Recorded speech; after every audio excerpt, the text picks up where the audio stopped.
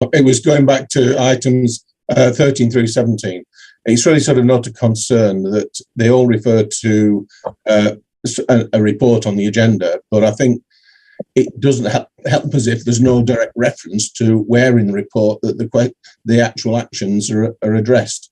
And I'm not sure in all cases that they have been.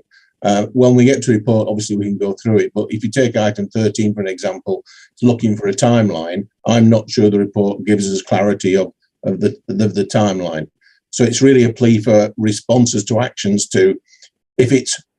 if there's a number of detailed actions that refer to a report, we need signposting into the report where the action is actually dealt with. We do, and I agree. And we will follow that up, John. Thank you.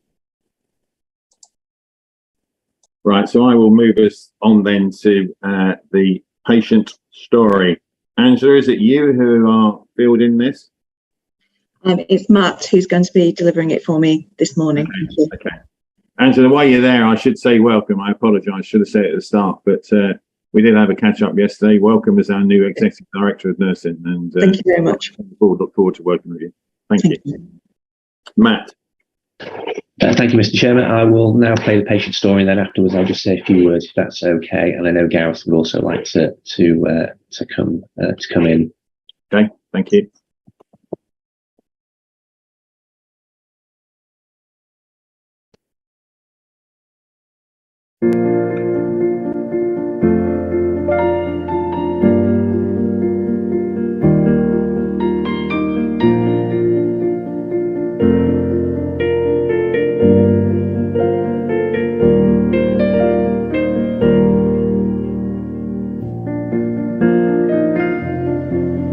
I'm Claire Jones. I'm the therapy lead for the long COVID service for BCU.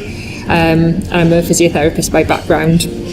I started working with the service in summer last year, 2021, where we were working with patients with lived experience of long COVID to help us to develop the pathways for people with long COVID in North Wales.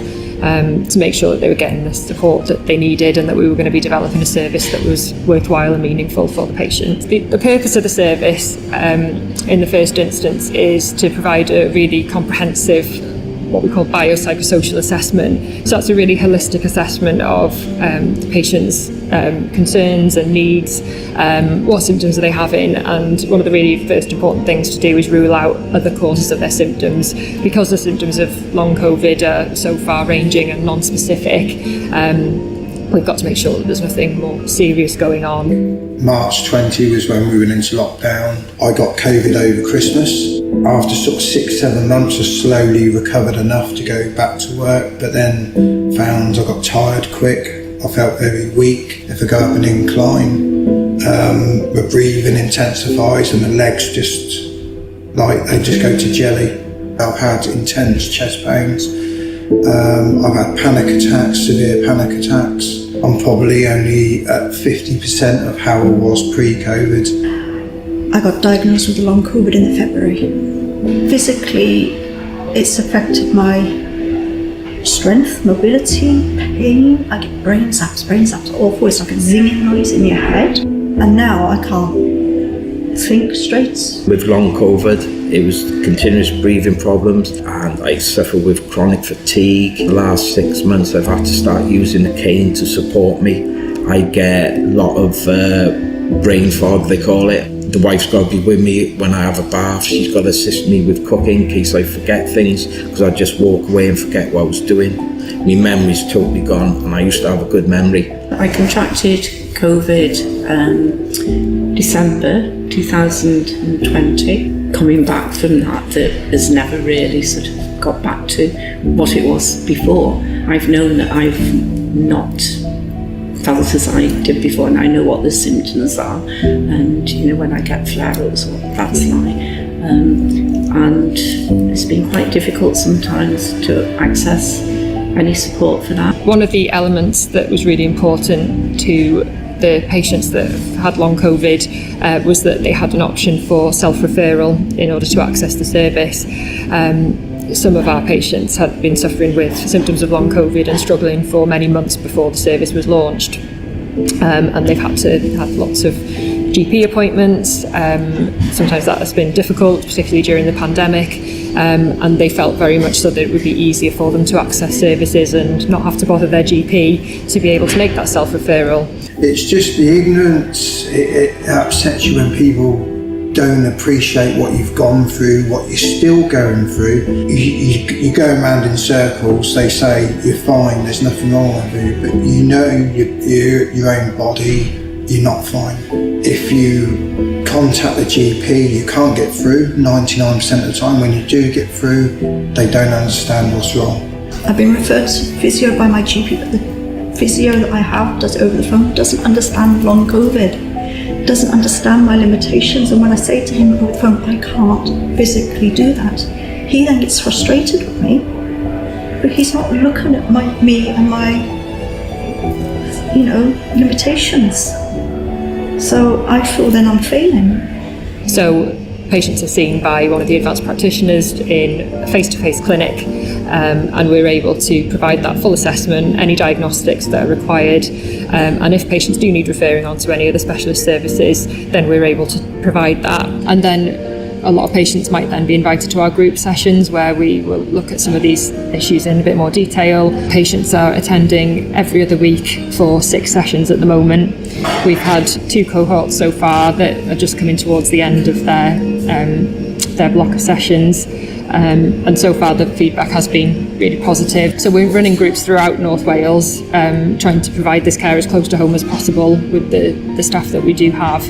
We usually give them some helpful things to go away with, things, ways to deal with their fatigue, looking at their breathing pattern. Is there anything we can do to help with that? It's a great opportunity for peer support and to delve a little bit deeper really into the overall effect that this is having on some of the patients. And one of the really big things that patients tell us is that they feel that their symptoms are validated, because for quite a long time I think people feel that they're not believed, that they should just be getting on with things, and it's quite isolating for patients. When I came here, for me it's like, oh my God, somebody actually believes what we're going through, somebody actually can understand what we're going through, and on the back of that, hopefully, will help us get through this. You need all the help you can get, and just like I say, coming to this, it helps tremendously, and mentally as well. It's not just physically recovering, it's mentally recovering. Yeah, I just think something like this has provided an opportunity that's been a long time coming, but it's absolutely invaluable. It's that acknowledgement that what you're trying to say and what you're trying to share is not a fabrication or an imagination. This is something real. So having spoken to some other services in England and Wales, it seems that I think we're the only long COVID service that are offering a self-referral option at the moment. And we're now starting to get quite a lot of interest from other services to see how we've managed to implement that and how it's worked, what have been the pitfalls and the benefits really.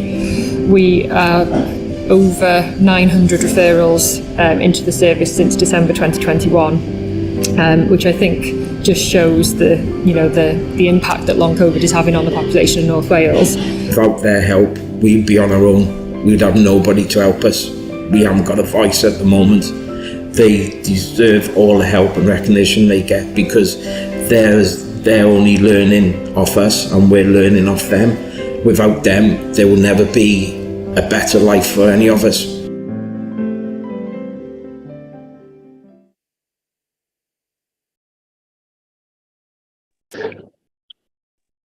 Thank you, board members. That concludes the patient story. I'd like to just, as usual, extend our gratitude to the patient and the staff members who helped in pulling together the story.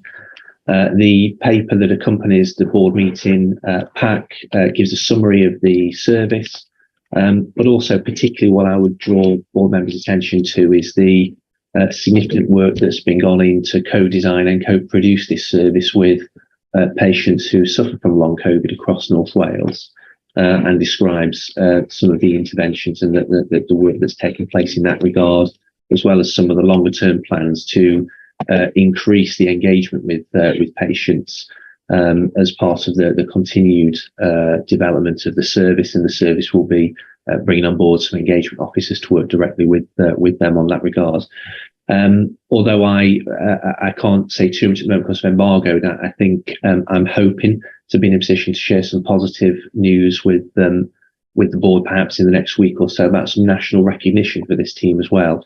As was said in the video, this I think is a very innovative service, and the amount of co-production and co-design that's gone in has really developed, I think, a very positive service for patients.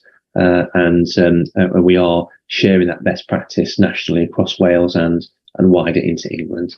I'll happily take any questions, and I'm conscious Gareth may also want to contribute or pick up some of the questions as well as the exec lead. Gareth, do you want to comment? Yes, please, if that's okay, Chair. I'll confine myself just to a couple of comments. Really, I wanted to really endorse all of what Matt has said, really, about what's been presented. I'd also highlight that, although you've heard from Claire Jones, one of our senior clinicians who's been involved in the design and the delivery of this service, none of this would have been possible without some of the support of Matt's team as well, and the roles that he's created in his team. They've been invaluable, working with the clinicians and those with lived experience as well. There's a couple of aspects of real outputs, I think that really bring this to life. One of them was mentioned in the video, which was the importance of self-referral in our pathway. That was a decision we took in North Wales, which diverged slightly from the model All Wales pathway. But we did that specifically because we co-produced and co-designed this with those with lived experience, and that was a very strong opinion they held, and one which we designed into our local pathway.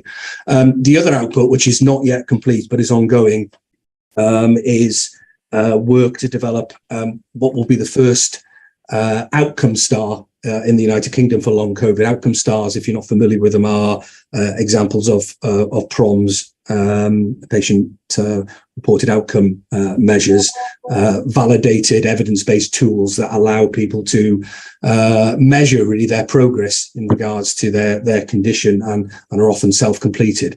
That's work in progress, but that is being done again with in collaboration between clinical staff and service users and those with lived experience, and I look forward to that work coming forward. So that's all I wanted to say, Mark. I'm more than happy with Matt to take any questions about that. Right, okay, I've got 3 hands raised. Can I ask colleagues to be succinct, please, consider the time. John G first. Yeah, 2 specifics, if I may. One is particular in relation to numbers and access. 900 coming in a relatively short period of time. Can we have some indication with regard to the length of time that people actually need to wait? Because clearly it looks like an extremely good service. And the other element is, if we've got that number who have come in a short period of time, are we actually committing sufficient resources? And then just the final point, I note that we don't have this service available for children and young people. They have to be referred into Alder Hey.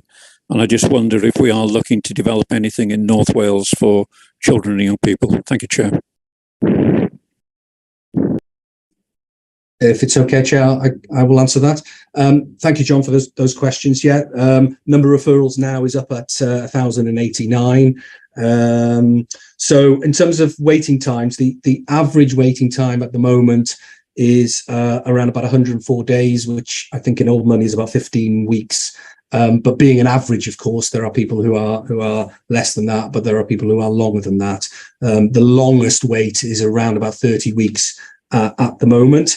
I do urge some caution with the use of the data at the moment because, as you highlighted, it is a new service. So we don't have, I think, enough data points yet to really draw any trends out of that, but month by month we are learning about that. As you'd expect with a new service, there was quite a bulge at the beginning between December and February of referrals, and since then, month on month, they've been gradually declining. It's fair to say that at the moment demand is still higher than the capacity we have in the service.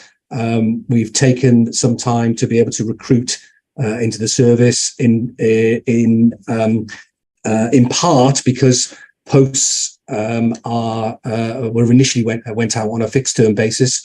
They weren't recurrent because the money we have for the long COVID service at the moment is non-recurrent in nature. We have subsequently committed a number of posts on a recurrent basis, and recruitment has been healthier, and we are getting close now to having a full team. So therefore, our capacity is improving.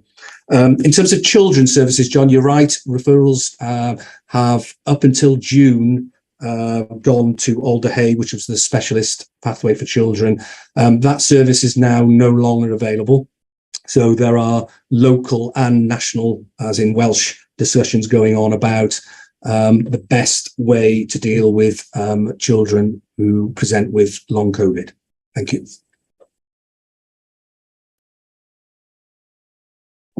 Thanks, Gareth. Thanks, John. Cheryl? Thank you very much, Chair. Thanks, Matt and Gareth. John asked my question about the children and young people. My other question is, what sort of support are we offering to carers of our patients with long COVID, and do they have representation on the partnership group? Thank you very much. Thanks, Cheryl. Gareth? Yes, thank you. Yes, they are involved in terms of the partnership group. They are a key part of the cohort of people who have designed and are continuing to design and influence the pathway. In terms of support, there is a range of material available both through our web pages, but also through national web pages, Cheryl, for people who are both living with long COVID, but also supporting those as well. It is an area, though, I would say locally we still have a little bit more work to do on, and our engagement group will, I think, be very useful in developing those resources further. Excellent, thank you. Thanks both. And finally, John C. Thanks, Mark. Thanks, Gareth. I commend the service. I just wanted to ask how we would get assurance that the service design is correct, in that we heard that it was difficult getting GP access if somebody potentially has got long COVID. So if you've done co-design and co-production, how have you identified people to do that with?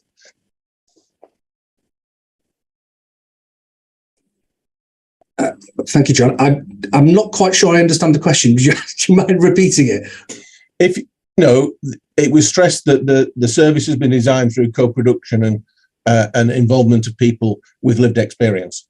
But if you can't, how have you identified those people to do that with? Because we heard in the video that people have difficulty getting access or support from GPs. So you may not have been able to use that route to identify people.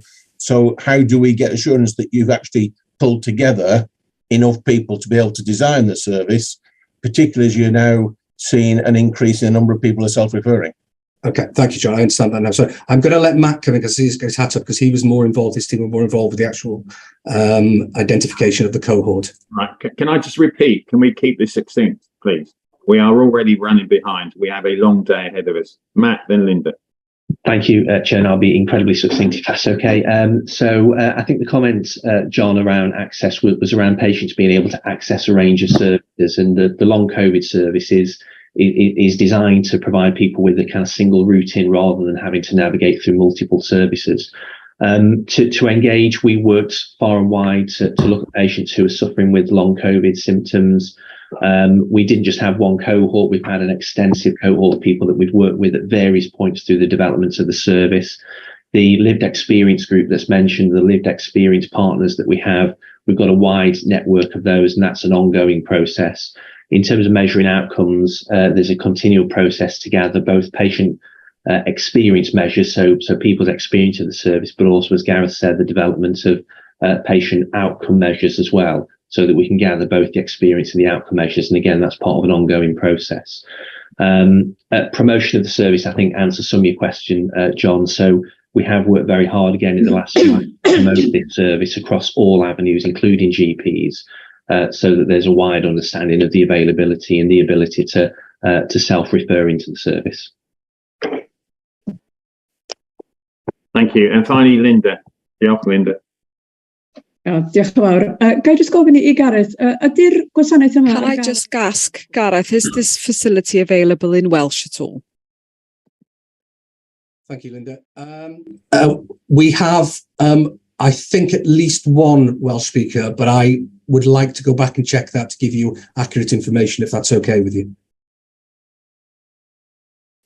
Yeah, diolch. It's an important question, isn't it, Gareth? Yes, if you could, please, outside the meeting. And if there's concern, Linda, can you let us know? Yeah, diolch.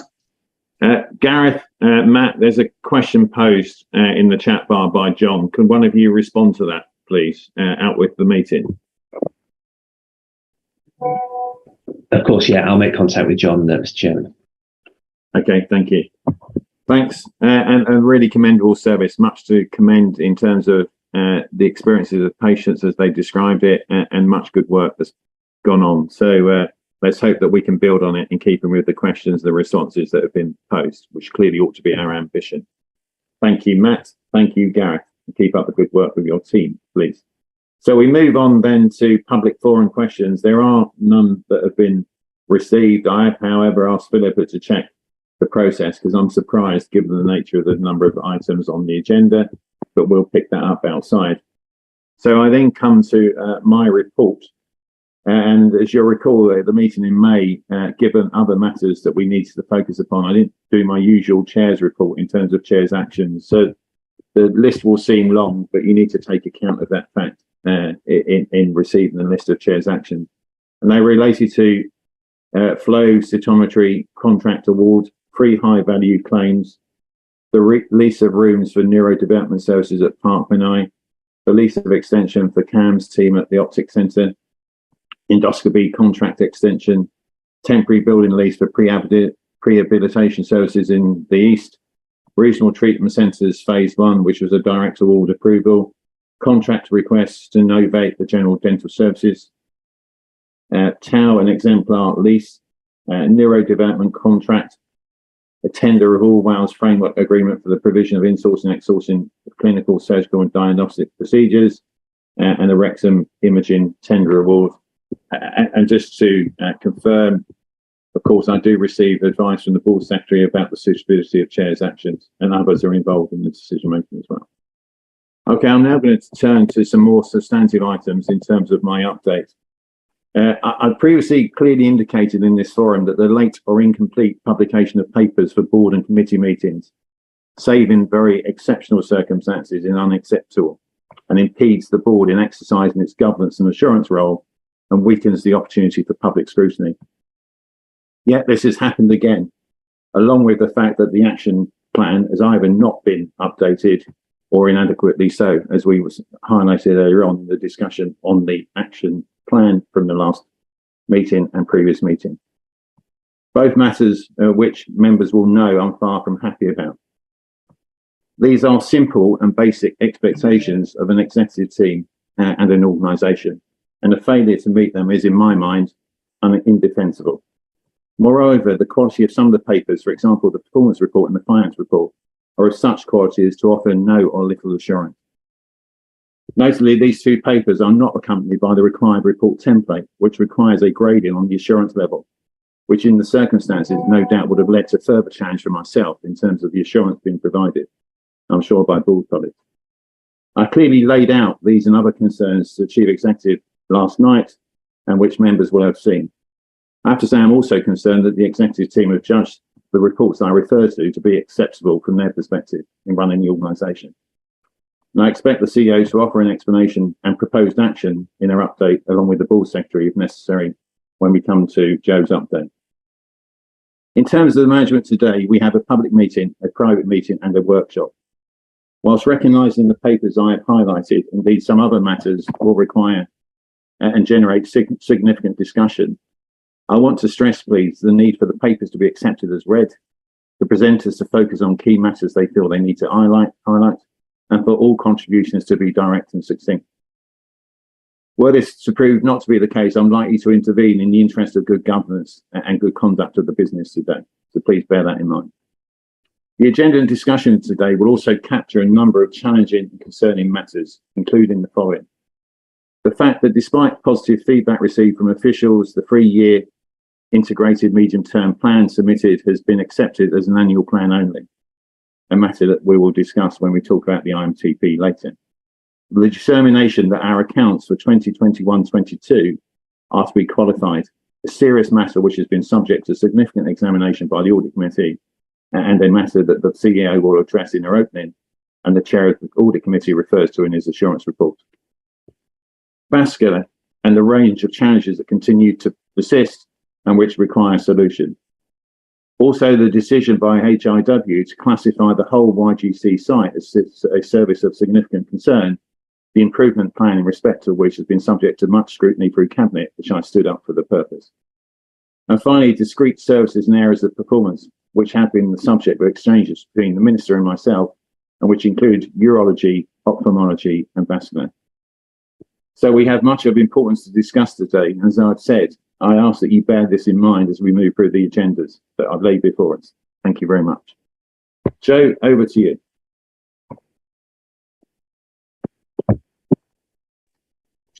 Thank you very much. I will take my Chief Executive Officer's report as read. I would like to highlight a number of points, though, if I may.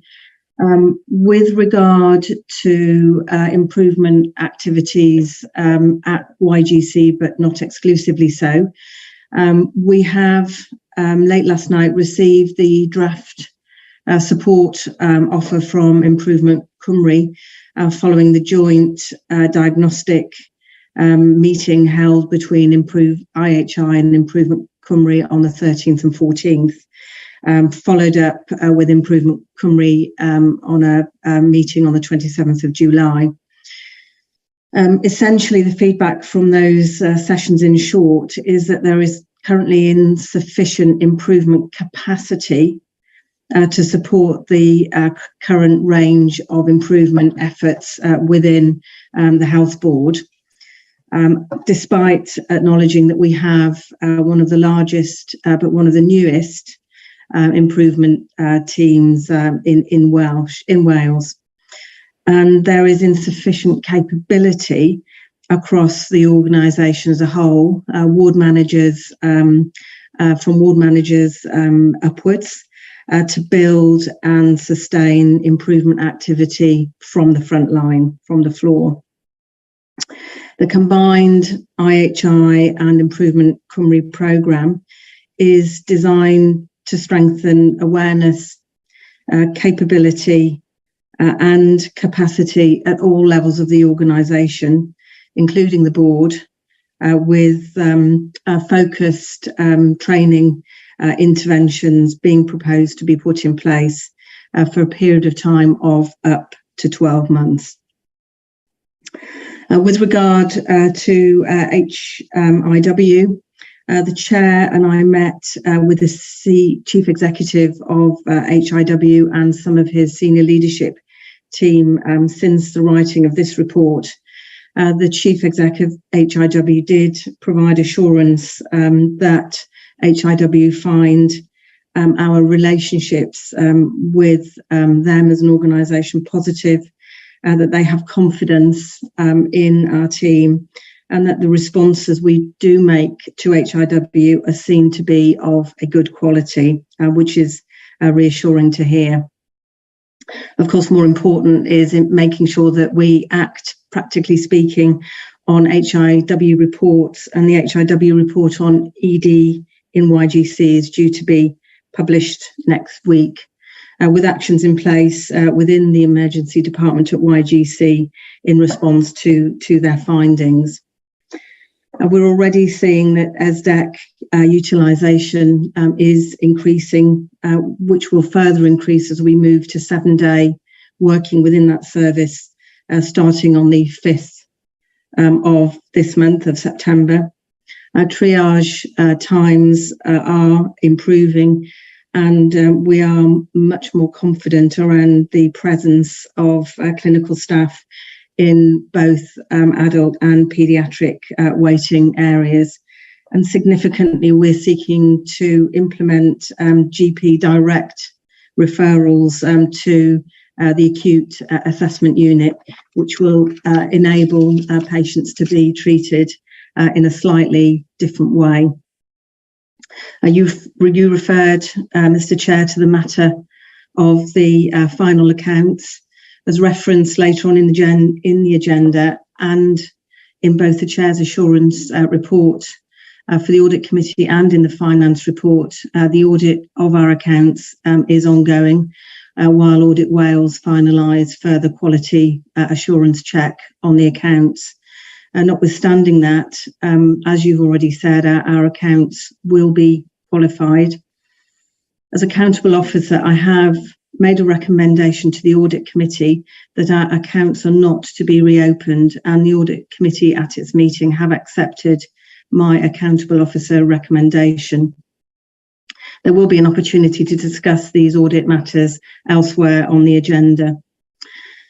Finally, to your point regarding quality of papers and associated governance issues, I acknowledge the points that you have made and the requirements to improve in this regard.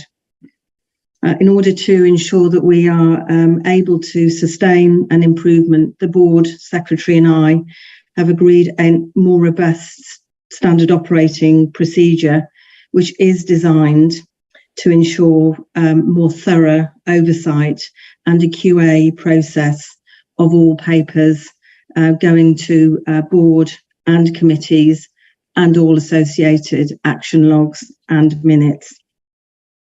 This includes bringing forward our own internal paper deadlines significantly, oversight of all papers, not only by the executive director responsible for the quality of those papers, but also by the entire executive team, supported by a more extensive QA process within the office of the Board Secretary.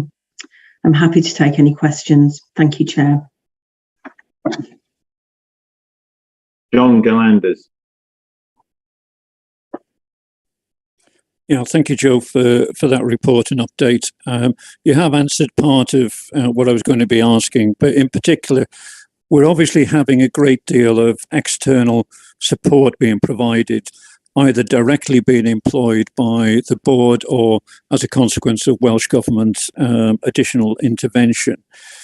We've been in this position before where we've had lots of external support. Unfortunately, quite often that never becomes sustainable within the organisation.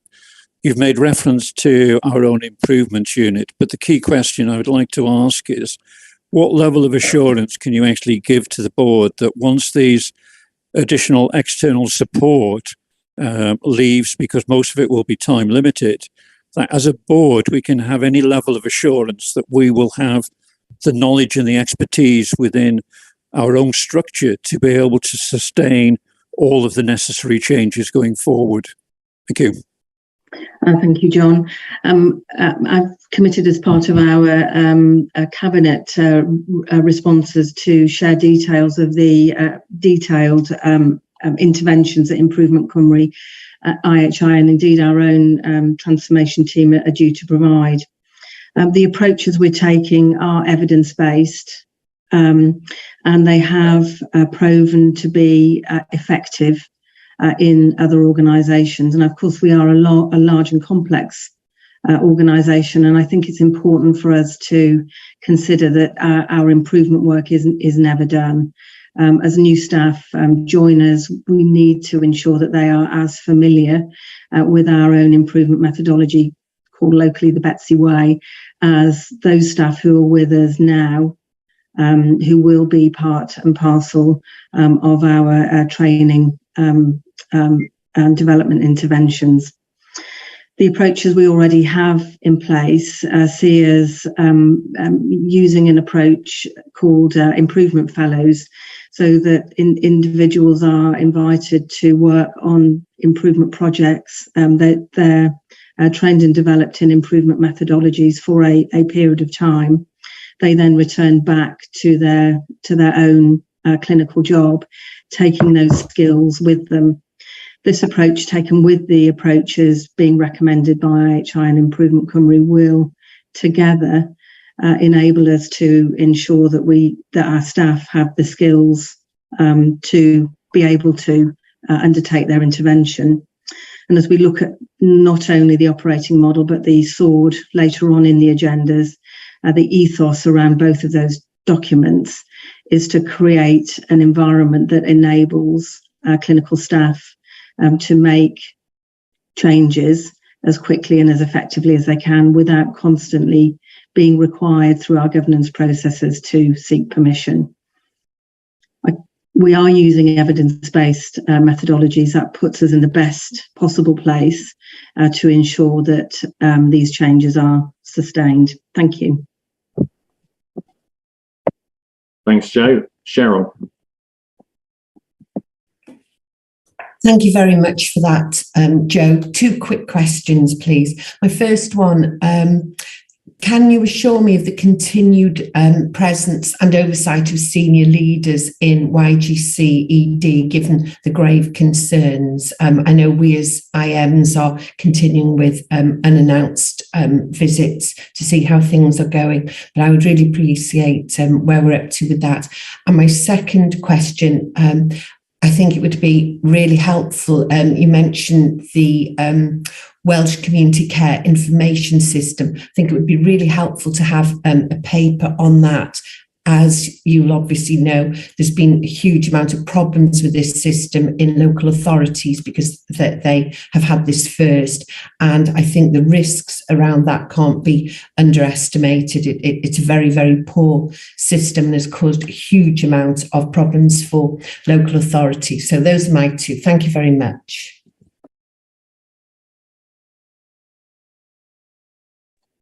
Apologies.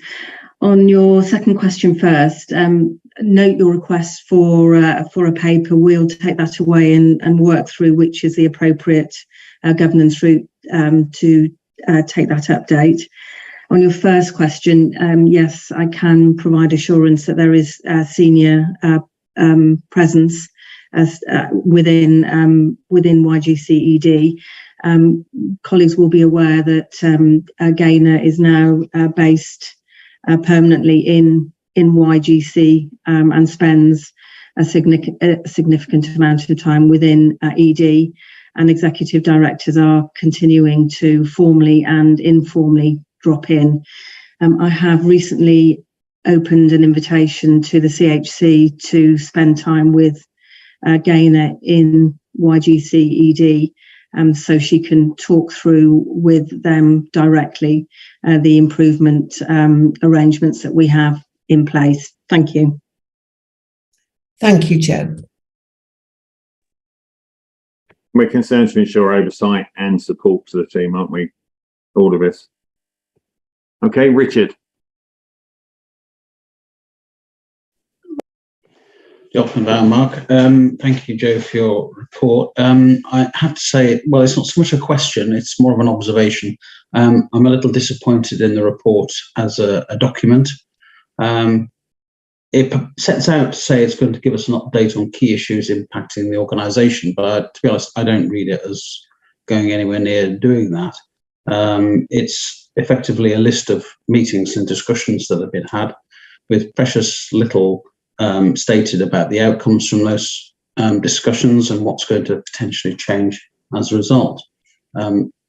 This should be an extremely important report. It should be a report on what are the issues that have been addressed since the last report, given that we are an organisation with many, many shortcomings and failings that we're trying to address, and what is being done to resolve those. And yes, I accept a lot of the stuff will be covered in other items on the agenda, but a report from the chief executive of an organisation that's missing the mark quite considerably in many respects, I thought it should be a little more dynamic and incisive than this. And I just wonder if it's possible to adjust the template for future such reports.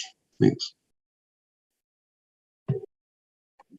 Thank you for your feedback, Richard. I'll certainly bear that in mind for future papers. Thank you. Thanks both. John G, your camera is still on. So I'm going to move us on, if I may, in terms of that report, and we'll come on to the Mental Health Act item. And it is for information because it notes the ratifications that occurred in terms of approvals in line with the guidance. Are colleagues happy to note the report? Yes. Yes. Thank you. Okay, so we now move on to the first assurance paper, which is the clinical strategy, which, Nick, I think you're speaking to. Thank you, Chair. It gives me great pleasure to bring the clinical services strategy to the board for consideration for approval. I believe this is an important step for the health board because it lays out how we plan to deliver care to the population that we serve. It's built on the views of our staff. It's built on the key documents, Living Healthier, Staying Well, Healthier Wales, and a national clinical framework, amongst many others. And it's also taking into account the feedback from a significant engagement process, which is still ongoing and is laid out in Appendix 4. For us, I really do think this is important because it lays out in writing and asks for approval for things that many of us take for granted, but we haven't actually agreed as a board. And if we approve it today, it's a tool whereby we measure our future business, consider our future investments, and as we look at the development of service, this is a rule book by which we can measure our future work. I'll perhaps draw your attention particularly to pages 25 and 26, which lay out the guiding principles, and then if it's okay, Chair, to take questions. The guiding principles lay out the fact that our work is person-centred and outcome-based.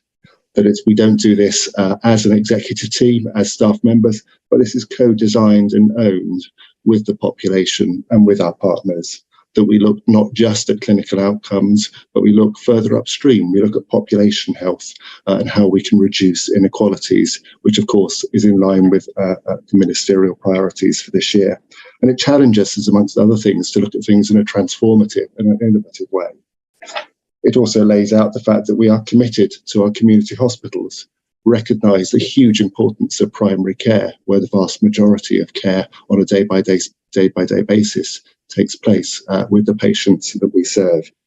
It confirms our commitments to our 3 acute hospitals and confirms that emergency care, as well as delivery of other services, will continue on those 3 sites.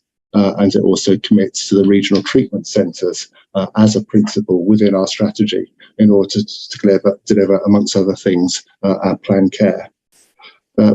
Within this, then, also there's the importance of the North Wales Medical and Health Sciences School, our specialised services, and lays out some options for delivering future services across the health board, be they on a hub and spoke model, a networked model, or indeed challenging us to think, as I've already said, innovatively using digital solutions, because care in the future need not necessarily be provided face-to-face, where a digital solution is at least as good or sometimes perhaps even better.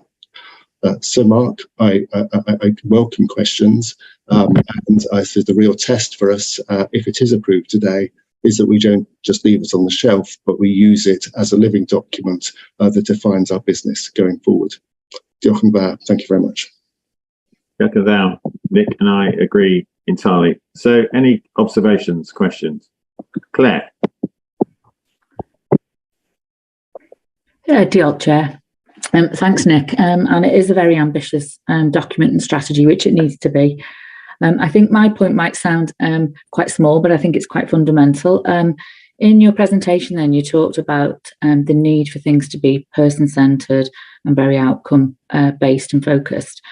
But if we have a look at page 5 in our clinical vision, I think maybe we're just using quite an old-fashioned phrase, but we're talking about wanting equality of opportunity for everybody, which will help people realise their full potential.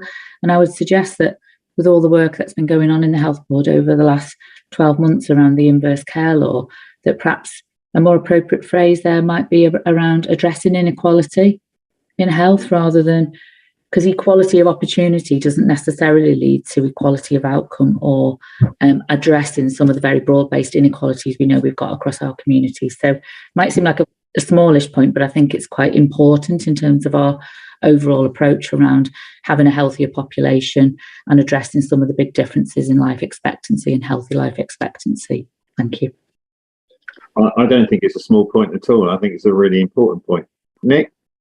Thank you, Claire. And indeed, an important point.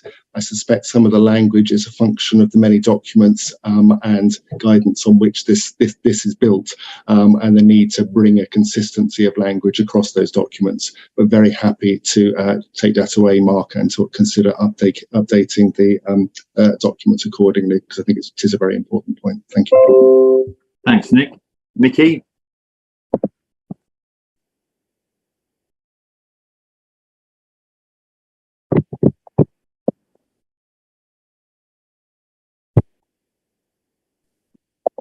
You're on mute, Nikki. Thank you. So in the cover sheet for this strategy, it talks about the workforce implications as a result of implementing the recommendations, and it states that the IMTP will deal with those workforce implications. Given what the chair has said about the IMTP only being an annual plan, I'm concerned that there needs to be some consideration of both the clinical service strategy and the living healthier, staying well in terms of those workforce implications to ensure that we can actually deliver on these strategies. Now, it might be that that observation is best placed when we come onto the IMTP to see how we're going to handle the long-term planning. Or it might be that you could sort of address some of your thinking now around how we would deliver that workforce implications through that are needed as part of this clinical service strategy.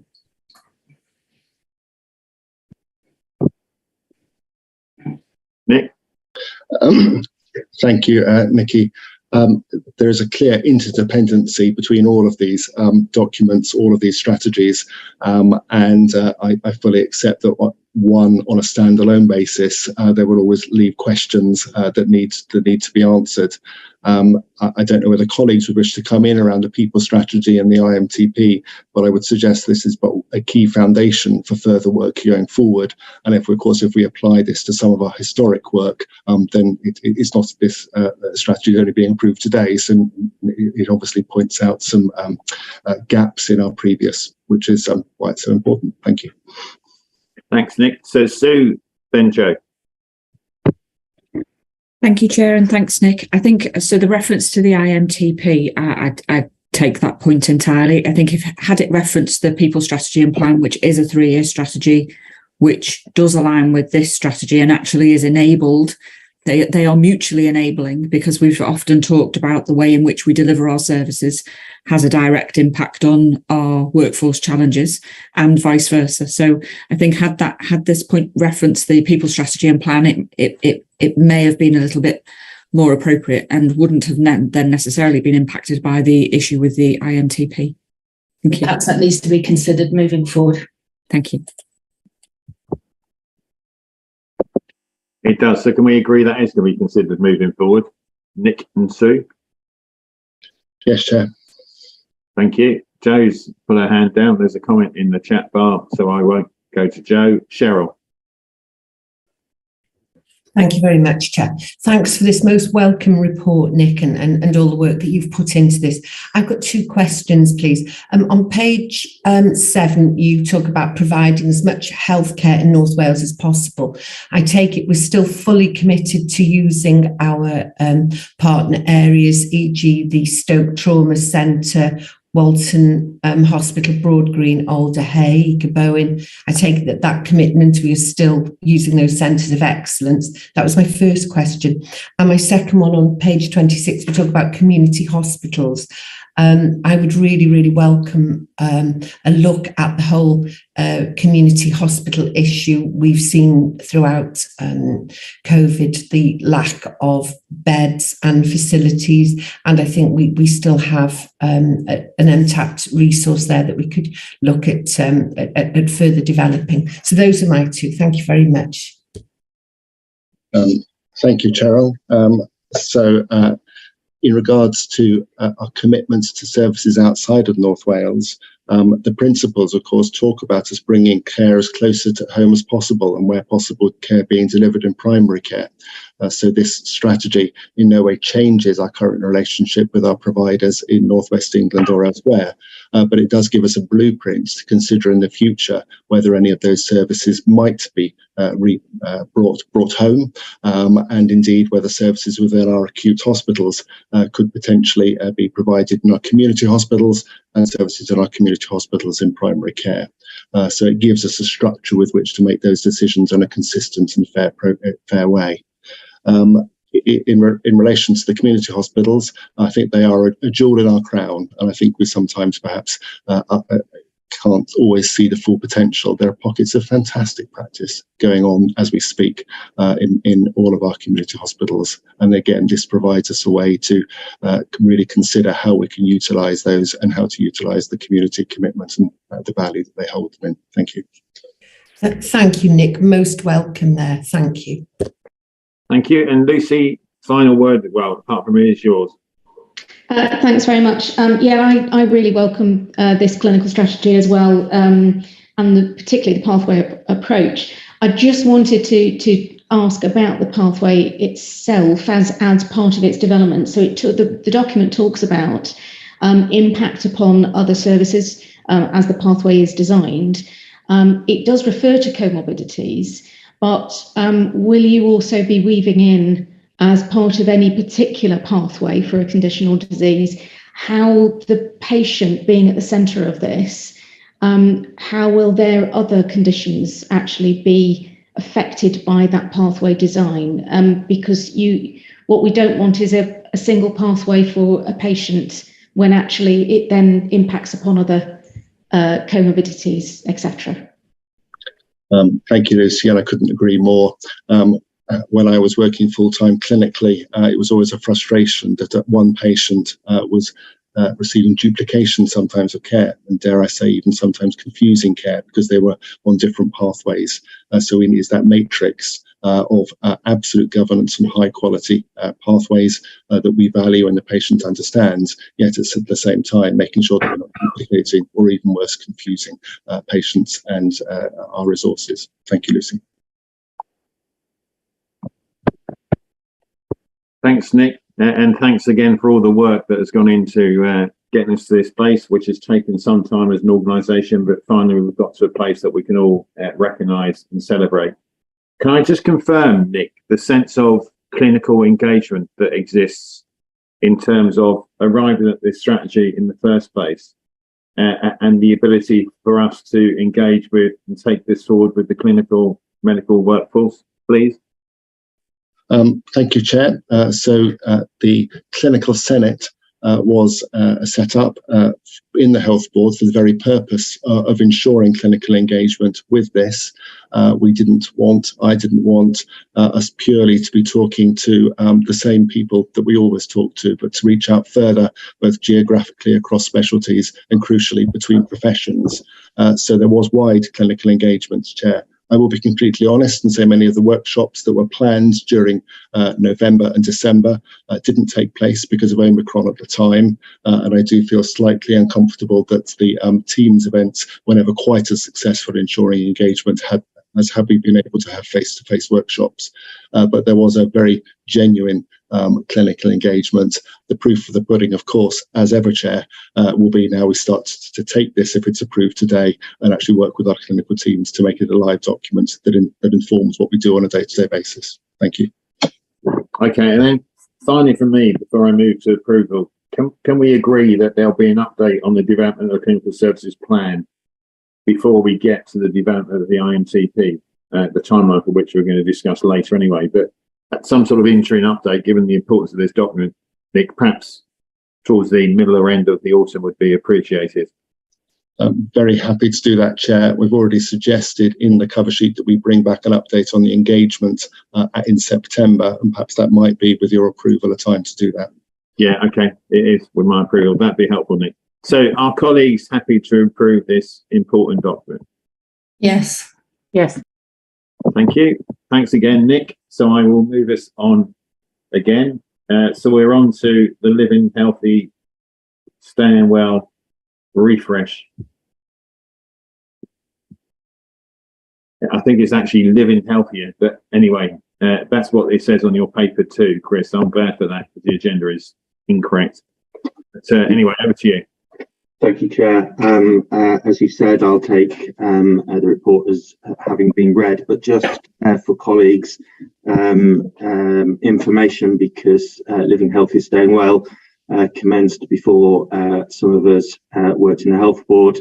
It was and remains our overarching strategy, and was put into place in 2018, and we committed after 3 years to do a refresh of that, and that refresh occurred in 2021 in 22.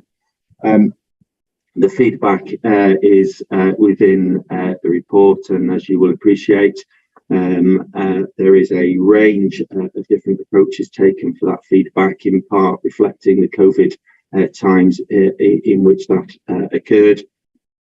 Partners and staff were involved, as well as the public.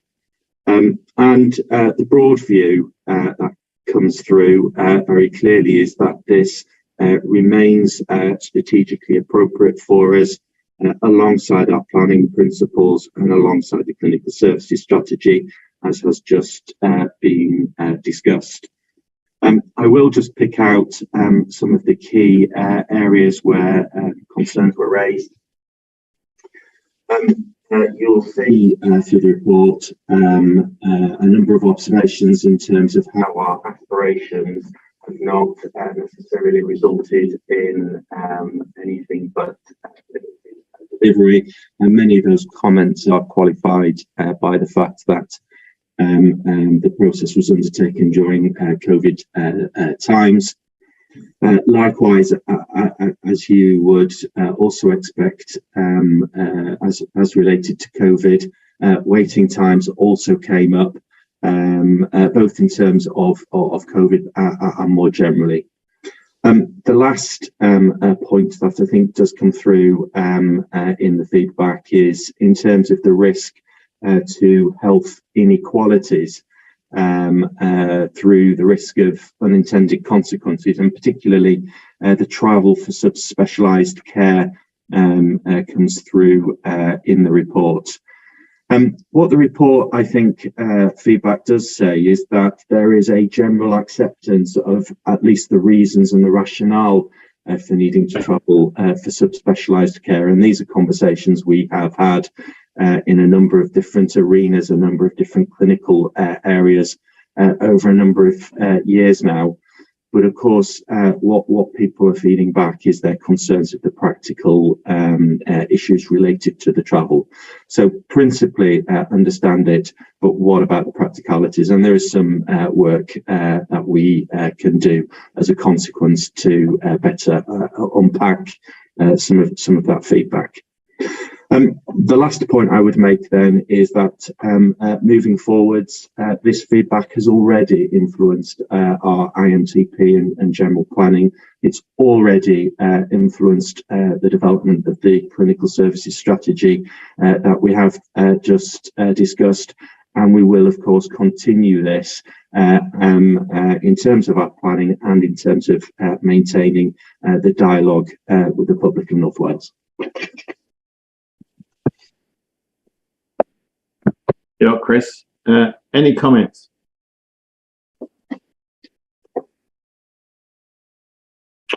John and then Claire.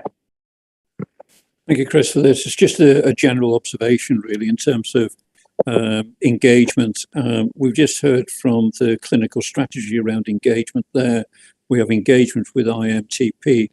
I suppose it's really a case of strategically, are we not in a position as a board to look at singular engagement? So we're actually trying to pick up all of these things, because from a patient point of view, they don't know the difference. All we're looking to do is improve the outcomes for the individual patients. But by consulting with them quite often on a variety of topics gets them totally disengaged. And the other particular point around the data gathered from engagement, do we actually do any demographics analysis to ensure that it is statistically accurate with regard to the population across North Wales?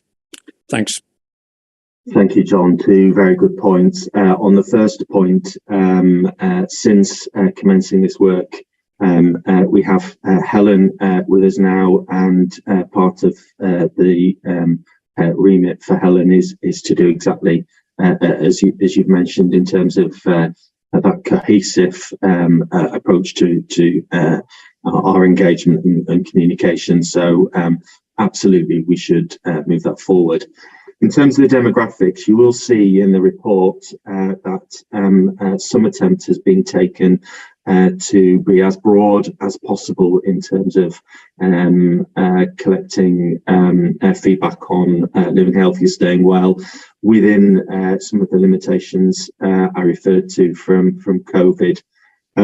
Whilst we have a report here in terms of the refresh, those conversations will continue and should continue, and we're always striving to try and get into some communities that may otherwise be less well represented in the feedback. So I don't think that job is ever complete.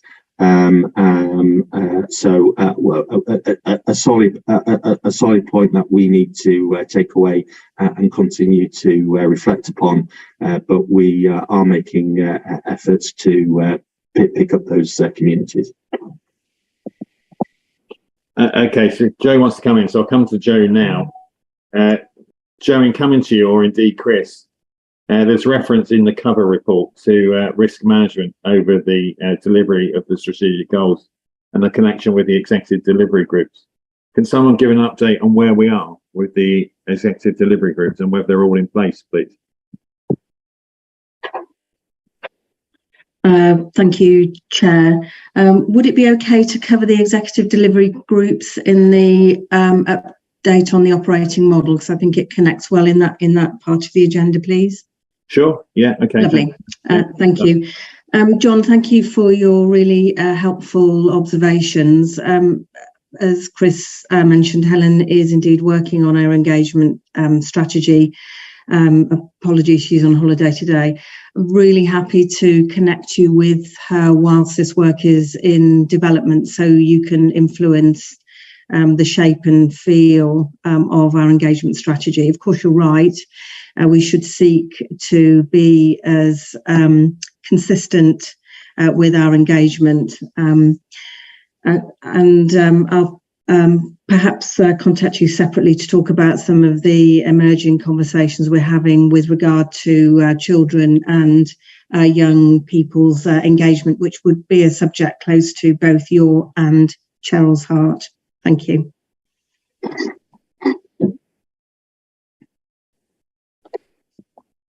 Thanks, Joe.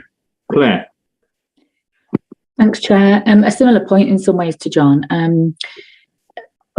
300 people responded to the consultation, and I accept we were in a COVID time, but out of our 700,000 population, we'd need even 7,000 people to respond for it to even be 1% of our population. So I think we do need to bear in mind that the numbers of people who did engage in the refresh were very, very small. And what's surprising is actually social media, we find often these days, is actually one of the best ways to engage younger people, and yet younger people's views were very low in terms of representation. So I guess I know Helen is working around the whole kind of engagement approach. So I wouldn't say kind of we got less engagement because we use social media because of the pandemic, because actually that probably is the route going forward to make sure we get very broad levels of engagement, whether that's through text or through Twitter, through TikTok or whatever that needs to be. And actually younger people will tend to engage most if we do it that way. And I think we can really build on this because everyone's got an opinion about health services. It doesn't matter who you are, where you live and how old you are, you have a view around it. So similarly through the stakeholder reference group, we've had some discussions at our last meeting about the engagement strategy and approach, and we're really very happy as a group of representative organisations to help support that work within the Health Board. Thanks, Claire. Chris? Again, entirely agree. The 312 people were with regard to a specific online questionnaire In addition to that, there was Twitter and social media used. I don't have the specific numbers for that. So the feedback is more great than the 312 people, but I actually do recognise the point that you're making, Claire, and fully support it. We'll take that away. Thanks, Chris. So we are asked to receive the report, note the confirmation of the long-term goals and the actions being taken in response to the feedback. In addition to what's been discussed and agreed, are you happy to do that as board members? Yeah. Yes. Thank you. Thanks very much, and thanks for the observations and questions. That was really helpful. So I'm now going to take us to the IMTP refresh. Chris, which is you too. Can you, in doing so, cover in perhaps more detail the point I made about the IMTP being accepted as an annual plan, the feedback that's been received, and also the issues and how we're going to respond to them, please? Yes, thank you, Chair. So in the last few weeks, we have had feedback then from Welsh Government that the submitted 3-year IMTP has been accepted by them as an annual plan. With a number of milestones that they want to see, which we have now captured within our internal processes so that we can address those accordingly. We have further meetings next week with Welsh Government to unpack some sort of more granular detail, but the preliminary feedback that we have been provided with is that given the challenges that we currently are facing, that is where our focus should be, and that some of those issues have arisen since the original submission of the IMTP, and on that basis it will be more appropriate for us to focus in terms of that annual planning cycle. I would say that a number of other health boards are in a similar position to us as being unable to submit a 3-year IMTP that Welsh Government feel able to approve.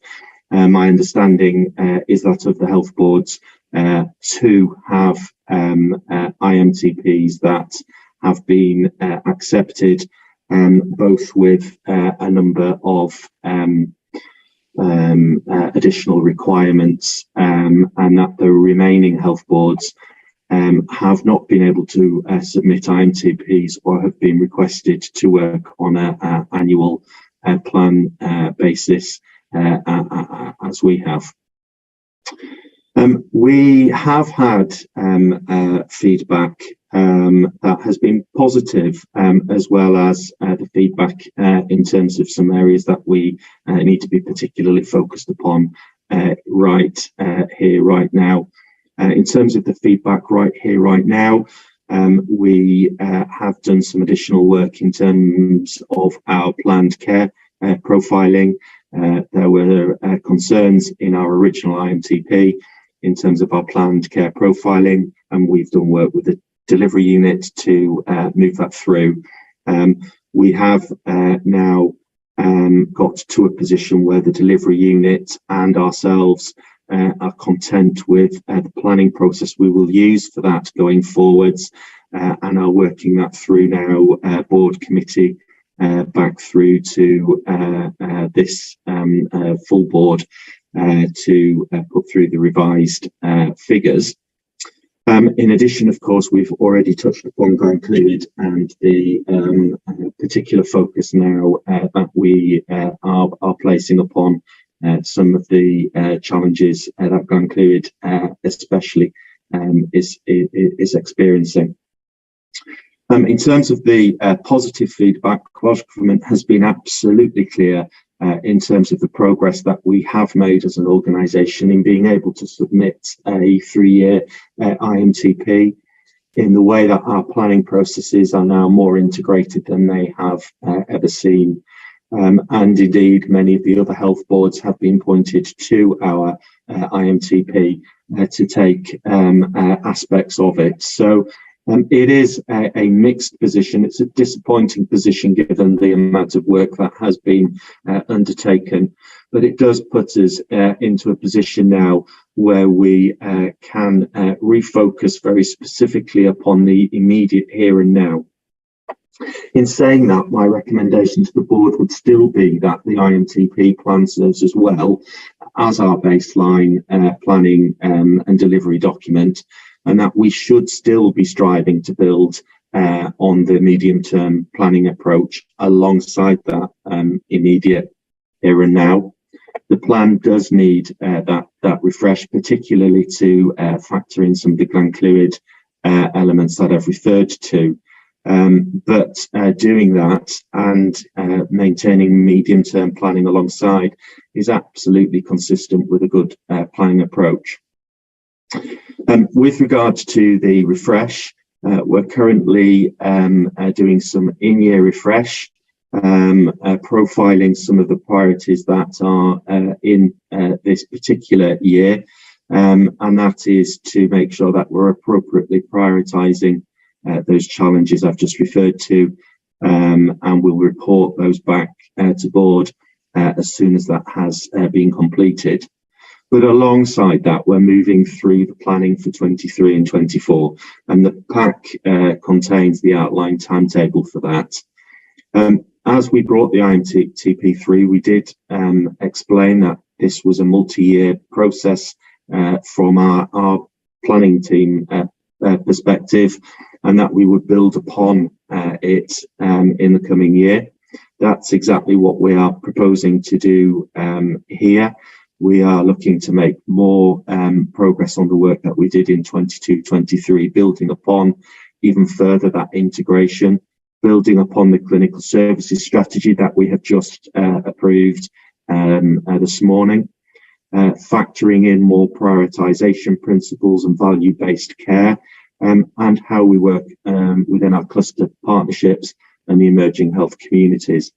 I think probably I should stop there, Chair, but happy to pick up any questions.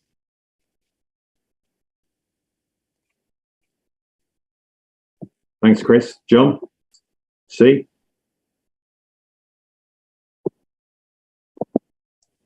I will click the button properly. Thanks, Chris.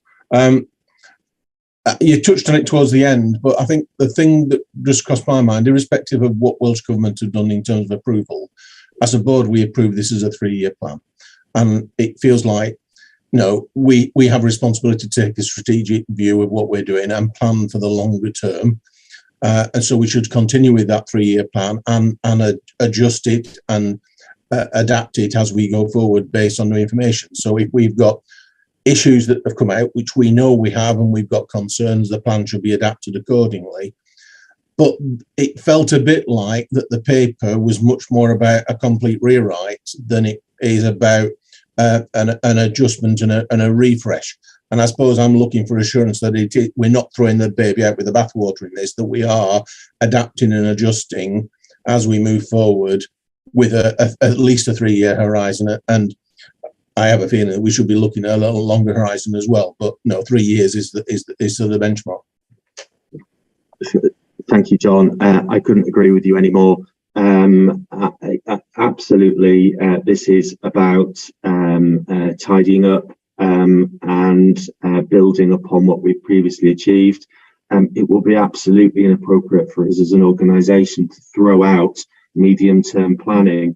We've made some really good progress. It's perfectly understandable that Welsh Government are looking for a focus upon some of the immediate areas, but we do need to keep that medium term and, as you say, that longer term view in terms of our planning approach. So I'm sorry if the paper looked as if we may be at risk of throwing the baby out with the bathwater, because that's absolutely not the approach we are planning to take. All right, thanks, Chris. An important point, and thanks for the response, Chris. Linda. Diolch yn fawr, Chris, ac Dwi'n deall bod 'na herion. Thank you, Chris. I appreciate that there are challenges ahead, and I hope that the Partnership Committee on Planning and Public Health will also take part in the process. But could I ask, before we had some difficulty in achieving the deadline and to put the original plan in place, could I therefore ask what your level of confidence is that the resources are available to achieve this aim by January 2023? I appreciate that it's only 3 months to recognise these priorities and to discuss with the government, and I accept entirely that we are building on the work that has already been undertaken. However, on the basis of the fact, I think it's fair to say that we have faced challenges to achieve the timetable previously. So do you have the resources to achieve this time?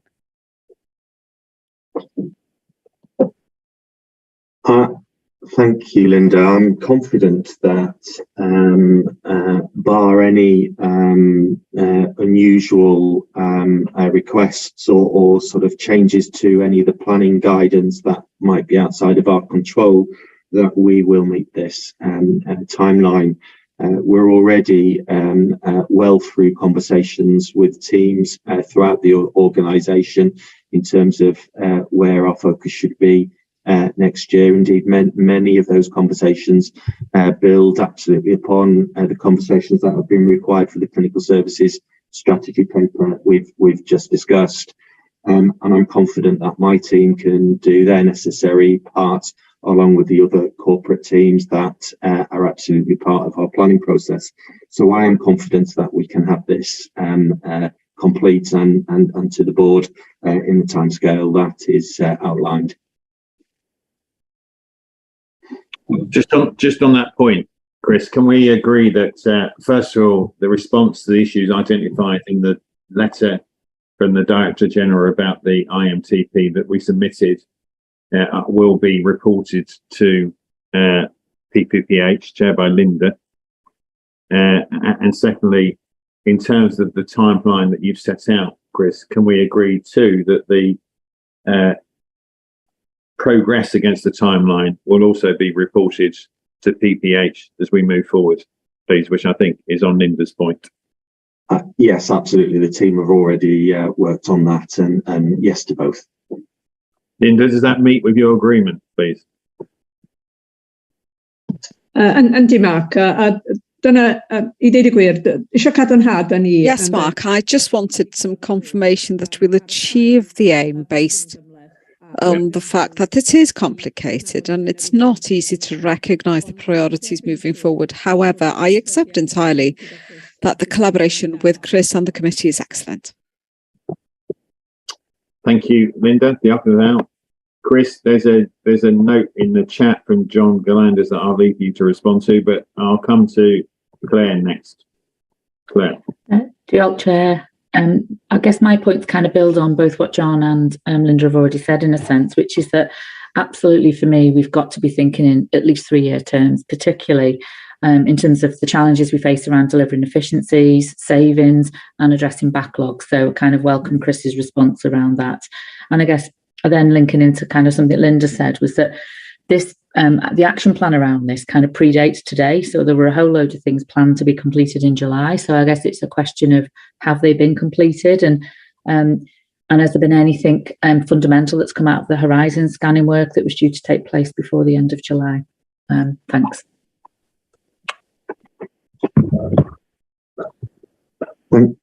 Yes, thank you, Claire.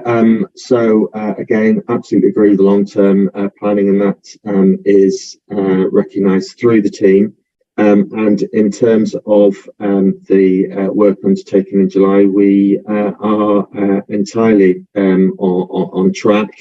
We've had a number of conversations amongst teams in terms of what some of the priorities for next year might be, going to the horizon scanning observation that you make, and we will continue to bring sort of iterations of that planning cycle through PPPH to stick to the timescale outlined.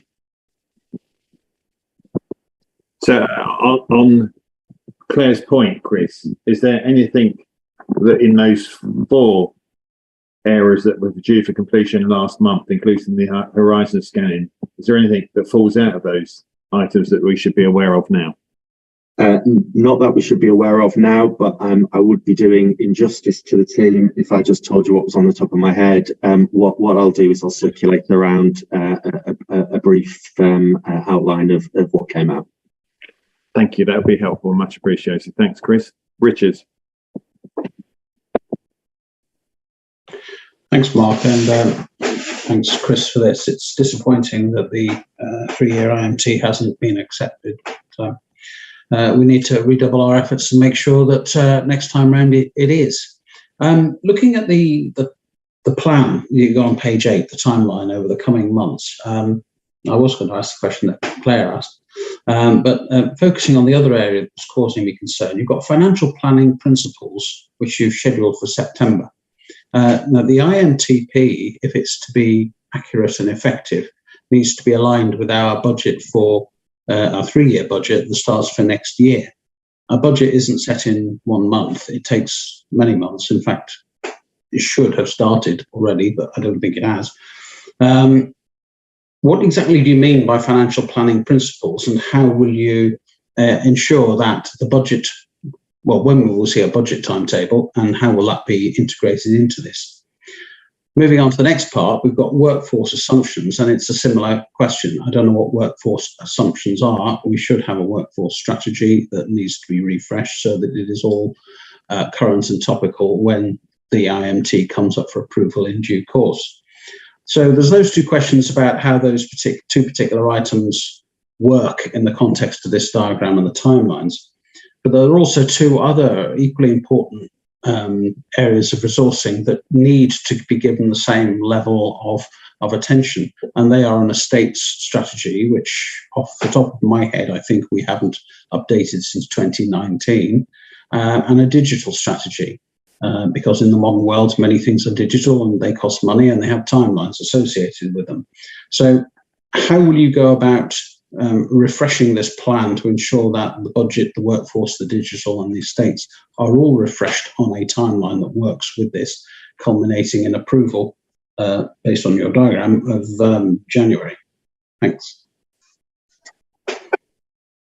Thank you, Richard. The diagram is intended to be a very sort of high-level walk through. I agree that some of the language in trying to keep it high-level sort of allows various interpretations. In terms of financial planning principles and review of workforce assumptions, those 2 references are very much to any of the programs that are requested of teams. During September, there will be a concerted testing of those against our finance workforce and indeed other resource requirements to your point on estates and digital. What we do know historically is that those testing steps have not always been as robust as they could have been, and certainly last year we benefited significantly from a much more tight and extensive testing against a range of resources. So I wouldn't want anybody to interpret that all of the financial and workforce planning for our organisation occurs in September and September alone. The IMTP, all of our planning now is done as an integrated planning process, and so colleagues are involved all the way along. The bit in September is specifically about testing any of the specific requests for next year's IMTP that individuals put forward within this cycle against the resource available. I think also Sue wants to comment, Richard. I'll let Sue come in next before I come back to you. Sue.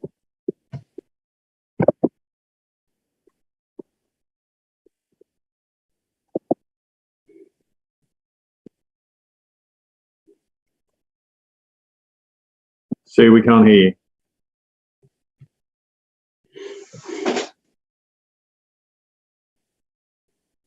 Apologies. Richard, just a couple of points I'd like to give some clarification on. In terms of the financial planning principles, we have a detailed timetable coming to PFIG in August that will give flesh out a bit more detail. Effectively, we will have agreed that hopefully in PFIG, and then we will work through the detail of it in September. And obviously we have a further PFIG committee in October. The financial strategy is also coming to PFIG in August, so that sort of lines up with Chris's timetable. In terms of the estate strategy, although it was last approved in 2019, it didn't expire until March 2022. And the capital report that we're about to go through later does talk about the revised estate strategy.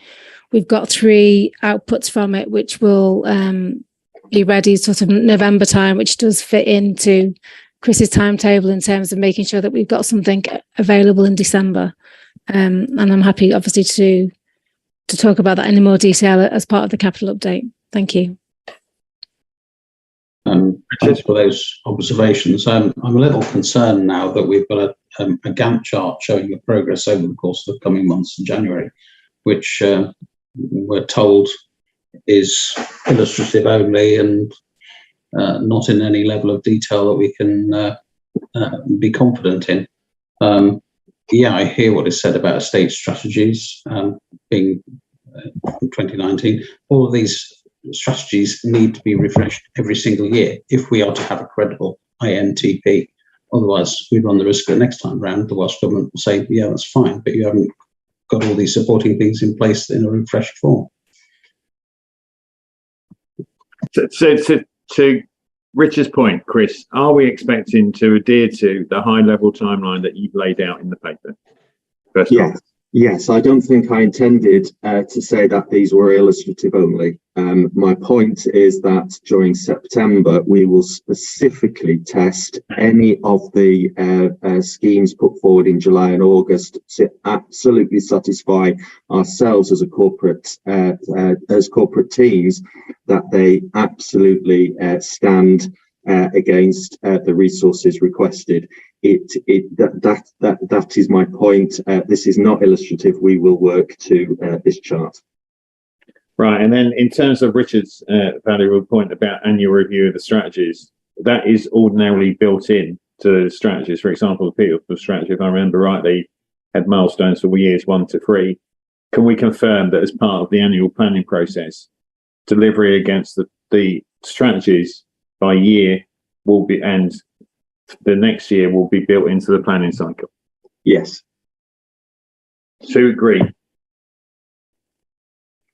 Thank you, Mark. I think you've just picked up my point. So it is already in the planning cycle. We refresh the deliverables in each of our annual plans and have done that for the last 3 years for both people and estates.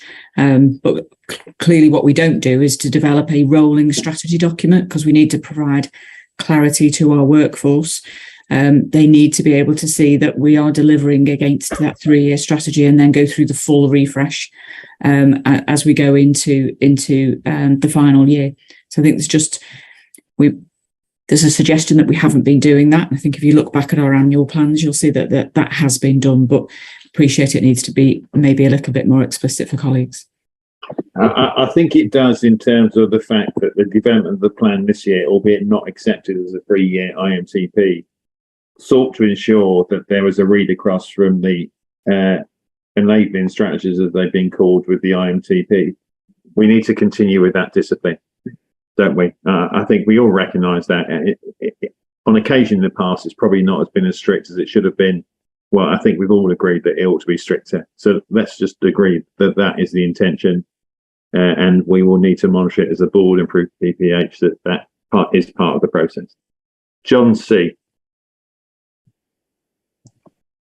Thanks, Mark. On the digital strategy, I'm aware that Dullan, as somebody new, is reviewing the digital strategy from the conversations I've had with him. So I'm confident that will be reviewed and taken forward. More substantive question, Richard sort of touched on what I was asking, which is about, can we accelerate the sort of the workforce and the financial parts of the plan? but I just wondered whether we need to separate out the savings side of things. Maybe it's a discussion of the finance paper, but we're in the first year of what would have been a 3-year plan. We're overspending and we're under-delivering on savings. And that's key to us being having a balanced IMTP going forward. And if we don't identify savings and concentrate on doing that, we're not going to be able to deliver the plan as it will be laid out. How do we get assurance that that is fundamental and is looked at in the level of detail needed to be able to plan this going forward?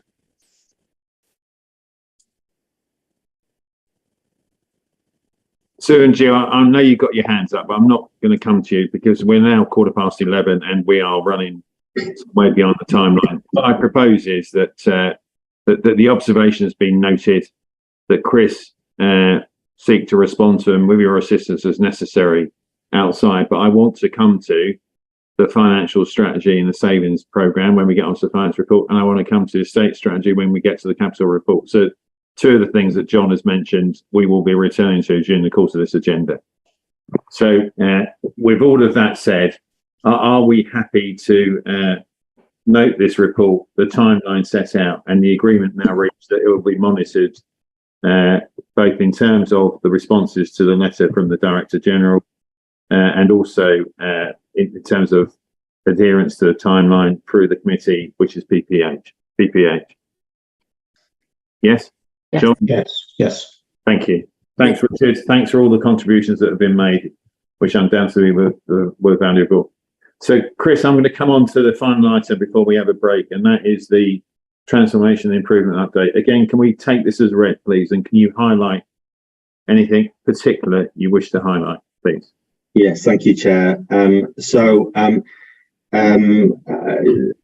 There has been an awful lot of work gone on in what is a very young team, and Joe referred earlier to some of the challenges that this team have in terms of the capacity of so many areas in which they're needing to cover, and I can't stress really how much work has been undertaken to build those foundations. I did promise previously that we would start to see the outcome of that foundational work, and the paper refers to 2 items I draw your attention to. The first is our approach to continuous improvement. I think there's a graphic on page 5 that just starts to touch upon that, and what you will see coming through in the coming months is the digital newsletter that sits alongside this, showing that toolkit in practice now that it has been launched. It's been tested with a number of service-facing colleagues already with good effect. So we'll start to see some really good stories come through there, just to show the extent of work which is going on within BCU, but not always visible.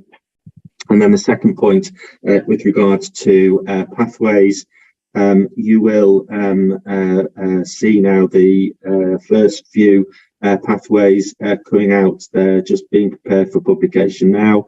We've got carpal tunnel, hip pain, knee pain just being finalised now.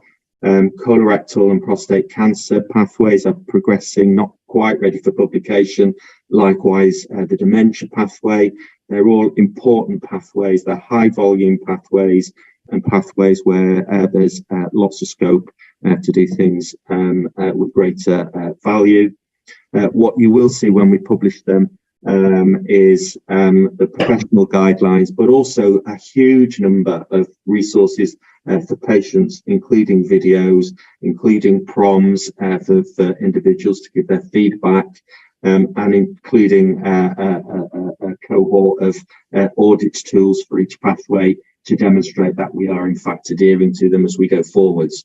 So very brink of seeing those come through, and I will bring them to your attention as soon as they are published, but very much welcome that as being an important step.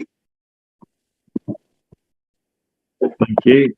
Any observations, Lucy? Thank you, Chair. Thank you, Chris. How are these improvement and transformation programmes actually prioritised, please? So historically, when the team was established, we had a number of areas of transformation which we have adopted and done some work to tidy up and improve. We then have had extensive conversations amongst the exec team about how we do need to focus upon a smaller number going forwards. We have 5 or 6 programs at the moment. There is always the temptation to add in another one. Indeed, we've just added in Glenclwyd for very obvious reasons. So the team collectively, the exec team collectively, decides upon which areas we should focus. And we have a range of different approaches to that, including return in terms of the number of patients that would benefit from that particular activity, through to sometimes the seriousness of individual areas or opportunities. As I say, we have about 5 or 6 at the current point of time, which the exec team feel are the minimum number. Okay, thanks, Chris. The reason I ask is I wondered whether there was any kind of risk assessment undertaken, given the the concerns that as you're aware, that the QSE committee have raised, that really does require. I know you've referred to the theatre checklist being one of the subjects that this improvement process is being applied to, but safety to me seems to be the first priority, to make sure that we are reducing harm to our patients. I can see that Joe may want to come in, but safety runs through all of them. What is important is that we group them into chunkable pieces of work into specific programs. So safety runs through the unscheduled care program, safety runs through the planned care program, safety runs through the mental health program, as 3 examples of those programs. Joe and then Jill. Thank you, Chair. So, Lucy, as we see the refreshed corporate risk register, you'll start to see a strong cross-reference to issues of risk with areas of improvement as outlined in the transformation update. For example, within the YGC improvement plan, stream 1 identifies a series of BCU-wide improvement priorities, which are entirely drawn from the evidence associated with the most commonly occurring significant incidents, so falls, pressure injuries, and so on. So there is a read through to risk and patient safety, as well as an opportunity in some of the other improvement themes associated with planned care to build on interest and enthusiasm. But as Chris has said, through all of those interventions, core to each is the principle of improving patient outcomes and patient experience. Thank you. Thanks, Joe. Jill? Just to support what's been said, Chair, if I may, when we're looking at the pathways, I would reiterate that this is enabling us to put evidence into practice consistently across the health board, and that mitigates a significant risk in terms of the way that we deliver care to ensure that we are delivering it consistently. So I just want to reiterate, if we take the getting it right first time and the carpal tunnel and the orthopedic, this is ensuring that not only we take the PREMs, so the patient experience measures, and the PROMs into context when we are rewriting those pathways So all of that is taken into account, and absolutely support Joe's point that there is inherent within this, there's also work undertaken on our most significant harms. Thank you. Thanks, Jill. John C. Thanks, Mark. It was just on the back of what Lucy said. Just wondering whether we need, from an insurance point of view, visibility of what's in the list of programs, maybe stratified in the same way risk is done in terms of the contribution of a program that might be, or the impact it's going to be making to patient outcomes, or how it's going to improve serious risks. How do we get that visibility that the prioritization is appropriate and is going to make the best use of our resources in terms of contribution to the services that we have? Joe, then I'll come in. Thank you. May I suggest, with Lucy's agreement, that might be a matter appropriately delegated to QSE? I think that might be a starting point, but somewhere, I think Lucy and John make the point around the board needs assurance that the investment that's been made in this team is being aligned to several things. They include delivery of the IMTP and the priorities set out in there, and secondly, the risks and the key risks that exist, either in terms of patient safety or some of the other matters that appear in our corporate risk register and back. So a clearer translation, Chris, of or description of the alignment in that regard, I think, is what's been sought here. I'm happy for it to be discussed at QSE, but I think it's broader than that. And perhaps, I know you would think QSE, would we do what I've just asked, Chris, in terms of the reporting moving forward? Yes, we can do that. Thank you. And as John has put in the chat, Chris, it will also apply to TI. Yeah. Can we will come to this in the finance report, Chris, but I'll give you and Sue notice of that fact. The finance report refers to the delivery of the savings program being equally split between transformation and transactional. And at this point, 3 months into the savings finance year, we have no transformational savings delivered or identified, it would appear. I'll be wanting to discuss that when we get to the finance report. Okay. Thank you. All right. So if you're happy, colleagues, will note that update. And we've agreed a couple of actions to pick up as a consequence of the update. So thanks, Chris. Are colleagues happy to note the update? Yeah. Yes. Yeah. Thank you. All right, so I'm going to move us into a comfort break. We are now running half an hour behind, which is something, as you know, from what I said at the start, I wanted to avoid, but nevertheless, I can't curtail conversation where the conversation is really important. So we will break now for a break, comfort break, coffee, call it what you will. It's 11:30. Can we return, please, at 22? Thank you.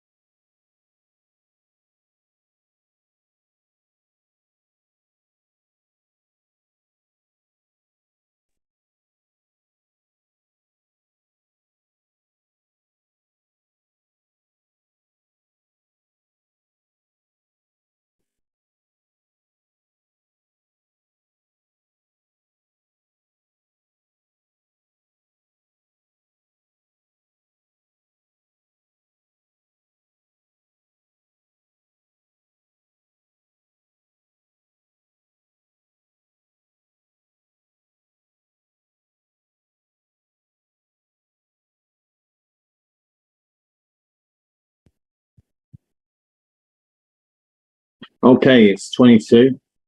So I'm going to take us back to the agenda. We have 4 items now under the risk section. And Molly, the first 3 are with you. So bearing in mind my previous request for brevity as far as achievable, Molly, can you lead us into the first item, please, which is the risk management strategy? Thank you. Thank you, Chair. So this strategy is presented for board approval, having been submitted to Quality Committee, Quality Safety and Experience Committee, and Audit Committee for consultation. So in the interest of time, Chair, if it's acceptable, I'll just take you through Section 3 in light of some of the concerns raised earlier, and also the recommendations, and then take any questions. So one of the main implications of implementing the strategy is that we'll have a more refined integrated assurance infrastructure, which will allow us to triangulate information more proactively and allow us to manage and mitigate risk more dynamically. And I'll just mention 2 key aspects of this. One is to align performance indicators with the corporate risk register and the BAF, so that we apply an early warning mechanism to identifying key risks before they crystallize. And secondly, we'll embed the 3 lines of defense within our assurance process, which speaks to the point raised by the chair initially about the assurance ratings that are given to areas that the board receives. So again, it's evidence-based, it's not subjective. And then I just thought it's worth mentioning as well that as part of this strategy, we're proposing that the BAF is monitored quarterly. Previously, this was on a biannual basis. And as the BAF is a board document incorporating the strategic objectives of the board, it is appropriate for the board to monitor the BAF more often. And alongside that, the proposal is also for the corporate risk register to be monitored once by the board annually. And the reasoning for that is the corporate risk register is monitored at every meeting of each committee, and also the QSE will become the key risk committee of the board. And lastly, the other main recommendation, which is the last sentence on page 4, is that the oversight of the risk management group is to be changed from the audit committee to the quality and safety and experience committee, which is in effect the more appropriate committee to have the operational management of risk. And with that, I just wanted to flag that the main recommendation is really that the board approves the implementation of the strategy and approves the implementation of the integrated assurance infrastructure, as well as the management of the BAF frequency, as I've outlined, as well as the oversight arrangements for risk management group. I'll pause, Chair, and take questions. Thanks, Molly. John C. Thanks, Molly. A number of points. One, in both the cover sheet and the document, it refers to PFIG taking the BAF bi-monthly, but PFIG meets bi-monthly. So what you mean is every meeting, and I'm not sure whether that language should be used instead or whether that's appropriate. The second one is in terms of the risk appetite on page 9, I think, if I get there. SO5, improve safety and quality of all services, and it's linked as cautious. Should that be open or seek, so we recognise the need to transform and innovate and improve? No, the objective is improve, not to just maintain status quo. So I'm questioning whether that appetite is correct. And then in section 10.5 on page 21, and I get to it, it's referring, so 10.513, it refers to digital strategy as part of PFIG and also IMTP, but both of those are PPPH. So I think they're in the wrong place. And obviously that then means that 10.6.3 needs to include digital planning. That's my point. Thank you, John. Chair, if I may respond. Thank you. So just taking them in turn, John, I think your point about the cautious approach is well made. And we've had quite a few discussions around this. I think the reasoning behind why it's cautious, not open, is due to the current risk exposure we have as an organisation to patient safety. So if we were not in the position we are in with areas such as YGC, vascular, and the high number of neuro events, we may be in a different position. But that's my understanding of the rationale behind that. And I think apologies. There's just a sort of like statement around PFIG and true pH. It was meant to be the other around. So I'm more than happy to change that. And apologies, I think I've missed your third point. Sorry, on mute. Trying to get there. Yes, it was just the fact that if it is incorrect in terms of what you had in terms of 10.5, whatever, then consequently the paragraph 10.6.3 under the PPPH bit needs to be modified accordingly to handle digital and planning, because that's part of a PPPH remit. Yes, thank you, John. And I think your first point actually was around the fact that we've said PFIG bi-monthly, and you wanted it to say at every meeting. So I'll make that adjustment. Well, it's a matter of do we see this as being reviewed more frequently? Because if it does, then it may be at some point PFIG changes. But at the moment, it's bi-monthly. It just feels a nonsense to say we'll see it bi-monthly when the meeting actually is bi-monthly. Yes, I think the point was trying to illustrate how often it's done at committees and not at board, which is biannual. So, but yes, I think your point is well made. I'll make that adjustment. Thank you. Thanks, John. Thanks, Molly. Any other observations before I move the recommendation? Linda. Thank you, Chair. It's just a comment, possibly.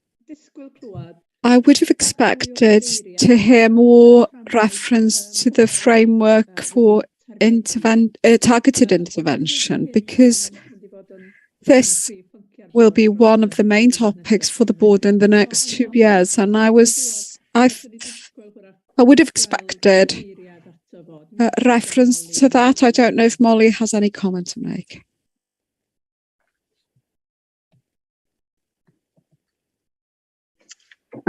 Thank you for the question, Linda.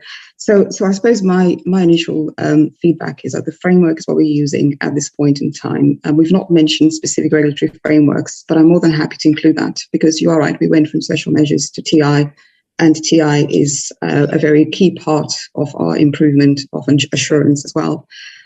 So I'm more than happy to put something in there specifically addressing that point and how that takes us forward in risk mitigation terms.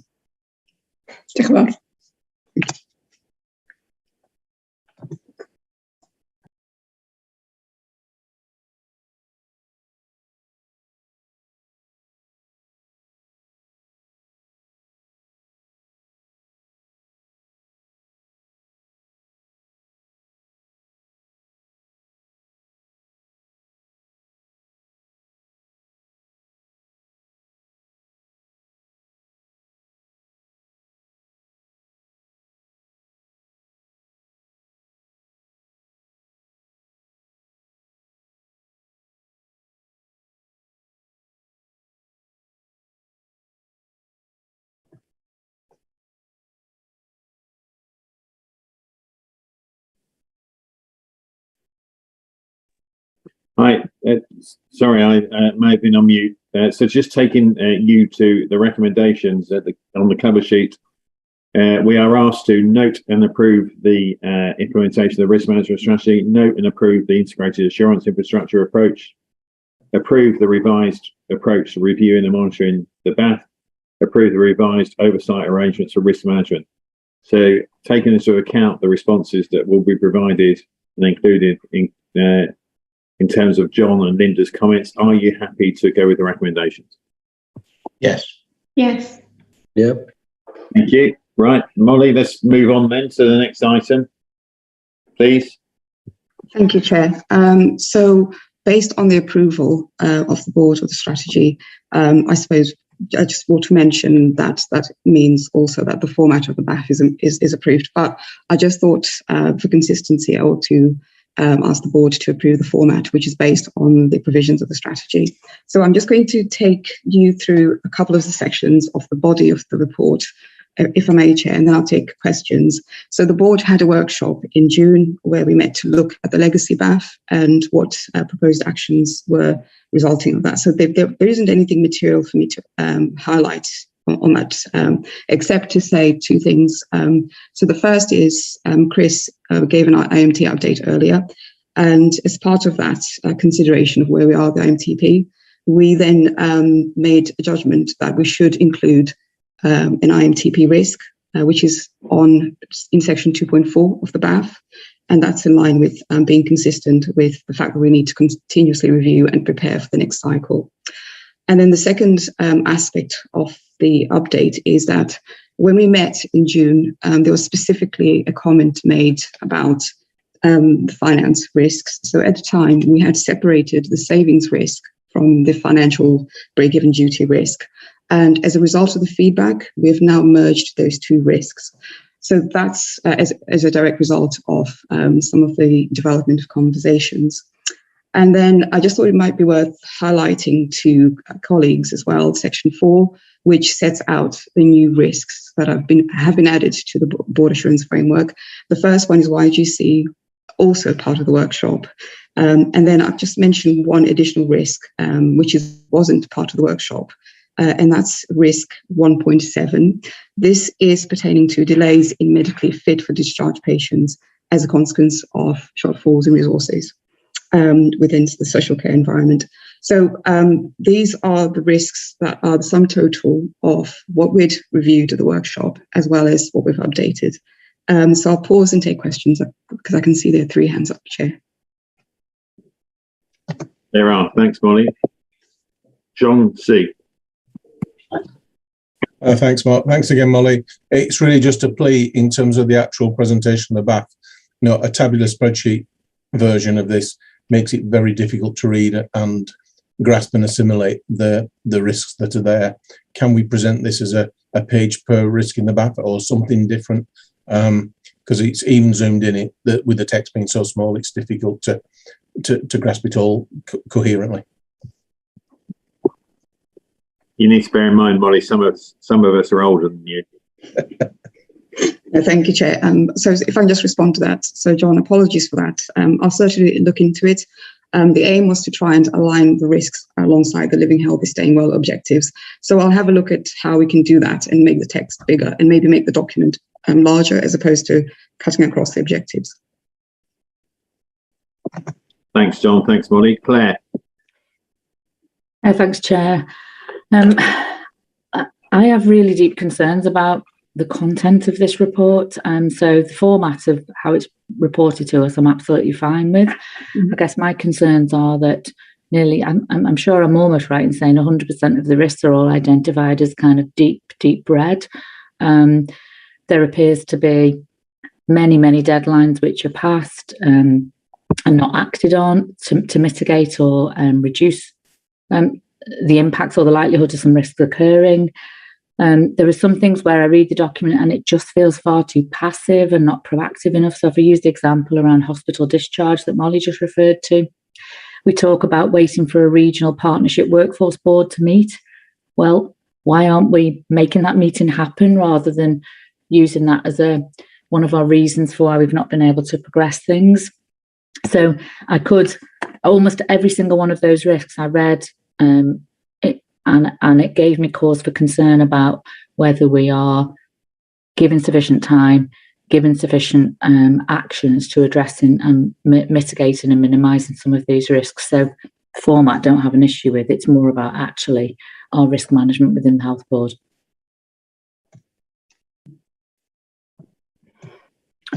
I agree wholeheartedly. Molly. Thank you, Claire, and thank you, Chair. So, Claire, yes, agreed that the BAF is an extract from the risks deemed most significant to the delivery of the strategic objectives. However, I would also refer the board's attention to the cover sheet, which says that there is partial assurance given on this paper, mainly because there are either some risks that are outside of our risk appetite, or there are significant gaps in controls and assurance. But having said all that, there is an ongoing effort to try and get more robust controls. For example, the one you gave us is one that I've just recently discussed with Jill as part of our regular review of the risks. So I think it's a fair point around where we are in terms of our risk maturity. It's one of the things we need to improve on, but also in terms of the assurances that we have in place. So I'll take that away and make sure that that's included in the next committee update for that specific risk as an example. Yeah, thanks, Molly. I think actually on each of them, for me, you know, a lot of the capital and asset-based ones, you know, we talk about failing to meet statutory minimum standards, and we need 3 more people to do water testing. Well, it ought to be in our gift just to kind of get some of those actions addressed and moving forward. So I think there is a fair bit of work needed on this to make it far more robust. Thank you.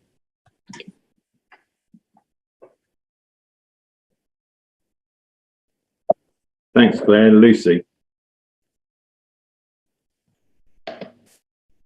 Thank you, Chair. So I think there is some, we can do with strengthening some of the internal and external assurances, because I've identified some gaps in there that actually we could add more detail on those areas, but I'm happy to take that outside the meeting, Molly. The bit that I just wanted to specifically highlight is on page 3, and it's risk number 3.2. So this is about the listening and learning. The way in which the principal risk has been worded suggests that this is a risk for listening and learning generally for the organisation, no matter where those concerns have been raised. And in fact, that does correspond then with a patient safety report that is on the agenda later on, because that specifically refers to the listening and learning risk on BAF.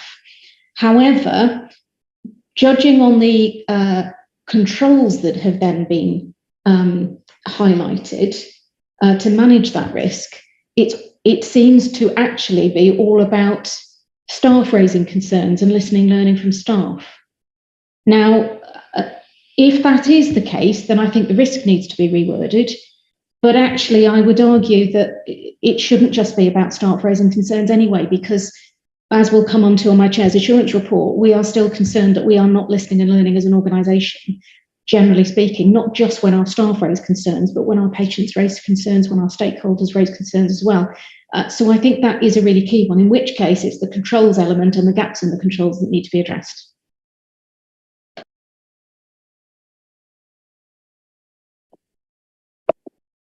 Molly.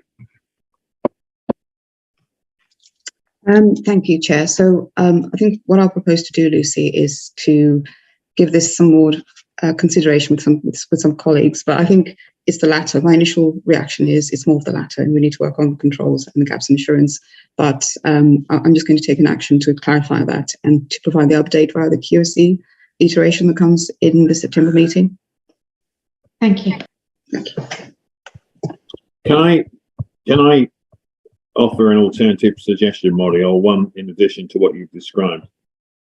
Because not all of these, of course, rest with QSC.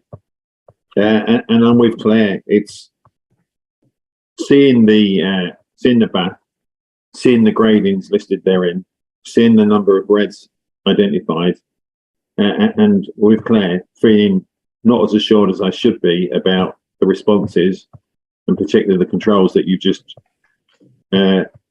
alighted upon, but in particular in relation to QSC. I wonder if Claire and Lucy are happy that we do what you say, but take it outside more broadly to have a conversation about how we get this to a place that would be suitable as a platform for assurance, or more suitable than it is currently. So if Claire and Lucy are happy, perhaps Molly could take that outside, and you could, with Joe, identify a lead executive. Yes, Chair, thank you. Yeah, I think that's helpful, Mark. Thank you very much. Okay, Joe, will you let Molly know who you will appoint as the lead in that regard, please? Yes. Thank you. So, Molly, where does that leave us in terms of your recommendations in the paper from your perspective, please? So, Chair, I think in terms of some of the feedback we've received, it'd be worth clarifying whether the the board is happy with the format of the document and the approach to monitoring it as set out in the strategy and the report. And then we can take away the more material actions around the individual risks. So I think in terms of approving the recommendations, I think we can proceed noting the improvements that are needed for the individual risks. Okay, and I think, unless John corrects me, I think John was saying he was generally happy with the format. It's just difficult to read and follow. So having it presented in a different format or in a different manner would be helpful, I think. He's not questioning, I don't think, John, unless you tell me otherwise, that the nature of its construct in terms of the columns and the information that is intended to be reported. John, is that correct? I think the columns and the content that's meant to be reported are fine. I think the difficulty that on the underlying point for me with the format is that if you can't read it well or easily, or you've got to scroll left, right and centre, you can't grasp the risk and whether the mitigations and the controls are appropriate to dealing with that risk. So that totality of the reporting as it stands at the moment, I'm unhappy with. The content as it's set out as columns are the right things, but I don't know whether I'm not confident that what's in there, as Lucy's highlighted on one in particular, are appropriate to be able to deal with that risk. Yeah, okay. I think we are generally saying the same thing. Are you happy for us to take it outside and report back, John? Yeah, I'm happy to do that. I'm happy to be part of that conversation if necessary. Okay, all right, thank you. Molly, note and approve the actions agreed at the June board workshop for the legacy BAF. Was the second recommendation or request of the board? Yes, Chair, and the reason why is because we had a legacy BAF. We should note what we've done with it formally. Okay, thank you. And then note and approve the adoption of a new BAF risk summarised in section report as well as the BAF document. We can, subject to the conversation actions we just agreed, Molly, I think. So our colleagues with those caveats happy to do what the board is being asked to do, as I've just described? Yes. Yes. Okay, thank you. Molly, keep going. So we're on to the sword. Thank you, Chair. And I'd just like to express my thanks to Sue Hill and her team for helping us to arrive at this position. So between March and June 2022, a lot of work has taken place to arrive at a centralised scheme of reserve delegation, which is what we have in front of the board today. So this version of the document has been through the audit committee and reviewed what the changes are, which are highlighted in Appendix B of this document. And so the main purpose of the document is really to allow a standardization of the application of the scheme of reserve delegation. And it's particularly pertinent now that we're implementing the operating model. So in terms of the next steps, I'll just highlight those quickly, Chair, as I'm conscious of time, and then maybe we can go to questions. So the sword will continue to be developed as we implement the operating model. However, it's not anticipated that there will be any material changes to the document. The audit committee will receive updates on its development over the next 12-month period. And also, there are highlighted changes within the document, which actually give assurance that there isn't any uplift of approval limits. There is more incorporation of the integrated health community roles and responsibilities. And then point 6 is quite important in terms of the fact that we've got a second line of defence in the work and oversight of the finance teams and how they'll be supporting the IHCs and divisional management teams. And this is particularly pertinent in terms of just ensuring that there is a reduced risk of ultra-vires sort of transactions. And this is specifically aligned to the overall governance and assurance framework, which is part of the operating model. So I'll just pause there, just being mindful of time, Chair, and take questions. Thanks, Molly. John C. Thanks, Mark. Thanks, Molly. Page 22 on Appendix A, item 47. Is that correct? Because as IMs, we have a statutory duty in terms of approving consultant appointments, but the SORD says chief executive and then operational responsibility exec directors.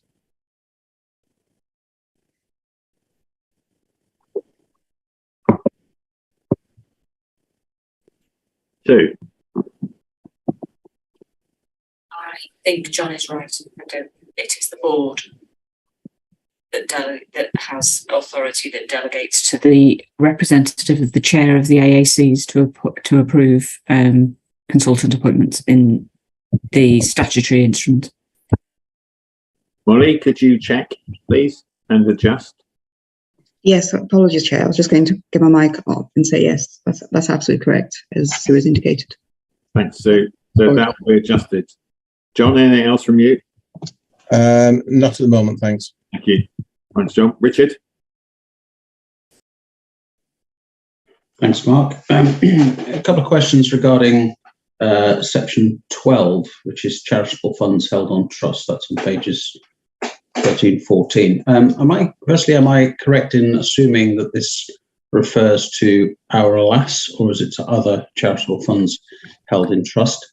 And a more legalistic point, given that we say here that they are held in trust, and if it is our alas, our control over these things is not the same as our control over everything else that the health board does. It's in our capacity as trustees of a charity. And I would have thought that the wording in the document therefore would be different to reflect that trusteeship relationship. In fact, arguably, it should be in a separate document, I would have thought. Could you confirm that and perhaps shed light on how this relates to the trusteeship role more generally? Thanks. Thank you, Richard. So I think you're right in terms of the fact that the charitable funds are in relation to the charity, of which the health board and the board of directors are trustees, are corporate trustees. So part of the challenge with this document, Richard, is that it's based on the All Wales scheme of delegation template, but there's nothing stopping us from saying wherever we've referred to our execs, that this is in the capacity of the trustee accountability for structure. So we can actually make that quite clear, because that's the context that this is written in, and we can just make it explicitly separate from the fact that we're talking about the individuals that are discharging the roles for the health board, and also the individuals discharging the roles for the trustees, if that makes sense.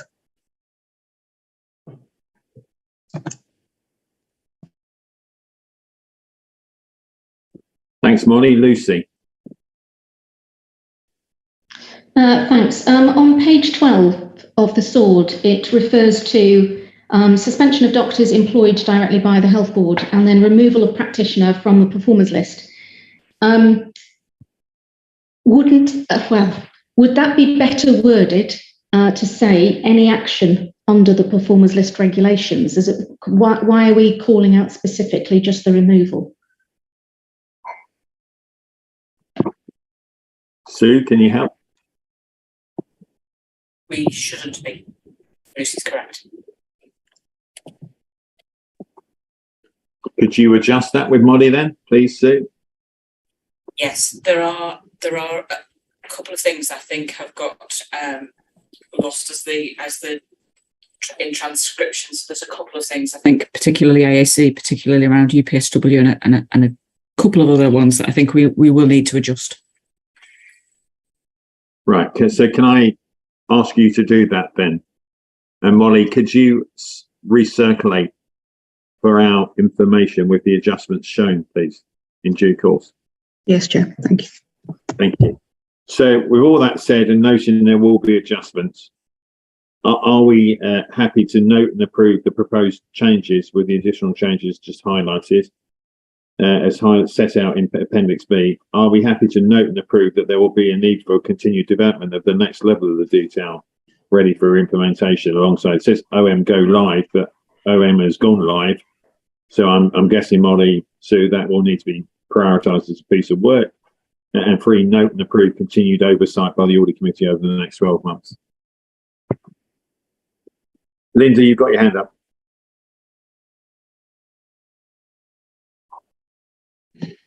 Diolch Cadeirydd. Dim yn ymwneud â'r Thank pwynt you, yma. Chair. Not to do with this point. So if you want to finish the points that you've raised first. Right. Okay. So are we happy to follow the recommendations with the caveats I've listed?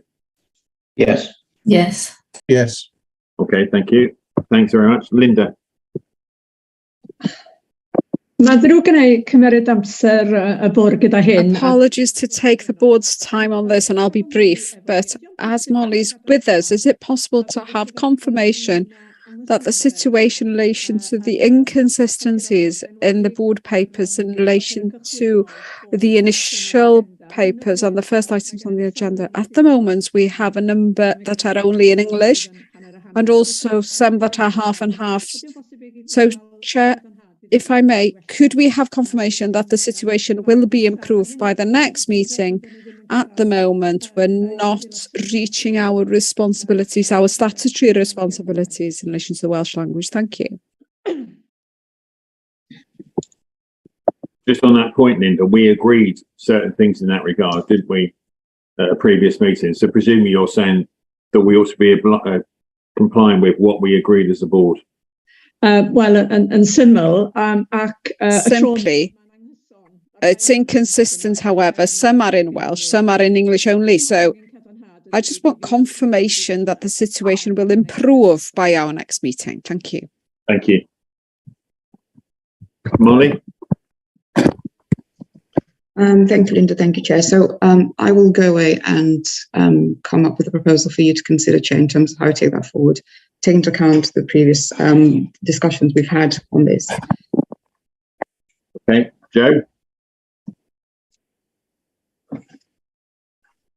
Diolch yn fawr, Linda. To confirm that I put some control arrangements in place when this matter was brought to my attention to ensure that we're all clear about the correct bilingual templates and commitments we have made. And I referred earlier to an improved standard operating procedure and the issue of ensuring bilingual cover papers and reports are provided where that's appropriate is part of that. Thank you. Dwi'n diolchgar iawn, Joe. Diolch yn fawr iawn. Very graceful. Thank you, Joe. Now, Linda. Okay, I'm going to move us forward then. So, corporate risk register. Nick. Thank you, Chair. I would assume board members have read the risk register report and would note the considerable amount of work that's taken place since last January. I would say, however, that I think there is a considerable amount of work still to take place to ensure that the corporate risk register really reflects the health board as we know it, with the many challenges and issues which have already been described in this meeting. I think there remains also further work in order to ensure that there is consistency of assessment of risk across the whole of the risk register. However, I think that is significantly better than the time the board last saw the report. On page 3 of the report are the top risks ranked by residual risk rating, and on page 4 the new risks. Before taking any questions, Chair, I would point out that risk 2111 is taken in private board around the digital risks for obvious security reasons, and risk 4476 has not been gone through the committee process yet. So whilst it is referred to in the report, it won't appear on the risk register until after the meeting of QSE next month. I apologise for two ambiguities in the report. Appendix A and Appendix 1 are one and the same. And on page 1, the cover sheet of the board report, under the justification for the partial assurance, some of the text has been lost because the box didn't expand. But very happy to take any questions, Chair. Thanks, Nick. Claire first. Diolch, Chair. I think it was just to say that from my perspective, I think the BAF and the corporate risk register are inextricably linked. And it might be helpful for the future if we're looking at the two on the agenda together to have one following the other. So suffices to say that my comments in relation to the BAF are absolutely the same for the risk register. Thanks, Nick.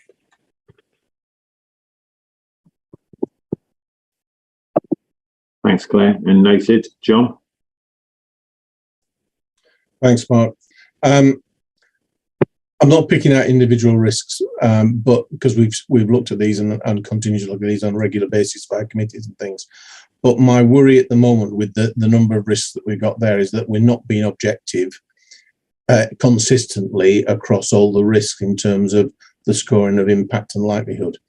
I know there's a process and there's a risk management group, but it feels like it should be abstracted from people's involvement to an extent to be able to clearly identify what impact a risk will have and what the probabilities are to be able to come up with the scoring, and to try and do the same with the mitigations and controls that will reduce that risk and try and get it down to the target level.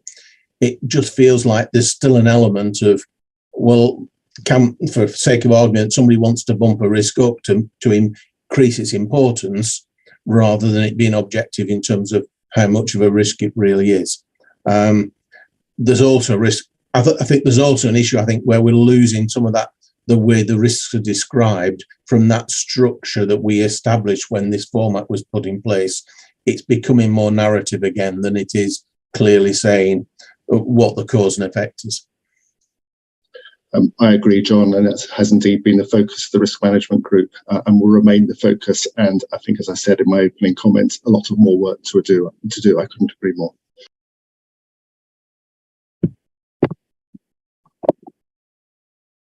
Okay, and that work will continue then, Nick. Lucy?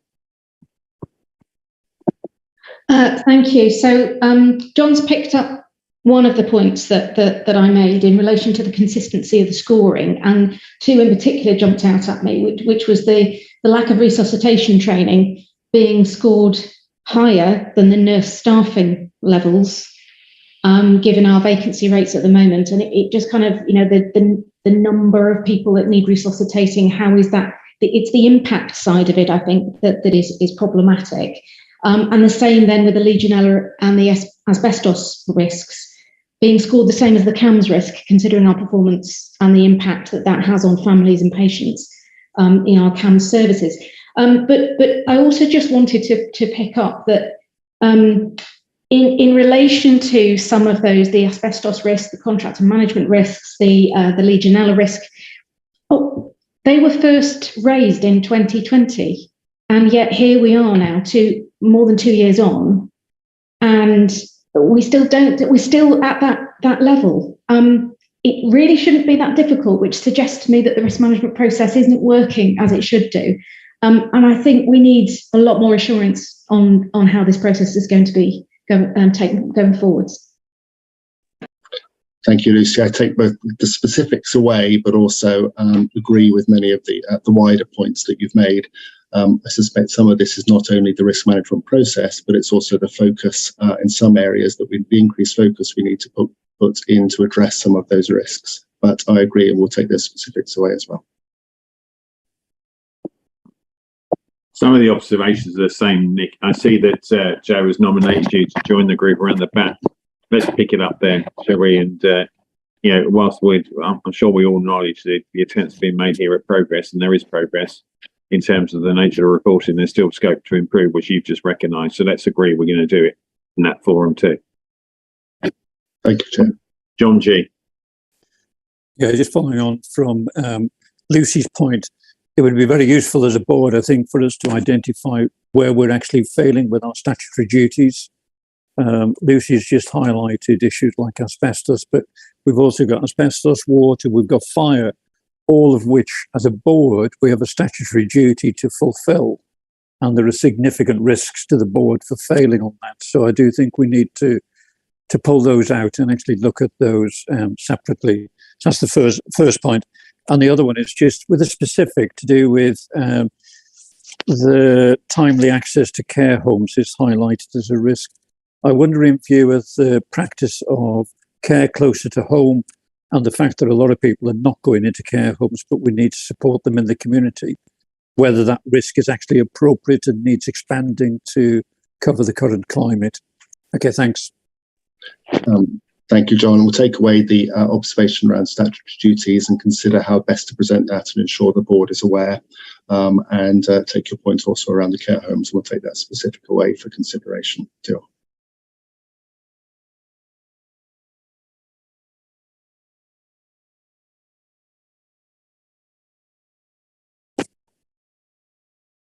I think you may be on mute, Chair. I am, thanks, Nick. So I have a number of execs with their hands up now. So Joe, then Jill.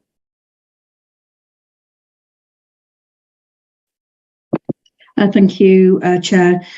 Just to confirm, acknowledging the improvements that Nick has already referred to, that conversations with our newly appointed Associate Director of Governance with regard to not only the active management of risks on the BAF and the corporate risk register, but also the way that risks are managed and escalated within the organisation are clearly part of his remit. Thank you. Good point. In which case, Joe, presuming you'll nominate him to attend that meeting too. Yes, indeed. Thank you, Chair. Thank you. Jill? It's just to reflect, Chair, that we did have a risk management group this week, and certainly the point around the care homes, John, was raised, and we've agreed to take that risk away and potentially archive parts of it, link it to the work that you've alluded to, but also to the BAF risk that was alluded to regarding the medically fit for discharge. So that won't have been reflected in this iteration because that was just this week, and that will be the same for a couple of these risks. I just wanted to make that point, Chairman. Thanks, Jill. Suji? Thank you. So relating to the statutory requirements against health and safety, so the Health and Safety at Work Act and others, we are compiling a review against the gap analysis that we undertook in 2019-20, which, as Lucy pointed out, generated the risks identified at that point. We're doing that as part of the refresh of the 3-year improvement plan. So we will be bringing that through to QSE it will be in the autumn cycle. Clearly that could then come through to the board subject to QSE's view. Thanks, Sue. And finally, Richard. Thanks, Mark. I've got a lot of questions I could ask about individual risks in this risk register, but I don't think we have the time. What I would like to do is raise what I believe to be a significant risk that is not in this risk register, and I don't understand why it's missing.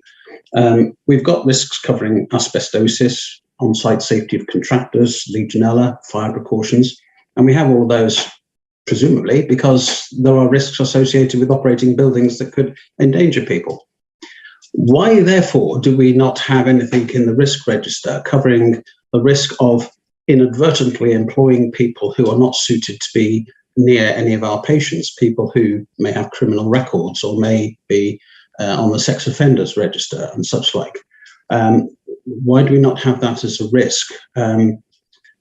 And if we have got to a situation where we have employed such people, why do we not have to have controls in place to ensure that they are chaperoned when they are in contact with patients, many of whom may be in vulnerable situations? And I ask this not simply out of from a theoretical context, but because my attention has been drawn to postings on social media recently, which appear to be saying that we have employed a clinician who has been found to have been a stalker and who had 350,000 pornographic images on his NHS computer. Now, if it's true that we have employed that person, I don't think they should be allowed anywhere near a patient. In fact, I don't think we should have employed them. So given that this is a pretty significant risk, should it not be covered in the risk register? Thank you, Richard. Very happy. No, can I go first, Nick? Sorry. we have to be careful here about the use of unconfirmed information in arriving at suggestions around the risk that exists or not. And I do not want to get us into territory around individuals that could lead to criticism of the board or proceedings. The point around recruitment, though, I would suggest is, do we feel that if there are any lessons to have been learned in terms of our recruitment practices of the past or of now, those lessons are being learned, that our panels are appropriately configured with the right HR support and the like, and subject to the response to those points, and no doubt more, Sue and Nick, whether we think a risk exists now or not. Sue, do you want to go first? I think that would be helpful, thank you, because I'm not going to focus on the individual matter, because that has previously been reported to colleagues on the board, and assurances given, as well as the full details of the circumstances that have been described. But if I focus on the overarching question, so the NHS is supported by and bound by a clear set of NHS employment check standards. Those employment check standards are administered by both my department and by the NHS shared services. We have regular compliance reports, and we do regular deep dives in terms of the compliance against those checks, where we have examples, and we have had examples of where either a check has been undertaken and it hasn't then been acted upon. We have had examples of where individuals have misrepresented their background, and that has gone through the due process. Each time any event like that happens, we fully review our processes and we try to understand how it has happened, and then put measures in place to prevent that happening. We have had in the past coronial action in terms of some of those checks particularly, and we have reported through both the inquest process and as part of our own governance processes actions that have been taken against that, and whether they have endured or not, and when they haven't, we've taken action to correct that. There are risks on the risk register that are a lower risk because of the mitigating actions that are in place. So more than happy to fully brief Richard if it would be helpful outside of the meeting on some of those arrangements, and can bring colleagues up to speed who weren't on the board when we reported on some of the examples that have been republished most recently. More than happy to go through that, but clearly as it isn't appropriate to have that discussion in the board, we'll do that offline if that's okay. Yeah, that is. I'm sure Richard will welcome that. Just to the thrust of the point, Sue, Nick, do we think we've got an extant risk that should be appearing in the corporate risk register or not? Yes, links to safe employment. More than happy to provide that. So is it on the risk register in the form that you might expect it to then, you two? Yes. It is. Okay, all right. Richard? Thanks, Mark. I deliberately didn't name the individual concerned, and I had no knowledge of whether or not this was ancient history as far as the board was concerned.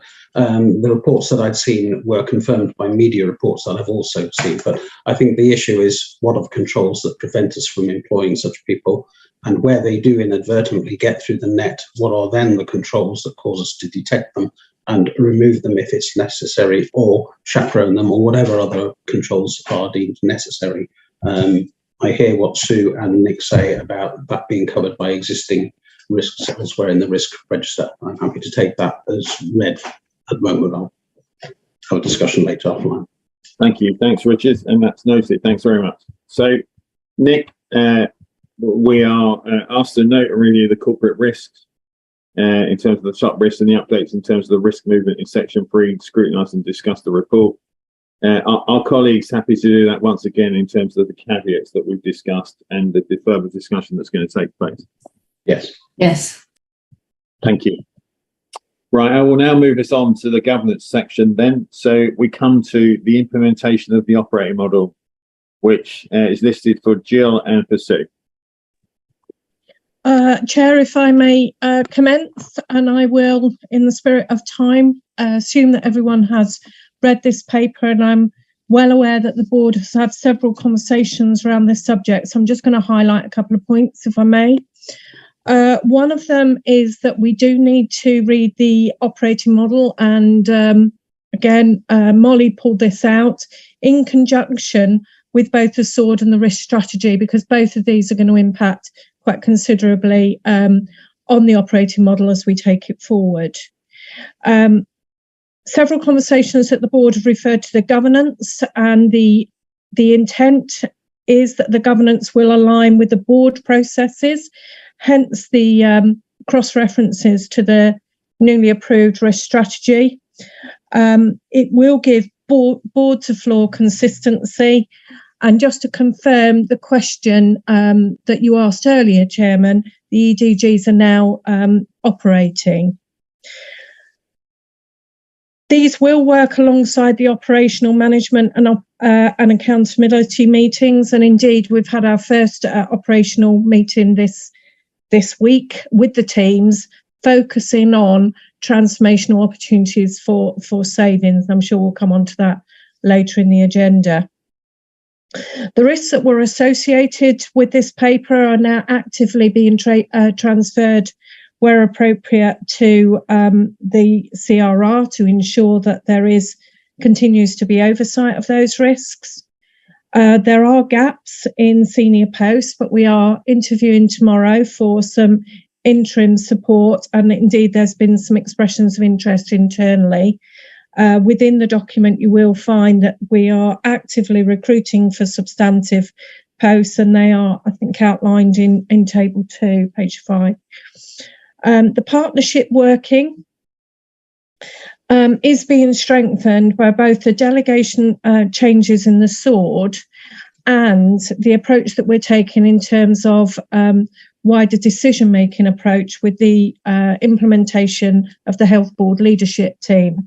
This will ensure that we're having the conversations in a single environment that lead to partnership working and enable swift decision-making in order to support partnership working locally.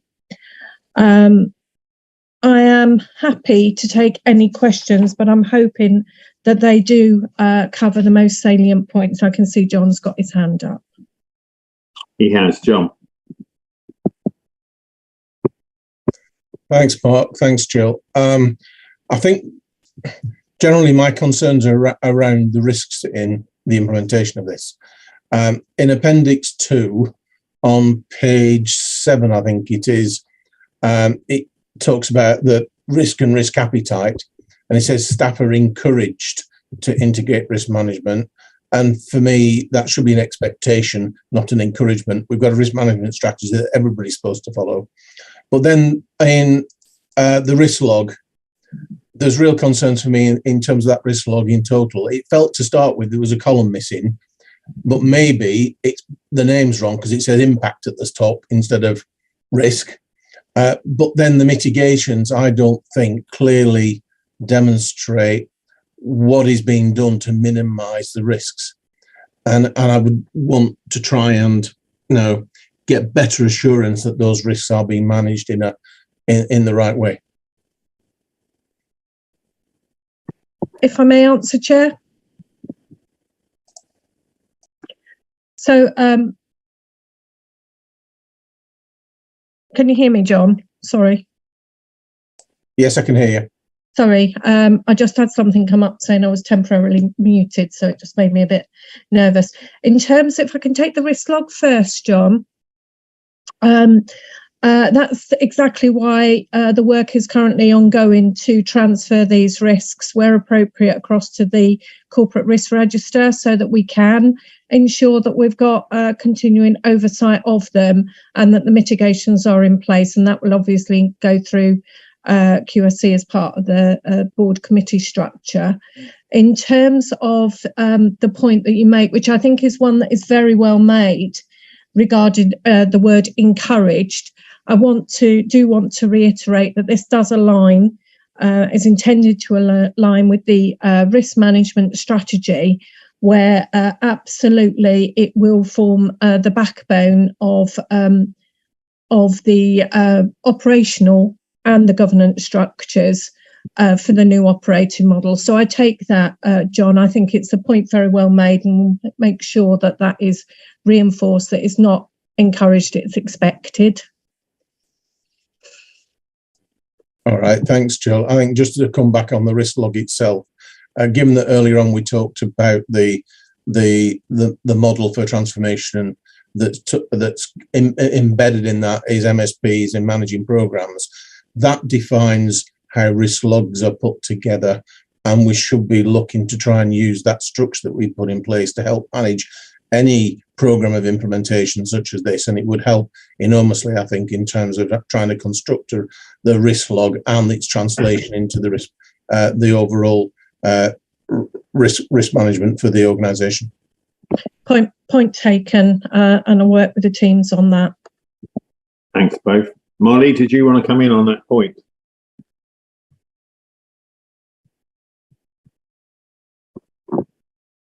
Molly? Sorry, Chair, my IT just paused for a second. Yes, I was going to say that there is actually a risk already captured as part of the corporate risk update. And so that is considered to be the most significant risk on the operating model. And that is around the gaps in resourcing. And so there are 3 more risks that will be added. And we considered them very briefly at the May workshop on the operating model. So I just wanted that to be noted for clarification.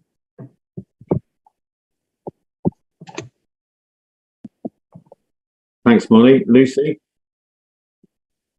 Thank you, Chair. A couple of comments on specifically on Appendix 2. So the section there on the executive delivery groups, and in terms of then some of the subgroups that sit underneath the committee, I'm not 100% confident at the moment that we haven't duplicated some of the work here. So I suppose my question is, how can we have assurance that the executive delivery groups aren't going to duplicate the work of some of the other groups, and that we end up then duplicating? I'm really conscious about the number of meetings that take place across the health board, and we need to be working efficiently as well as effectively. And an example of why I asked this question is actually from one of the terms of references for the executive delivery group. It includes assuring the executive leadership team on the development, implementation and effectiveness of strategies. Shouldn't it be the role of the board and the committees on the development of strategy? So I just want to make sure that we've got those very clear lines. And then the second point was around the section on page 9 about partnership governance. That I'm not convinced that's workable in terms of it's the section C under that part about getting authorization in writing prior to a meeting. That links in, I know, with the sword discussion that we had before, but it just seems, the way it's set out, it seems very bureaucratic. Thanks, Lucy. Joe?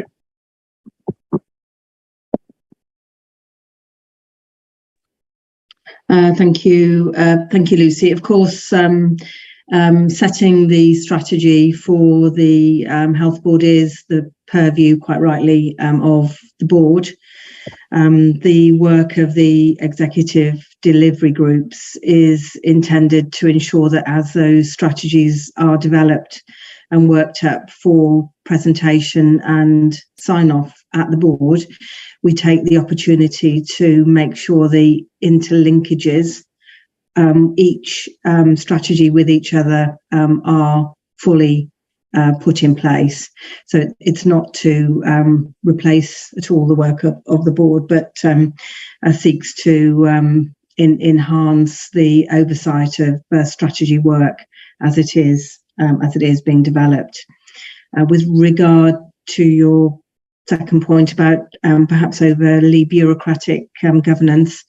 I'm very happy to take that back, particularly in the context of work that is currently being developed with regard to our representation as a health board on RPBs and assorted meetings. Thank you. Thanks. Just on the same point, Joe, I just think we've got to be aware of the risk that the EDGs are shown as reporting into your wider leadership team, which of course is fine and a matter for you, then straight on into board. There will be occasions where, subject to what they consider and what they're wishing to report to board, that will be inappropriate, and we ought not to circumnavigate the committee structure. I totally agree. That's absolutely not the intention through that process. And if we can clarify that through the documentation, we will absolutely do that. There's a proper procession through committee to board of strategies, and that's very, very important. Thank you. Thanks, Joe. Jill. Just picking up on Lucy's point around the partnership working and the wording within the document. I think it's clear within the statements that we've made regarding the SWORD and the leadership team that whilst the wording here is clumsy, and I absolutely take that on board, the intent is to strengthen partnership working and enable, not to disable. So I'll take that away. Thank you. And final point, John G, from you, and then I'm going to close this item down. Okay, just a quick one. In relation to the strategic overview and the developments, that all seems, it's going its particular pathway. But in terms of the people that we're supporting, i.e. the patients and the public, can I just seek clarity as to how long we actually anticipate it will be before any significant change would actually occur at that level? We're doing the top-heavy management, but when will it actually filter through to improvement to service delivery? Thanks.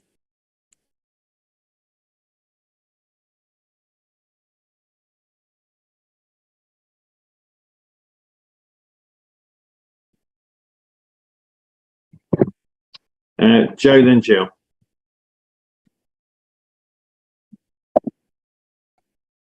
Thank you, John. We're already starting to see very green shoots. A very practical example is with regard to some of the operating arrangements with regard to services in support of the ED at one of our main hospital sites, where those services for historical reasons have previously been provided by the area team and have not been open for as many hours as we would have wanted, and are now more regularly opening, particularly over the weekend. So we're already starting to see some very green shoots whereby looking at services from an integrated health community is starting to make a small difference. It is obviously early days. The structure is designed with design principles that are focused on three individuals, Bethan, Bronwyn, and Wahid, two composite members of the public who are patients, and one composite staff individual designed to represent the requirement of the changes to drive improvements from a patient, public, and staff point of view. Thank you. Okay, thank you. Jill's hand has been lowered. So are we happy to note that update in terms of the operating model? And of course, we'll be receiving another update at the next board as previously agreed. Yes. Okay, right, I'm going to move us on again. Thank you. And thanks for those comments and observations and the responses.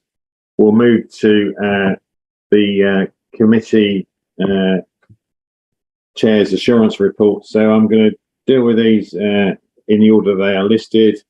I don't seek comment unless the chair obviously wishes to make a comment or highlight anything in particular. So first of all, Lucy, it's your assurance report of QSC 3rd of May. And then the extraordinary one on the 26th of May, and then the further assurance report on the 5th. So I'll leave you to work out how you want to focus on these 3 reports. Thank you, Chair. So I will actually just summarise all of the issues with the reports rather than go through them individually. And the risks are clearly identified, so I don't propose to go through those.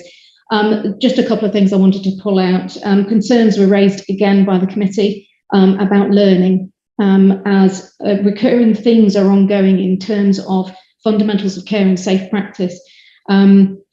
We're still not seeing evidence of the improvement, hence my comment earlier about the improvement and transformation work. As a result of that, the committee have requested that near misses are incorporated in future reports, because we're concerned that there's an element there where we're focusing on the actual harm to patients as opposed to the potential and therefore missing learning opportunities. The committee did not receive the YGC improvement plan as anticipated, but it noted that it was to be received by Cabinet, which had been convened to provide oversight of the improvement work required on the site, and can confirm, of course, that that improvement plan has now been seen and reviewed by Cabinet. There is one matter that the committee have decided to escalate to the board, which relates to the delays in receiving a mental health improvement plan. The mental health service remains fragile, although it has made some progress. The need for an improvement plan was agreed as a result of a number of serious incidents that had occurred within the division. And the committee has repeatedly asked to see the improvement plan. We have now seen an updated improvement plan outside of the committee, but we remain concerned about the apparent difference in approach for the YGC versus the mental health one. Mental health improvement doesn't just sit with a division and needs to be managed as a whole system approach, supported by the health board as a whole if we are to make the improvements required. And although we know that some of the transformation improvement team have been working with the mental health division, we are concerned that it's sitting too much within the division itself to try and resolve. And actually, it needs to be given greater attention and greater focus. Thank you. So on the first point, learning and never events, which, as you say, has been near misses has been a long-standing concern. Has your proposal around near misses been adopted, Lucy? Are we happy that's been adopted? Not yet. It's on the next committee agenda. Right. So Jill or Amanda, or Nikki, who's put his hand up, whoever is the most appropriate person, can I have confirmation that that will be included in the paper's report for QSC? Yes. You can, Chair. Right, thank you. Thanks. And Nikki, Lucy, you'll continue to keep us in the loop in that regard, and if the concerns persist, you'll let us know. Yes, I will, Chair. Okay. I've then got Tracer, then Joe. Tracer. Diolch Cadeirydd, a diolch I Lucy am I sylwada. Thank you, Chair. Thank you, Lucy, for her comments. Lucy is accurate. This is a high-level paper for QSC without any details that the Chair wanted for the group. We have been working on an improvements plan for the mental health work, and I do think that the work is developing nicely, and I can give an update on the Chief Exec may want to give some additional comments in that respect. We are now receiving assistance from the transformation team, and I feel that the plan before us in the background at the moment, Lucy, I agree that we haven't shared that with all of the group, but that plan has strengthened, and there is a great amount of detail in the paperwork, and those have been the conversations in the background, but are not on paper, and we are learning because of the links within the corporate group of the work that is taking place in Glan Clwyd. So we will hopefully be able to share the work and the scheme in the next group. But in the background, we'll continue to strengthen the work, and I look forward to seeing you, Lucy and Cheryl, and the other members of the transformation group, and to go through that work plan to ensure that we do hit the right level of information and that we have a plan that meets everyone's needs, and that all of the eyes are on the plan, because we all want to improve the services for our North Wales patients. Thank you. You used the word Gabathio, hopefully. I think we're beyond, hopefully, Teresa, given the fact this has now been escalated to the board. There's got to be a clear expectation that the revised plan or a draft of it, having regard to the support for the transformation team, will be presented to the next QSE committee. If I could respond, I'm certain that we have an improvement plan. We did have an improvement plan. It may have been an old-fashioned format. We did have a format, and I'm certain that the work is in place. What I'm welcoming in particular in the last fortnight is some of the good news that is coming through in relation to people, resources that will help us in the mental health departments and learning disabilities. It's because I know that the Chief Exec has been working closely with the IHI because of the conversations in aesthetic Langclwyd. So I'm certain that the plan is coming together. The scheme will never be finished because we'll carry on in strengthening, relearning, relooking at it, but we need to do that not only within the board but also with our partners. Thank you. Okay, Joe, you want to come in? I'm certain too that my expectation is clear. Mental health has been in special measures for a number of years. It's been in TI for a number of years.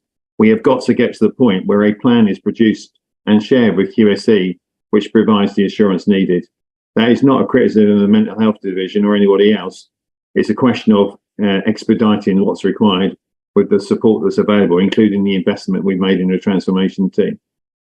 So, Joe, with that said, I'm happy for you to comment. We'd also appreciate an update on where we are with the recruitment into the division, particularly at the senior level. Joe.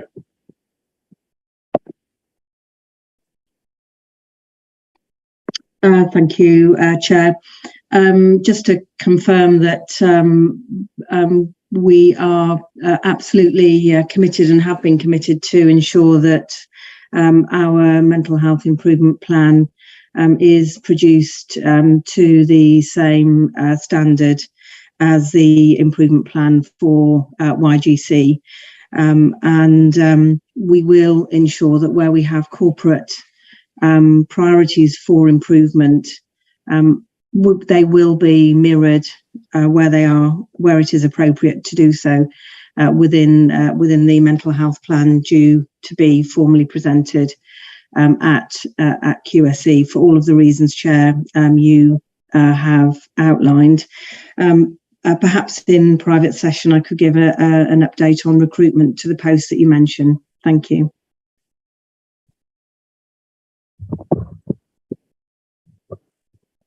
You certainly can, Joe, on the second point, but I don't see why in public we can't be given assurance that recruitment is under consideration and indeed is progressing.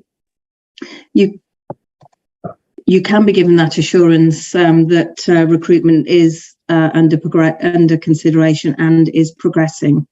Thank you.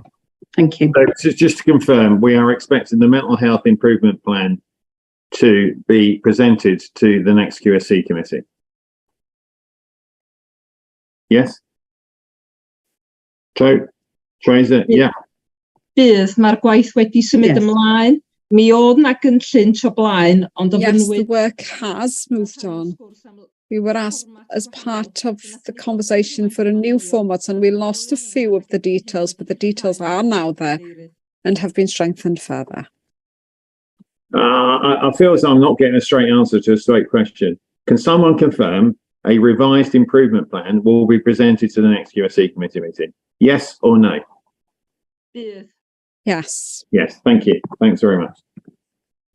Okay, right. Shall we move on from QSE's updates from Lucy to the Targeted Intervention Improvement Framework Steering Group, which is you, Jill. Again, anything you particularly want to wish to highlight? And don't particularly want to highlight anything, just the work that's going on behind the scenes, Mark, in terms of reflecting the points that Jo made in her opening statements regarding YGC and the split of the performance and planning elements here. We're also taking the opportunity to review the arrangements of scrutiny around the targeted intervention evidence, Mark, and the scoring, which we will, of course, be working with our IM colleagues to test. Thanks, Jill. So next is Remuneration Committee, which is me. Molly and I have agreed the assurance of reports that you've got and the matters listed in there. There is nothing I wish to highlight at this point. On to PPPH. Nikki, Linda, anything from you? Diolch yn fawr iawn. Hapus i ateb unrhyw cwestiynau.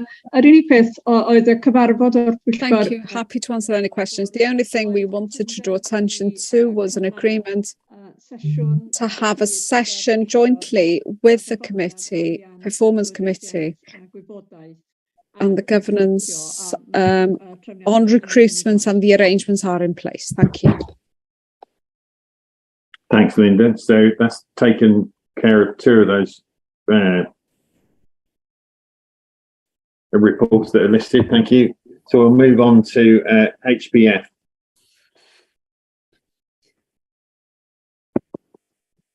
No, sorry, you put your hand up. Sorry, I won't move on. Nikki, come in. Okay, so with regards to Triple PH meeting on the 13th of July, I'd like to bring a matter for escalation to the board, and that is specifically the non-delivery of the asset management strategy, which was previously known as the estate strategy. There's been non-delivery of this for the past 14 months. It has been promised ahead of the October Triple PH meeting. However, given that it has been promised on a number of occasions over the past 14 months, we would like to request that the Chief Executive provides assurance that the strategy will be issued ahead of the October meeting. And alongside that there is a clear timeframe of delivery, taking into account the committee's request that this also incorporates a robust assessment of the impact of the delay on certain strategies, for example, the clinical service strategy. We also request consideration in the future that if there is non-delivery of key documents, that it will be escalated to the Chief Executive and Board following one instance of non-compliance.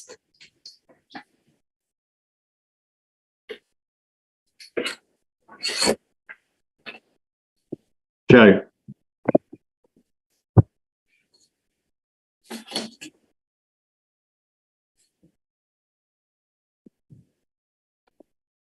Thank you. Sorry, I couldn't get off mute. I'll take your question on notice, Nikki. I don't want to give an assurance that we will be ready in October if I'm not assured myself. I would like to make sure that I can be very clear about that. Thank you. What about Nikki's other points in terms of escalation, Joe, towards the end there? Repeated, she'd expect an escalation mechanism to be in place, which includes the board.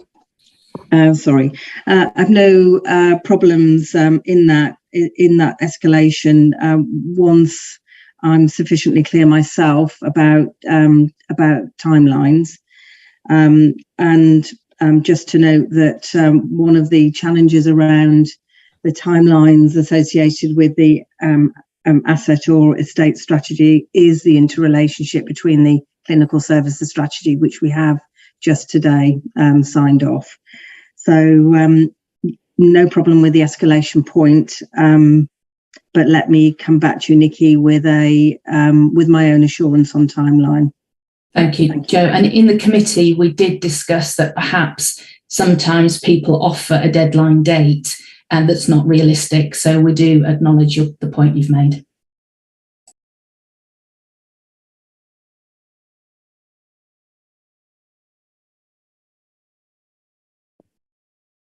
There's a further point, Joe, that I seek assurance on. I can see Sue wants to come in, and that is the fact that in deliberations around the operating model and certain agreements reached about senior positions in the estates infrastructure team, we did seek assurance that those decisions would not impede the work to be undertaken around estates and the strategy.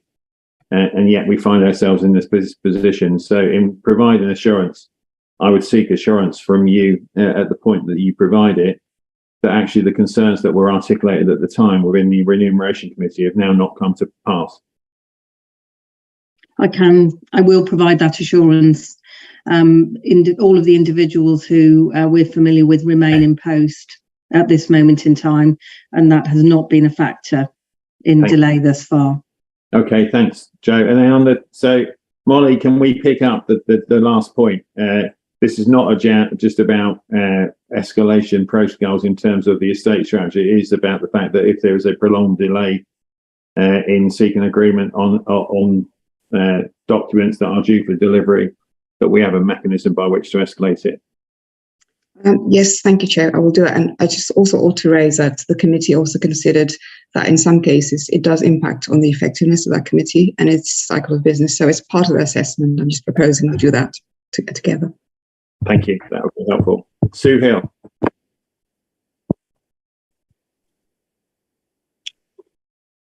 Hi, Chair. I just wanted to note that there is an update on the estate strategy in the capital report that we will be discussing later on in the agenda.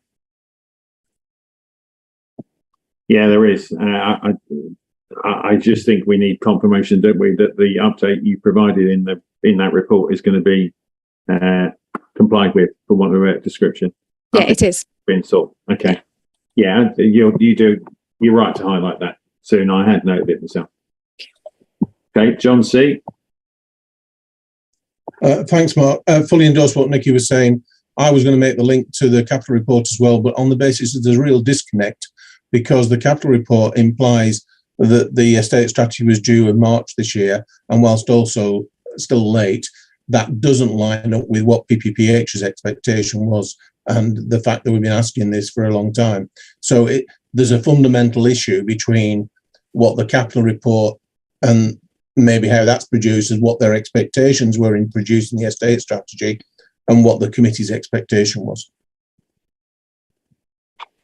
Yeah, I agree. And the joint position or agreed position should be clearer next time. So we're all agreed about what's going to be produced and when and why, if there is a delay, why that delay has occurred. And I think that's what belies this conversation. Sue?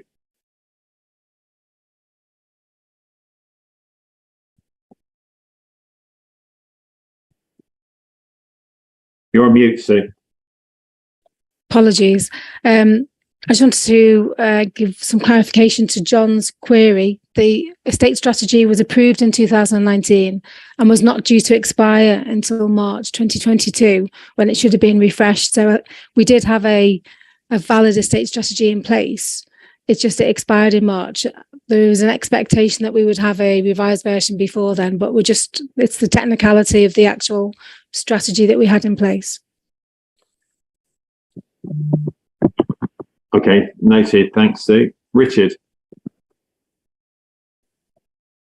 Thanks, Mark. I think the connectivity between the estate strategy and the capital programme has been well made, and it is very valid. The two are inextricably linked.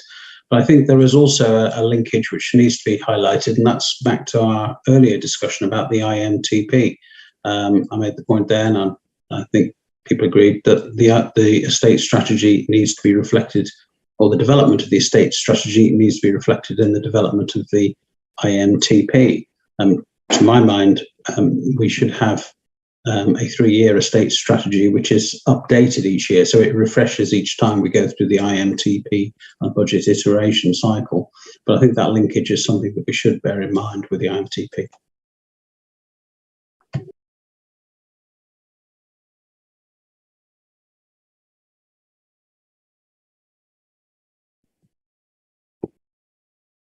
Thanks, Richard. Sue or Chris, do you want to respond?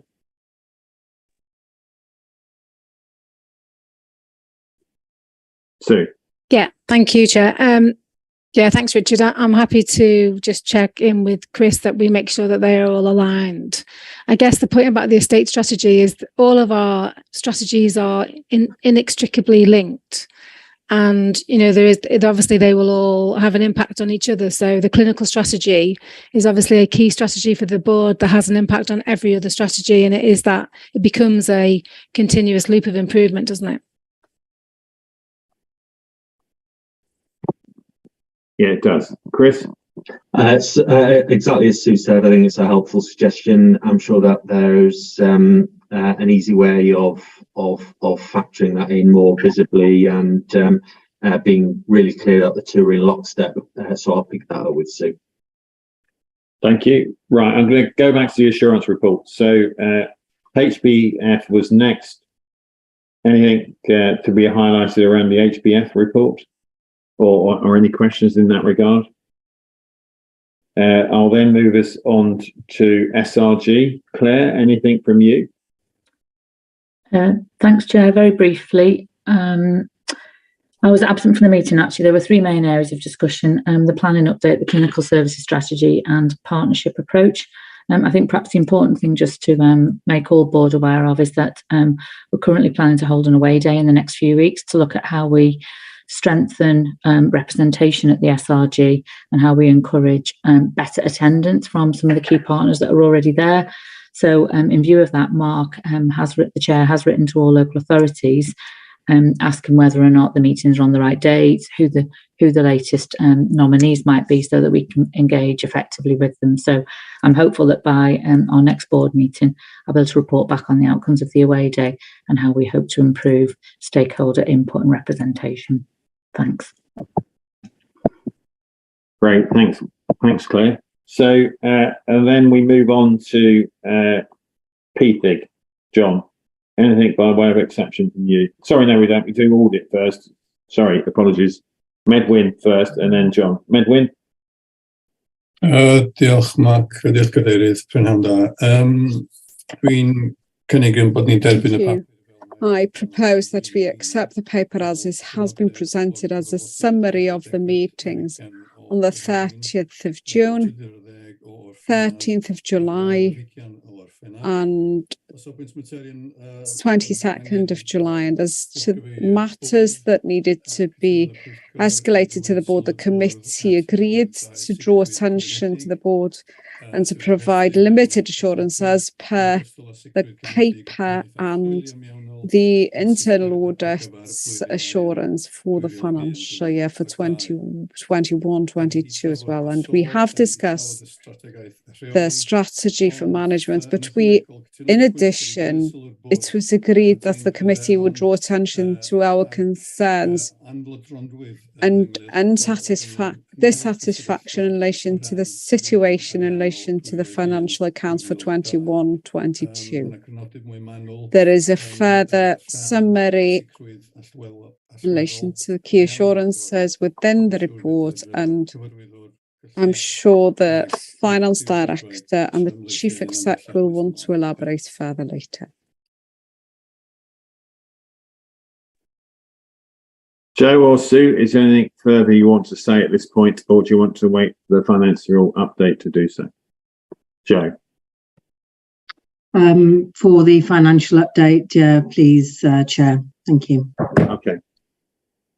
But Medwyn, the point that you seek to, or indeed you do highlight about the number of limited assurance reports, and you list them in your assurance report, where do you now stand in terms of your concern about the number of limited assurance reports? Have you received any assurance that you feel you need, or do we need to discuss that now? It's still work in progress and we still need to discuss it, but I think there are 15 and we've not been in this position for over 3 years.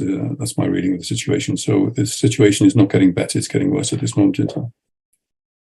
So Joe, your response to that concern?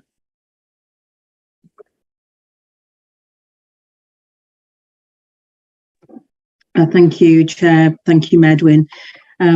Yes, we've noted, more than noted, the numbers of limited assurance reports, and put a series of processes in place that are designed to ensure that we are dealing with matters of timeliness of response. And I think you would acknowledge that those matters have improved, and to make sure that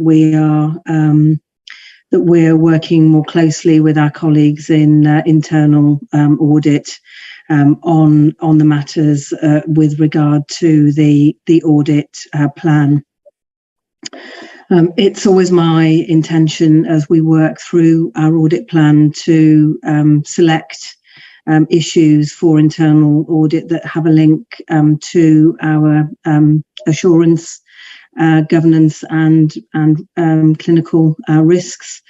And of course that may mean we are quite appropriately, in my mind, shining a light on areas which do require, or which subsequent to an internal audit report will require actions as a result of a limited assurance report.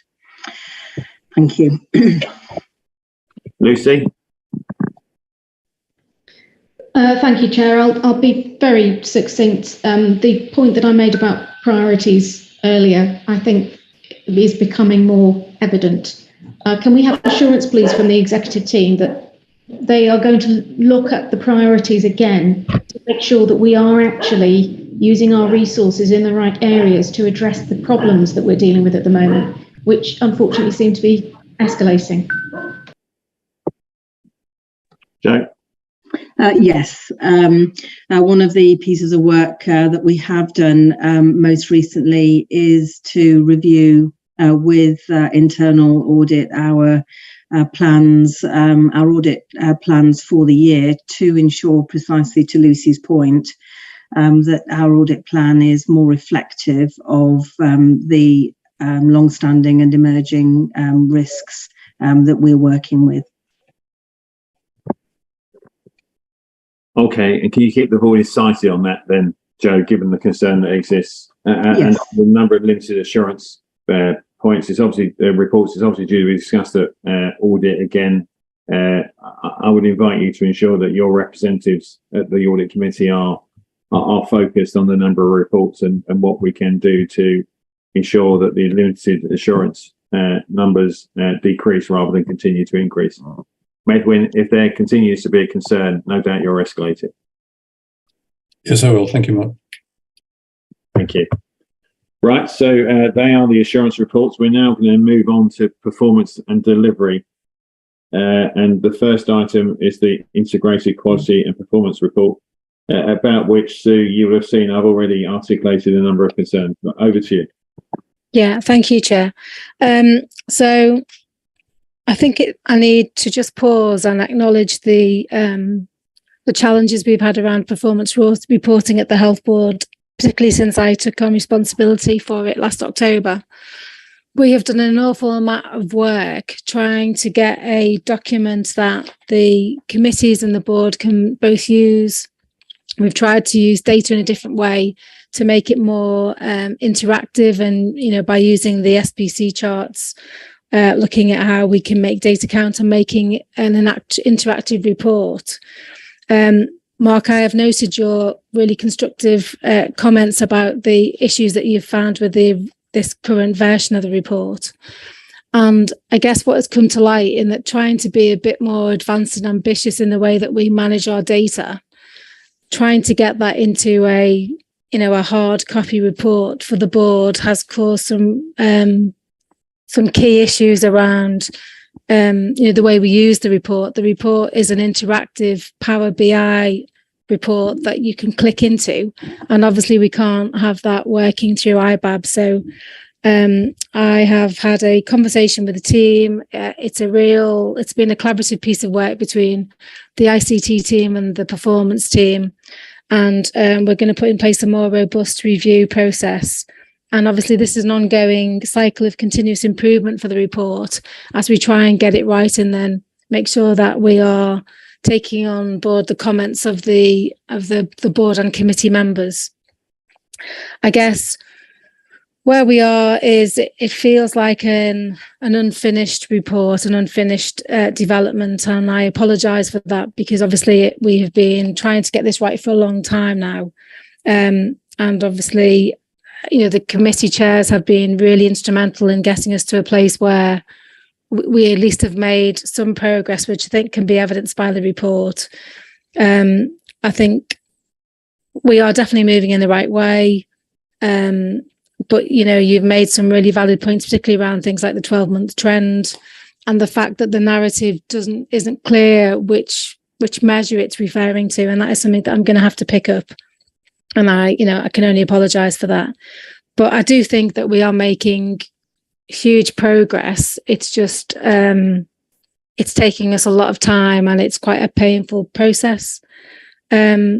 And before we go into the details of the report, I'd just like to pause there in case I've got any questions, or Mark, you want to make any specific points about the points that you raised. Just one thing though, in terms of the data being 2 months old, that is because we try and ensure that the report has been scrutinised by a committee before it comes to board, but obviously it wasn't in this format, which makes it a bit difficult. So we can definitely do something about it, making it more timely, but we won't be able to have that scrutiny through the committee. Right. In which case, if we're relying on data that's relatively old because it's been through a committee, then I would expect there to be some description of the issues considered by the committee in question and the actions agreed to. Otherwise, we've got the platform for assurance. Yeah. Okay.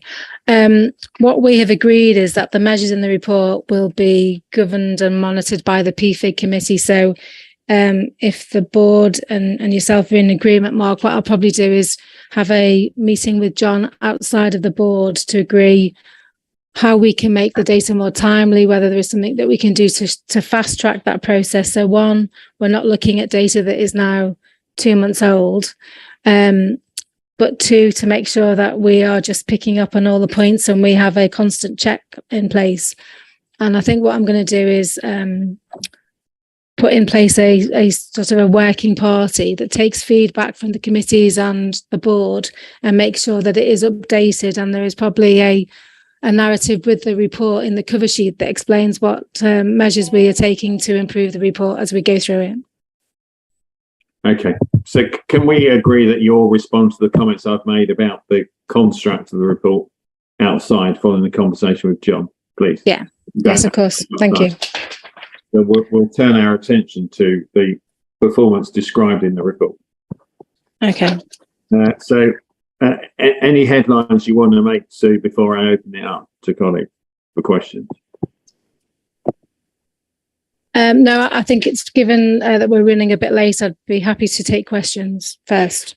Okay, right. Questions in terms of the performance described in the report, please.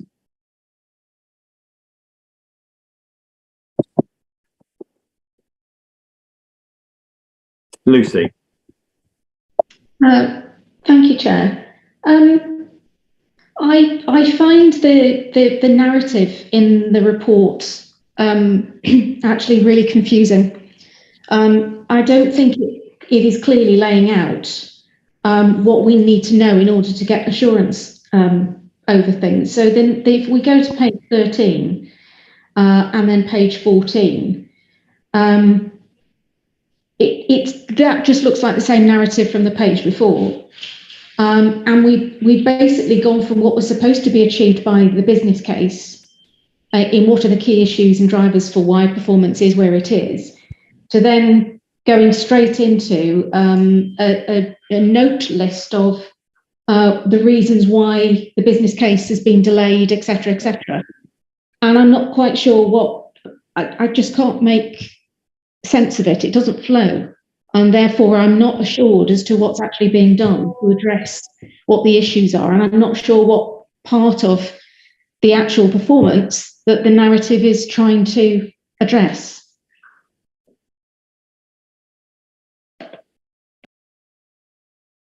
Yeah, thank you, Lucy. I mean, that is one of the points that Mark made. I think what's happened is that the narrative is picking up in only specific measures, and obviously with it not being titled, that is not clear. But equally, I think if we look at it, what's happened is it's a duplication effectively, because you've got the narrative from March and the narrative from May over one measure included in the report. So that is something that I will address. What I will suggest, if the board is comfortable with that, is that we will reissue this report to the board, making sure that it's got the full detail in it.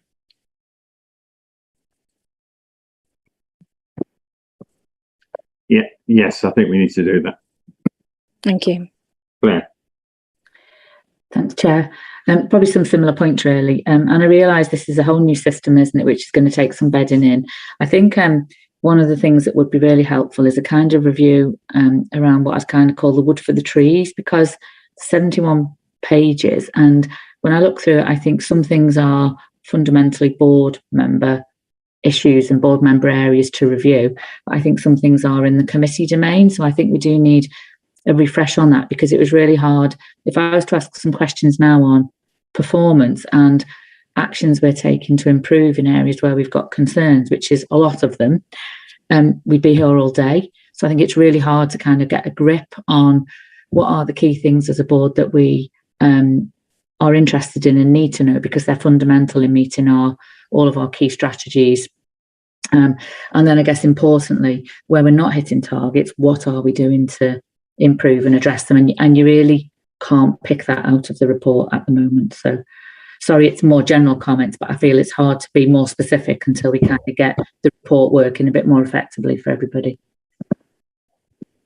Yeah, thank you, Claire. That is helpful feedback, and we'll make sure that we reflect that in the next version of the report. We may need to have a workshop, and this is the topic for conversation, which is something John suggested in the chat bar. I think we're going to need that. I've got another topic I think we need to discuss in terms of workshop, which I'm liaising with Joe over. So that might be the plan. But in the meantime, if you can recirculate the report, that'd be helpful. Can I turn then to substantive issues that are highlighted in the report, and that is the scale of underperformance or performance concerns that are listed and described in the report, which are no doubt a concern to all of us and will be of real concern to anybody viewing this report independently of us, and understandably so. So can I first of all turn to unscheduled care and where we now stand in terms of the unscheduled care improvement programme, and particularly the initiatives underway at YGC in that regard, and particularly as regard the emergency department. So who is in a position, first of all, to talk about that? Jill.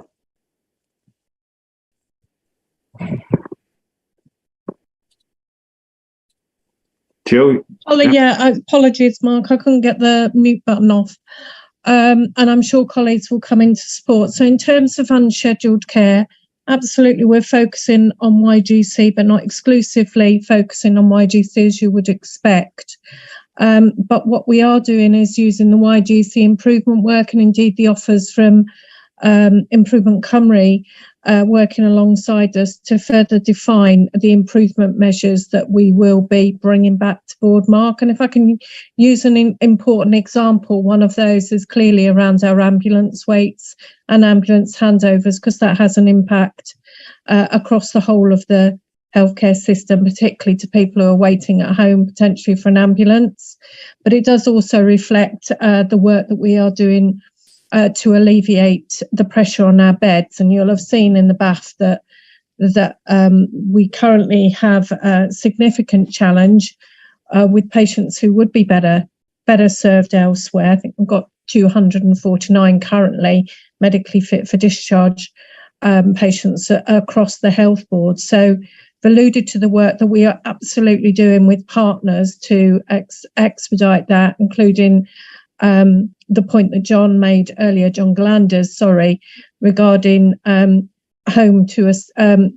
people home to assess them, because that's the best environment for them. but also doing work to see what we can do to purchase some care home beds as well in order to support that discharge and alleviate the pressures at the front door.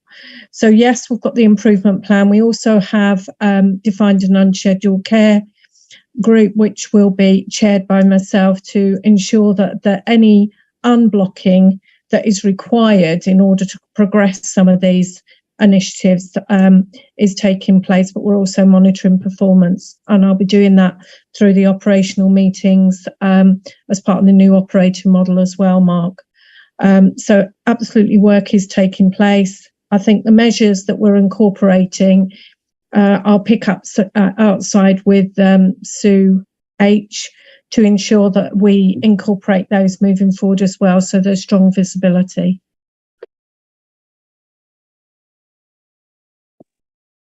Thanks, Jill. So then can I just take us to planned care? The same applies. We've also been set targets by the Minister in terms of planned care recovery. We know those targets are challenging, but at the moment our performance is showing no sign of improvement, really. So in terms of the organisational response to planned care and where we are, Jill, in terms of our improvement programmes? Yeah, I'm happy to give you headlines, Mark, and I would also like to say that Chris's team are working very firmly alongside us, are on that transformation piece, and you'll have seen some of the work that was highlighted in the earlier document. So we have worked with the delivery unit to refresh the profiles for our planned care in line with some recommendations that they have made, and they are now happy with the work that we've undertaken on that. We are currently working to ensure that where we have got, we're risk assessing our planned care opportunities at this point in time, Mark, because we're conscious that we have previously heavily relied on contracts outside of Wales for some of the activity, and we need to risk assess that in line with the pressures in England as well as within Wales. We are looking at what we can do to encourage, and it is in the report, encourage more non-face-to-face, so virtual consultations, and that is being refreshed as we speak, working with colleagues. And I think we do have a strong planned care recovery, albeit it's not going to get us to a position that we would wish to be. The other point I would make is we're working in conjunction with the Welsh Government colleagues to see what we can do to pilot some of the virtual assistance that's available to us to validate the list. The other point I'd make is, and Joe may wish to make this, but the work we're now doing within orthopaedics and the seen on symptoms and patient-initiated follow-up, we are progressing quite significantly, and that has meant that I think our orthopaedic plans moving forward have been seen as really aligned to the work that we're with the girth proposals by Welsh Government. So I think that whilst we have had to do quite a significant amount of work most recently, Mark, what we are seeing now is progress, and some of that will be discussed more broadly in PFIG later in the month. Okay, thanks, Jill. Sue G, in terms of the workforce measures, sickness is the one I want to focus upon. It refers to sickness being at its highest level of the sickness rate in the last 12 months. How concerned should we be about that, Sue, and how comfortable are you with the responses that are in place? So I think we should continue to be confirmed whilst it was forecast, particularly post-COVID. And of course, we've gone through further waves of COVID. So COVID sickness absence is going up and down, but the indirect impact of COVID is definitely having an effect. How confident am I? So I am confident that we have the staff wellbeing and support services in place. We've expanded those through the course of last year and through the course of this IMTP. In terms of managers' capacity to really focus, as I know they would want to, on proactively supporting staff both in the workplace and whilst absent, I think we've got more to do with that as we move through the revised operating model and move through the revised people operating model. I think I will be I know I'll be more confident that we've got a really strong grasp of making sure that we're supporting staff through all of the stages of their sickness absence. The measures that were in place around supporting staff who are absent with long COVID are coming to an end. Some have come to an end. Some will continue for a couple more months, and I think that gives us a bit of an indication of what we're seeing nationally. That there has been a view that we needed to extend that, given the amount of staff that are suffering from long COVID. But we'll continue to do what we have been doing. Continually reviewing the trends and the hotspots. I think as we bed in the operating model and then the people operating model, that will significantly support our infrastructure to manage more proactively. Okay, thanks, Sue. Thank you. And then in terms of mental health, Lucy, Teresa, can I have some confidence in the fact that you two will be, no doubt, in your regular conversations discussing mental health related performance and the impact the improvement plan is likely to have on those performance measures or not, as the case may be? Yes, we will, Chair. And in fact, it's the subject of regular conversations with the Minister as well. Thank you. Teresa? Diolch. Ac os ydych chi'n edrych ar y ffigurau perfformiad, wrth gwrs, mae If you look at the performance figures, I have some more recent figures and we're still showing progress in relation to section 1A, B and part 2, and we're seeing improvements generally. Thank you, Teresa. And then, Joe, I mentioned earlier on that I thought we might need a workshop to discuss the particular topics. I think we ought to discuss the performance report of that workshop if colleagues are happy for me to arrange one. But the second topic that I'd like to discuss is, and given the useful information you and others have provided on sustainability, is primary care sustainability, the accelerated cluster development programme and such like. And Lucy agrees. So, Joe, if you're happy, I'll get the office or get someone to arrange the workshop at a convenient date. Yes, good idea on both fronts. No problem. Thank you. Thank you. Thanks, Joe. Okay, so I'm going to move us off of that item onto the annual plan monitoring report, which is listed for you, Sue. It is. Thank you, Chair. So as agreed and as noted in the action log, this is the new format and content which we said we would bring as a proof of concept to the Health Board. The report is based on feedback we've received and is linked to the specific actions that we've got in the IMTP, which is now an annual plan for this year.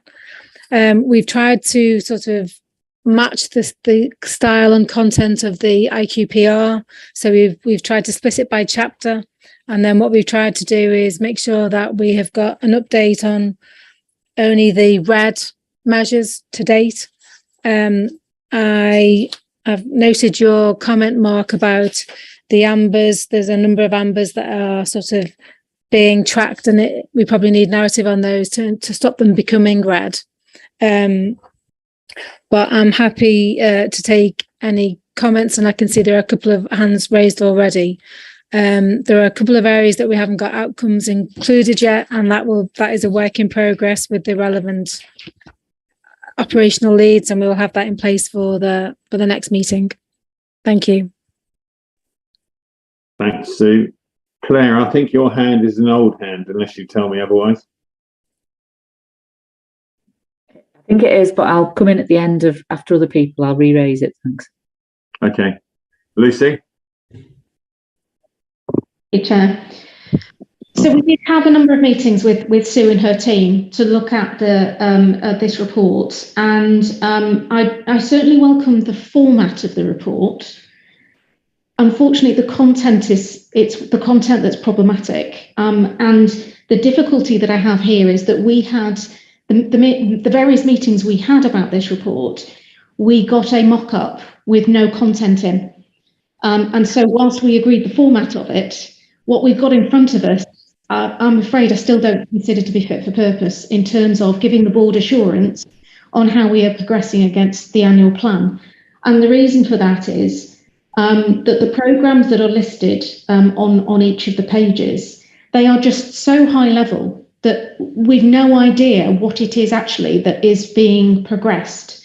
And I appreciate you say that, well, there'll be a drill down, but that's not what we've got at the moment. So, you know, we've got a programme of urgent primary care centres, stroke service, but what exactly, when you're then telling us whether it's been completed or it's on track, we don't know what is completed or what is on track because there's nothing here.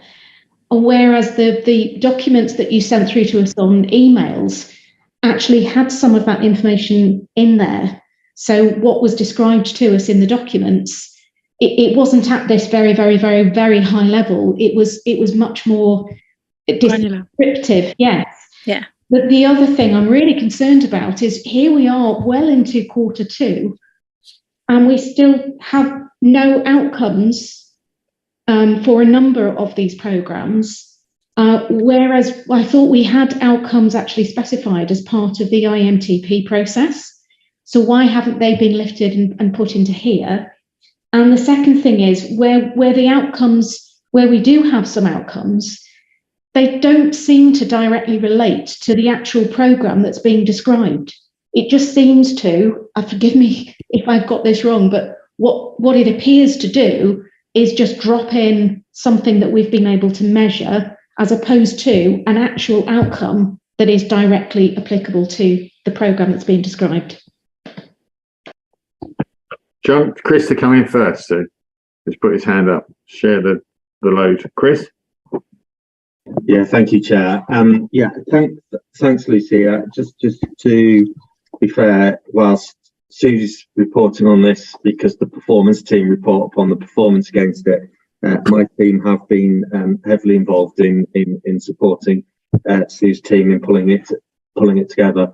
I think the point you make in terms of the depth in which it goes to is really helpful, and I think that's something that we can easily address. But just to be clear today, the references within it and the points that are being reported against are exactly those that featured as part of the 3-year board-approved IMTP. So that detail has been to board, albeit that it's not explicitly referenced within here. So these aren't new areas. They are reporting against what has previously been, but I think we can pretty easily improve the presentation of it, and we'll take that away and work on that as two teams working together.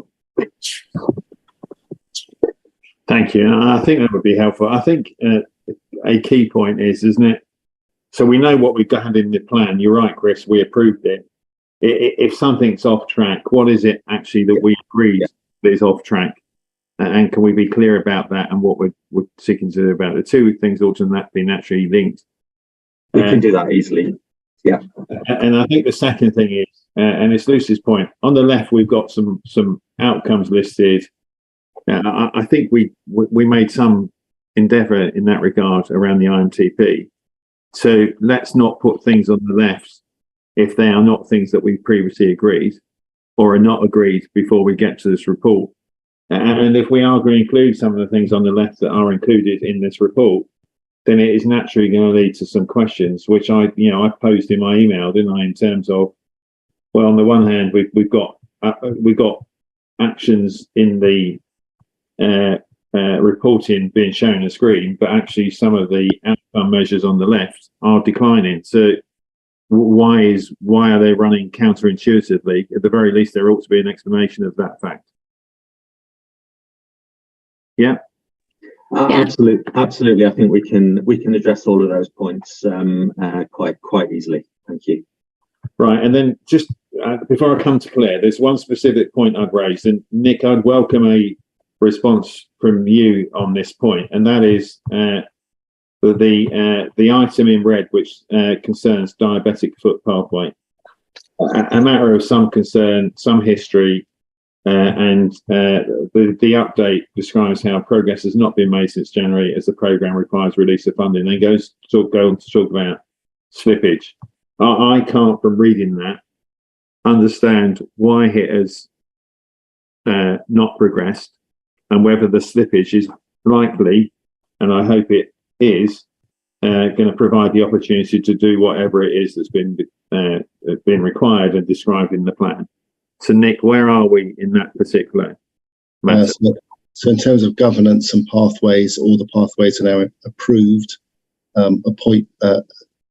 Appointments to posts is now beginning. Indeed, one panel was held about 2 weeks ago, looking for a consultant to take some of that work forward. There is some further work that is being done, Chair, in order to finalise the composition of those panels, and further adverts being out in due course. So there has been some slippage, but we're now back on course. Thank you, Claire. Thanks, Chair. I think I'm wondering whether we could be looking at the annual plan alongside the IQPR, the performance report we've just looked at, because one's extremely detailed, 71 pages, and this one's extremely high level, and yet some of the same topic areas are referred to, so it's quite confusing. So unscheduled care is marked as a green in the annual plan, and yet there are loads and loads of reds on unscheduled care in the performance report we've just reviewed.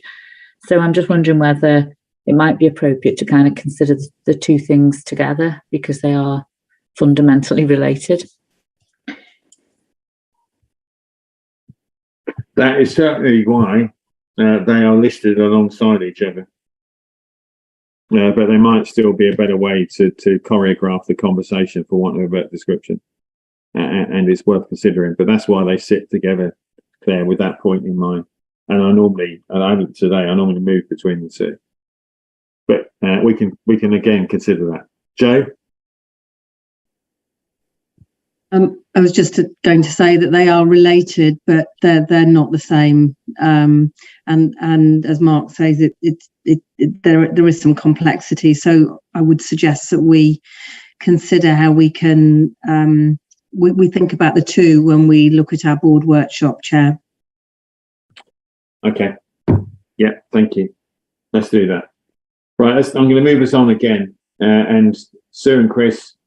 Look forward to you doing the work that's required to respond to the observations made. Thank you.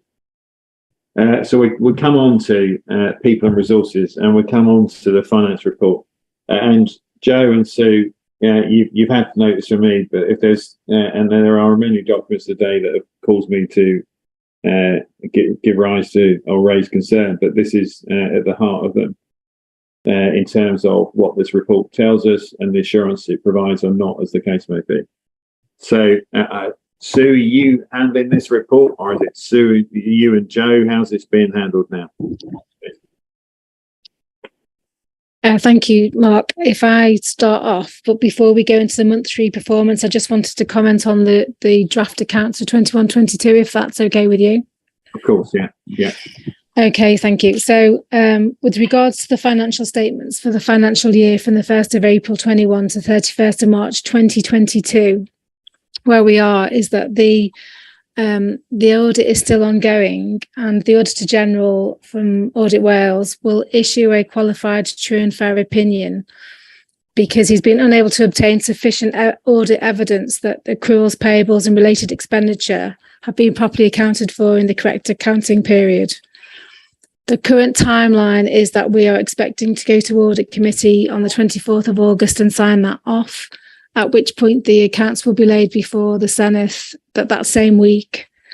I just wanted to reflect on last year and give my apologies to the board for the situation that we're in. It's incredibly disappointing. As the board will be aware, we've always had a very high assurance rating for both internal audit and Audit Wales, particularly over the last 3 years when I've been leading on the annual accounts. Effectively, some significant errors were picked up by Audit Wales as part of their initial testing, which made them do additional testing. And I think the errors currently relate to about 9.3 million. I think last year was an incredibly challenging year coming on the back of the pandemic, because for 21-22, we were trying to manage COVID at the same time as do everything we can to recover planned care. And so we had additional funding to do that, both around COVID, around planned care. And unfortunately, Omicron hitting us sort of the back end of 2021 had a real impact on our planned care recovery, particularly because we are so reliant on NHS England providers who were also facing the same difficulties. So I guess this meant that, if we looked at what we expected to deliver, both financially and operationally last year against what we actually did, there is a huge issue for the health board.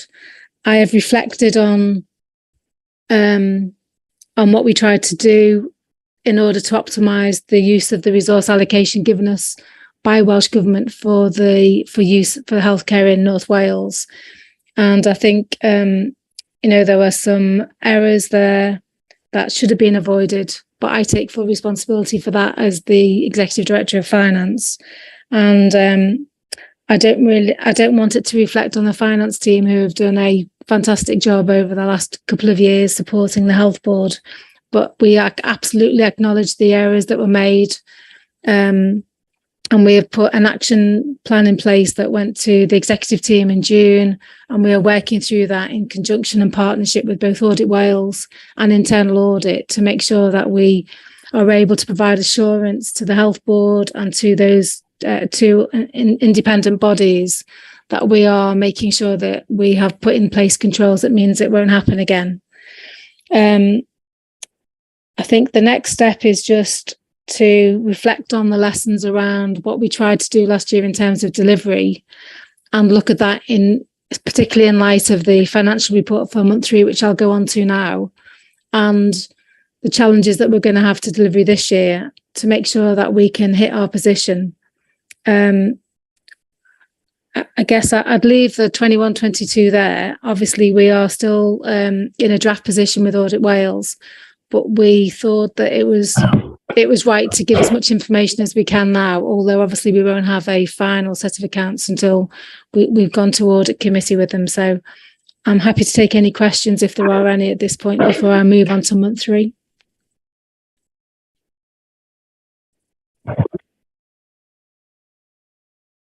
So is there anything you want to add as accountable officer? Thank you very much, Chair. We had a series of very full and thorough conversations with regard to the audit matter at various audit committee meetings. And I would like to thank audit committee colleagues for the scrutiny that they provided on this very significant matter. As Sue has acknowledged her responsibility, I would remind the board, as I have reminded Sue, that I am accountable as accountable officer for the accounts matter, and it is actually my obligation and wish to add my wholehearted apology to board colleagues for this matter. It's a really unusual situation that we find ourselves in, and as Sue has said, is very far removed from our normal situation. But to assure the board that all of the resources were spent with the health needs of the population very, very firmly in mind. As has been acknowledged by myself and others through the earlier part of the meeting, as accountable officer, I'm obliged to provide advice to the audit committee on the matter of the accounts, which I did do, and the audit committee has accepted that advice. Sue's paper outlines the consequences to us as an organisation with regard to the timelines associated with our annual general meeting and our breach of standing. Therefore, I don't have any further comments at this point in time on the report regarding the audit of accounts. Thank you. Thanks both, and for the recognition and the policies. A number of recommendations were made by the Audit Committee Chair with the support of endorsement of the Board Secretary, which included the fact that matters that have occurred on this occasion should not occur again, and certainly not without the engagement and oversight and agreement of the Audit Committee. And my strong advice is that you adopt those recommendations, because they are there with the best intent made, and also it provides certain safeguards in terms of the governance of the organisation, finances, and the role of the board. They will all be adopted, Mark, and to confirm, as per our agreement, Executive Director personal objectives and my own personal objectives will be amended to reflect those requirements. Thank you. Thank you. Thanks both. Right, so let's go on to month 3 then. Okay, thank you, Chair. So the month 3 position, as highlighted on the dashboard on page 3 of the finance report, is of a 2.3 million adverse position against a plan to break even. This is a slightly better performance than in month 2, and which was a better performance than month 1. So basically we had a 1.3 million deficit in month 1, a 0.9 million deficit in month 2, so that we've got a cumulative 2.3 million adverse now. We are still able to project a balanced position because we anticipate that we will recover that deficit over the next 7 months. But as has been highlighted a number of times already during the board meeting, the issue is probably around, the main issue is around our savings delivery and our savings pipeline. So currently we are forecasting 13.7 million of schemes against a plan of 35 million, which means we've got a 21 million adverse variance there. There is a comment in the plan about transformational savings. So when we set the plan, we targeted 35 million as a savings target, which we were looking to split 50% transactional and 50% transformational. I guess the point that's made in the paper is that we didn't plan to have any transformational savings in the first quarter, because we knew that there would be a bit of a trajectory to those being delivered. But so I think from my perspective, provided we hit the savings target, whether it's transactional or transformational, is not as important as us hitting the big number. In ordinary years, i.e. pre-COVID, we have a track record of delivering between 35 and 39 million of savings, albeit not necessarily on a recurrent basis. And then the last 2 years, we've delivered 17 and 19 million respectively. So I have confidence around delivering a much bigger number than we are currently forecasting. But the challenge now is for us to work with executive and operational clinical colleagues to drive that programme of transformational savings. Over the last month, we have had a series of meetings to try and identify real credible savings targets. We understand where the benchmarking is. We understand that also from an FDU perspective. And obviously there's a lot of work going on across Wales with the directors of finance to see where we've got successes elsewhere that we can then transfer it to other areas of the system to make sure that we are maximising our savings. I think from a quality perspective, the biggest opportunity must be around our non-pay spend, because that is something where if we can manage the cost of the goods rather than the volume, we have an opportunity to provide recurrent savings. But that is all something that is in train with NWSSP, so we're working on that as well. In terms of, I guess, the pressures that we're seeing so far in the year, we've got some pressure around agency expenditure, and we've also got pressure around non-pay, particularly around the usual suspects, unfortunately, of drugs, whether primary care or secondary care spend, and around CHC and FNC, which is absolutely understandable given the inflationary pressures that everybody is seeing internationally. They're also hitting our colleagues in care homes. So, we are something that we've got to manage, but we have made significant saving previously around CHC, and that is something that we need to look at. But it's something that we are working through, and obviously it needs the combined efforts of the operational, clinical, finance and transformational teams to make sure that whatever we are doing is aligned with the plans that we have for the transformation of services around value-based healthcare, so that we are maximising the input and output we get from those transformational schemes, and not duplicating so that we've got too many things going on at the same time. Just a little comment about COVID-19. We're currently forecasting 47.2 million of expenditure this year. We expect that will reduce over time, just as the controls in place to sort of do lessen. But that will have no effect on our financial performance, because at the moment we are assuming it's going to be offset with expenditure from Welsh Government. I think this is not where we want to be, and obviously we've had a series of conversations around savings over the years. And if we go back to sort of 2019-20, when I joined the Health Board and we had a turnaround director in, there was an incredible amount of work that went into trying giving us a pipeline. And what we need to do now is put in place the systems to deliver against that pipeline.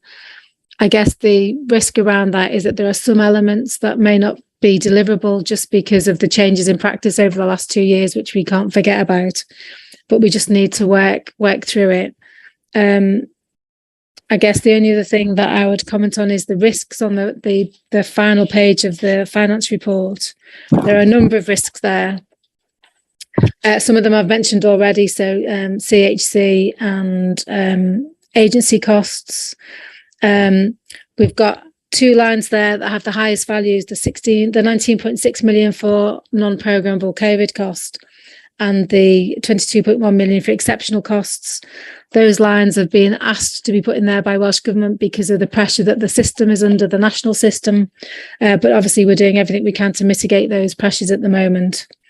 And obviously we've got a risk of 11.9 million of non-delivery of savings, which is sort of broadly in line with where I think we could get to from a transactional basis, which is at least 22 million, given that we delivered 19 million last year.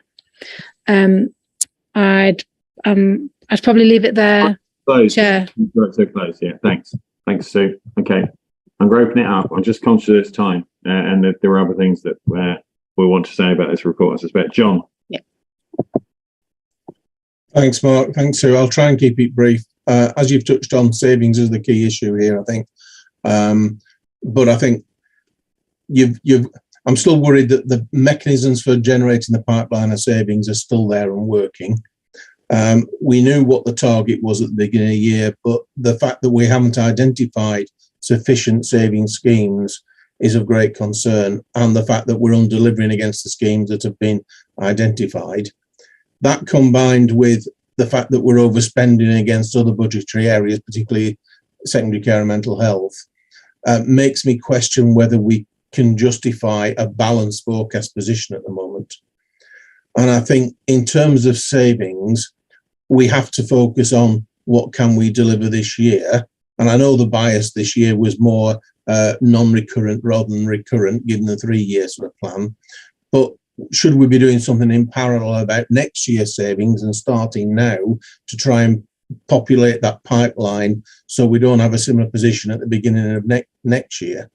I think there was at the last PFIG, there was reference to a meeting coming up on the 7th of July in terms of identifying more savings, and I think you sort of touched on that, but I've got no sense of the quantity of additional savings that might have been identified. Have any additional savings been identified, or are we still in the same position? Because if it is with 3 months in, it doesn't feel very comfortable in terms of the long-term view for this financial year.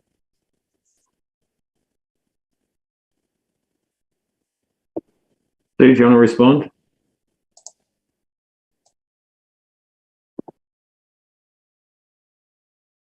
You're on mute.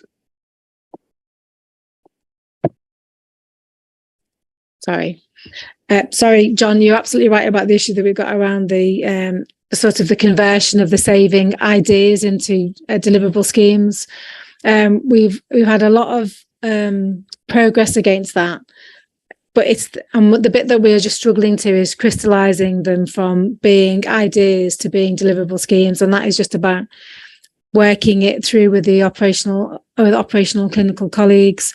I think Jill's got a hand up, so she might be about to comment on that, but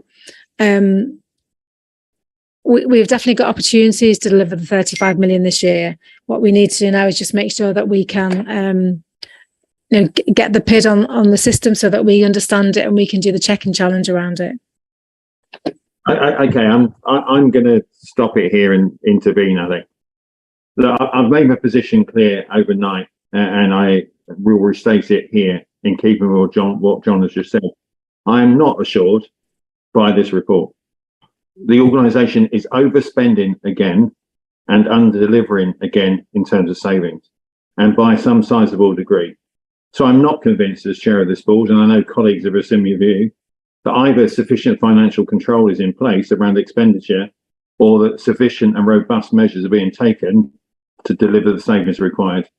And so in your point around transactional and transformational, you set the split, which was agreed by the board.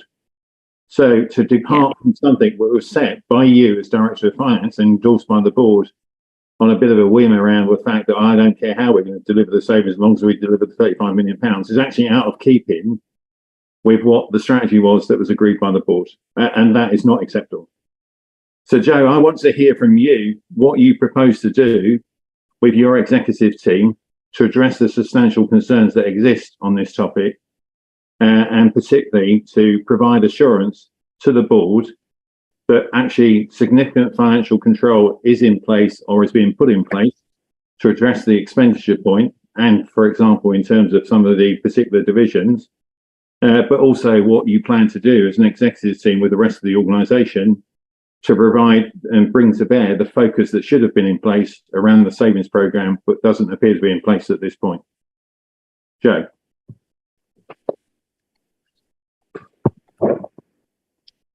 Thank you, Chair. To build on the comments that Sue made, we are working with our provider colleagues to ensure that we have a strong focus both on transformational and transactional savings in order to take us to a balanced end of year position, acknowledging the challenges that we do face. We discussed in detail our requirement to achieve savings across this financial year at our executive management group yesterday, which is a group that consists of all senior leaders within the organisation who hold financial accountability. Our governance and review meetings with individual parts of the organisation are in place going forward, and financial balances, as you would expect, on those conversations. Additionally, as Jill has mentioned, conversations with regard to the importance of both transformational and transactional savings have been held with Teresa and Jill. Obviously, delivering our financial bottom line position is a clear corporate responsibility across the organisation as a whole, for which I'm ultimately accountable. Those two executive directors do hold the majority of our provider budgets, and therefore it's important that we are involving and engaging with those individuals in those conversations, as we have done thus far. We do remain confident that there are a number of transformational and transactional services savings rather, that we can still go at. And to remind our colleagues, our forecasting and profiling of transformational services was due to be later on through the year, and certainly our experience to date shows that profiling decision has been the right thing. We've long talked about the importance of maintaining the right kind of financial controls and ensuring that we encourage our frontline staff to identify and implement practical savings proposals, because it's often they who do have the very clear insight in terms of opportunities for efficiencies. I also chair a focused meeting of all executive directors, a monthly focus meeting of all executive directors, in addition to our existing governance processes on the sole item of ensuring financial balance. And that is an additional governance step that we have put in place during the course of the second quarter of this financial year. Thank you. Thanks, Joe. I'm conscious that Jill and Richard have got their hands up. I've made my concerns and position clear, and thanks for that response, Joe. So I'll just check with Jill and Richard if there's anything else they want to add that might be useful to this conversation at this point. Jill. Mark, if I may, just to re-emphasise that conversations have taken place the 1st of August, so the day the operating model went live, with the teams, and we've agreed the focus in line with the benchmarking report that Sue referred to earlier. So those will be taken forward with a degree of focus across the operational teams, and there will be operational leads working with finance colleagues, workforce colleagues, and the transformation colleagues to ensure that we're driving those forward. And they will be reported upon in terms of progress. So it's just to reassure you, those conversations have already been re-emphasised and reinforced. Okay, thanks, Jill. Richard? Thanks, Mark. Can I start by saying I agree wholeheartedly with everything Mark said in his earlier comments. The report is disappointing. We are clearly not in a very good place, and to my mind, what's missing from this report is an underlying message. It's a presentation of numbers and tables, but there's no real ownership of the financial situation. To my mind, what the report should be saying is this is the situation that we're in now, and it's not a good situation. If we do nothing, we'll be in an even worse situation. And here are a list of specifics that we need to be doing and who needs to be doing them. But there doesn't seem to me to be that grasp of responsibility. It's very traditional, very laid back. There will be discussions. We are talking to people, but it's the same old that goes around the wheel every single year. The big thing that's missing, of course, is the savings, as people have said. And our current position on savings is extremely unconvincing. We are way behind time-wise where any other organisation that I've been involved with would be in terms of identifying the savings. And what we've got only partially covers it. There's huge holes, and there's also nothing to indicate how the savings are being generated, how would they then be applied by divisional management across the piece, because unless we do that, they will all be ineffective, and we'll end up once again with accountancy-generated savings in the 12th month of the financial year. I do find it interesting, if you look at the table on the divisional positions on page 5, that not only are we overspending, but virtually every single part of the organisation is overspending. The only one of note that is performing against its budget is the central area. All of the other areas are overspending. And I do wonder if it would be beneficial either for this board or for PFIG to get one of the directors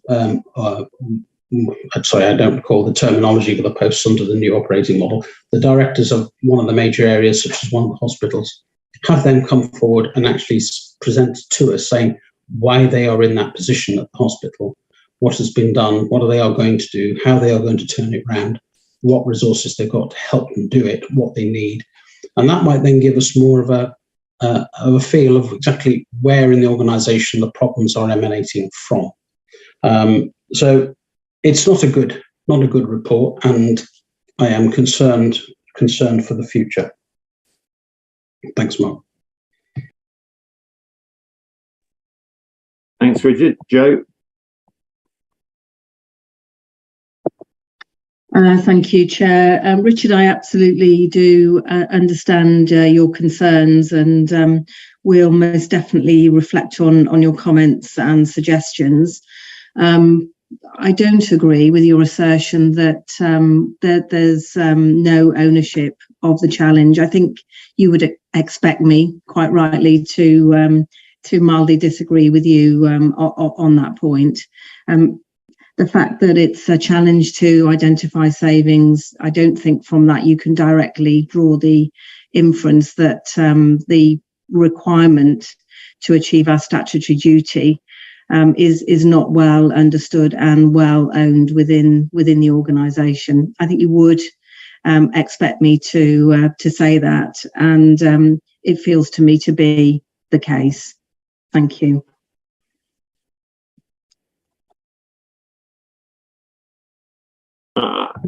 I guess Richard's related observation, though, Joe, is then, if that is the case, why are so many divisions overspending, and why are so many divisions under delivering on savings? I seem to recall that when the savings arrangements were set and the targets were set, a concern was raised about the assignment of saving targets out to the divisions and whether there was an acceptance of the savings targets being allocated. And we were assured that that was the case. And the approach that being adopted this time around was different. Well, if it was, then clearly there's a concern still about whether that ownership has been accepted, because delivery doesn't not go with a sense of ownership. And I guess that's where the concern is being generated from. So I think we've well articulated the concerns on this particular subject. You've referred, Joe, to steps now being taken to recover the situation. John C., you referred to a meeting, workshop, call it what you will, with PFIG. Can I ask, John, that you turn the attention of that session to the concerns that have been articulated here and determine the extent to which you are satisfied with the responses described? And if need be, John, then we'll have to return to this conversation through escalation to board. Sorry, Mark, the meeting I was referring to was one that was supposed to have happened that focused on savings, not with PFIG. So I was looking for an update in terms of whether that had identified further savings, some sort of quantum of what additional savings that might have come up with. Doesn't sound like it's identified anything substantial at the moment. So alternatively put then, John, can I ask that PFIG and you as its chair ensure that there is sufficient rigour applied to this topic at your next meeting? Absolutely. Particularly an assessment of the assurances being provided and whether they are starting to raise the level of confidence and assurance that you might feel you need. And if not, then that will have to be escalated for further discussion. Okay, yeah, will do. Okay, Joe, you happy with that?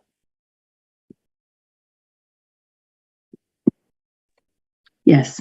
Thank you. Thanks. Thanks, Sue. Thanks, Joe. Thanks, everyone. So we then move on to the capital programme report. Sue. Yeah, thank you, Chair. Just based on time, I will take the report as read. I guess it was a request to bring an update to the board so that we had sight of the capital programme. I guess the headline numbers are that we have an allocation of 10.971 million as discretionary capital from Welsh Government. And we have 4.25 million confirmed Welsh Government funding for imaging and radiotherapy. The programme has been to PFIG for scrutiny, and what we've had to do because of the reduction in the discretionary capital programme, which is about 24% reduction from last year, is we have overcommitted schemes this year on the basis that we do anticipate slippage from Welsh Government, and we had a conversation with them 2 weeks ago where they confirmed that it's highly likely and that we do have schemes obviously in place because we have got them in the capital programme to review that. The Capital Investment Group has considered the capital investment required over the next 10 years and has done an update to Welsh Government, which I've talked about already during the board meeting, which has indicated a total requirement of about 1.6 billion over that 10-year period. And then just in terms of the capital programme, so the Health Board approved the 5-year capital programme board in March, and it is looking at a number of business cases, and there is a summary on page 5 of the report that lists those schemes that are currently with Welsh Government. But in order to agree what went into the capital programme, we went through some prioritisation, and the criteria is listed on page 4 of the report. We also triangulated the schemes that we prioritised against the BAF and the risk register. So that's noted on page 4 and 5 of the report. And then the final thing that I would like to just point out today is the estate strategy update on page 7. So obviously we've talked about the fact that the current strategy expired and was due for a refresh in March of this year. What we have done is we have gone out for a partner through an NHS framework to get the estate strategy updated as quickly as possible. We expect to get 3 outputs from it. One is a refreshed estate strategy that talks about what we need to do and links together all the various capital projects that we've got in train. The second is a prioritised capital investment plan so that we are clear, and we've taken that through board so we understand what it is that we need to prioritise, given that we have, major issues around backlog of maintenance. And I guess Dylan in his status update on ICT will have some concerns around some of the ICT infrastructure that we have.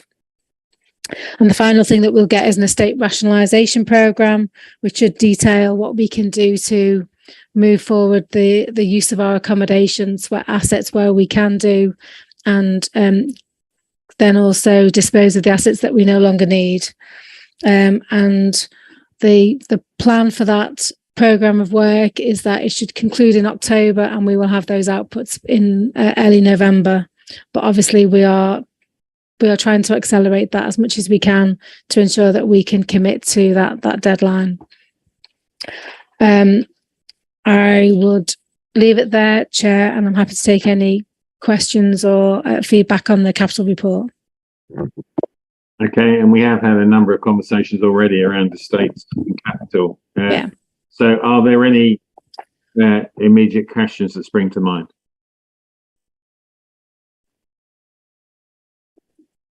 Molly? Chair, not a question on this item. It was just a proposal when consideration's completed. Claire? Thanks, Molly. Thanks, Chair. I think, I guess one thing that's reassuring in the report is the fact that we're proposing to use 50% of this year's budget to address some of those health and safety issues which have been identified in the risk reports and other matters. But I guess I just wanted to say, I think the report just emphasises, because we know we've got significant challenges around insufficient capital to meet our needs, the need to start to be really creative about how we take forward some of the really big priorities for the Health Board. So, but say positive to see a focus on some of the health and safety items. Thank you. Thanks, Claire, and I agree. Thank you. Molly, back to you. Thank you, Chair. I was just going to propose 2 quick points. So the first one was that we formally receive the PFIG Chair's report after this item, as is quite related to the last 2 items. And then the second one was just that, as we have mentioned the AGM in the finance report, I thought it would be useful to just mention that we do have a confirmed date now, which is the 29th of September from 3:30 to 5 p.m. It's just in the public interest to make sure it's noted in the minutes as well. Okay. In terms of the PFIG assurance report, John, there were no items listed for escalation to the board. Is there anything you wanted to highlight then, bearing in mind the conversation that's already taken place? Most of it we've already covered The only other thing I was going to talk about was the cost pressures and the disconnect between Welsh Government expectations on performance and what potentially we can achieve. But it's in the report. If there are people who can ask me questions afterwards if necessary, or I can take them to PP, but nothing to escalate. Thanks, John. Thank you. Okay, so we'll move off the capital report. I've agreed with Sue we'll do with the next item after lunch because I'm conscious of the time. So I'm suggesting we have a further comfort break now. We are significantly running behind time, and we've got a hard stop at 3:30 because we've got a workshop with colleagues from the GMC and others joining us. So with that in mind, we do need to reconvene pretty promptly. So can I suggest you grab whatever it is you need by sustenance, but we aim to be back here at 22. So that gives us 20 minutes. Is that agreeable? Yeah, thank you. All right, 22 it is. Thanks so much.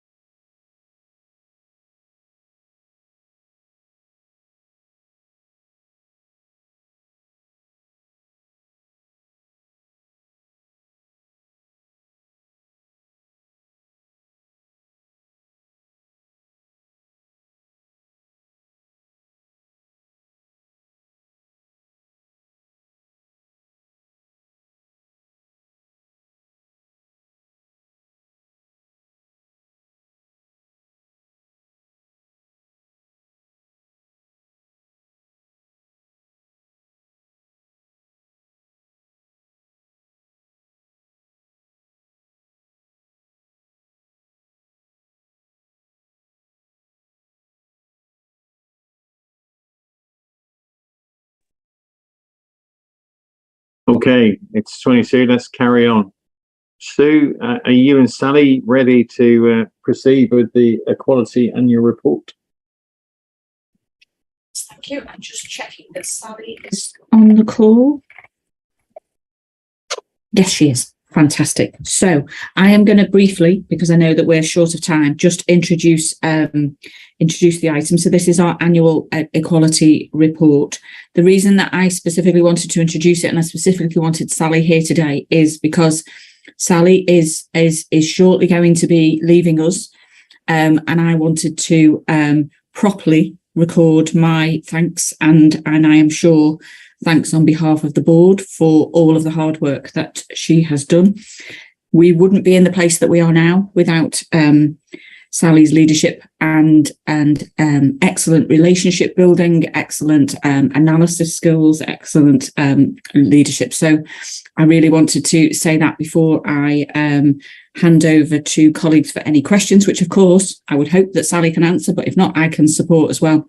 I also think I wanted to note as well, and I'm really sorry that Jackie isn't able to join us today, but Jackie's support from an independent member point of view, as well as a trade union colleague, and particularly as lead for equality, has been and continues to be invaluable. So I just wanted to note that as well. But happy to hand over to colleagues for any questions, but wanted to record my sincere thanks to Sally for all of her hard work on getting us to where we are with equality and inclusion. Thank you.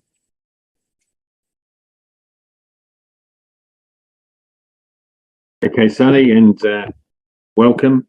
Is there anything you particularly want to highlight, Sally, in terms of the equality annual report, please, before I open it up to questions? Thank you. I think very briefly, of note really, I think is the work we've managed to continue to engage with our equality stakeholders virtually over the last couple of years, and their very constructive contribution to all of our work. So we're very grateful for their input and continued support. The development of our staff networks and also the positive influence of the networks and the implementation of the social economic duty last year, I think has been key for us. So yes, thank you. I'm happy to take any questions.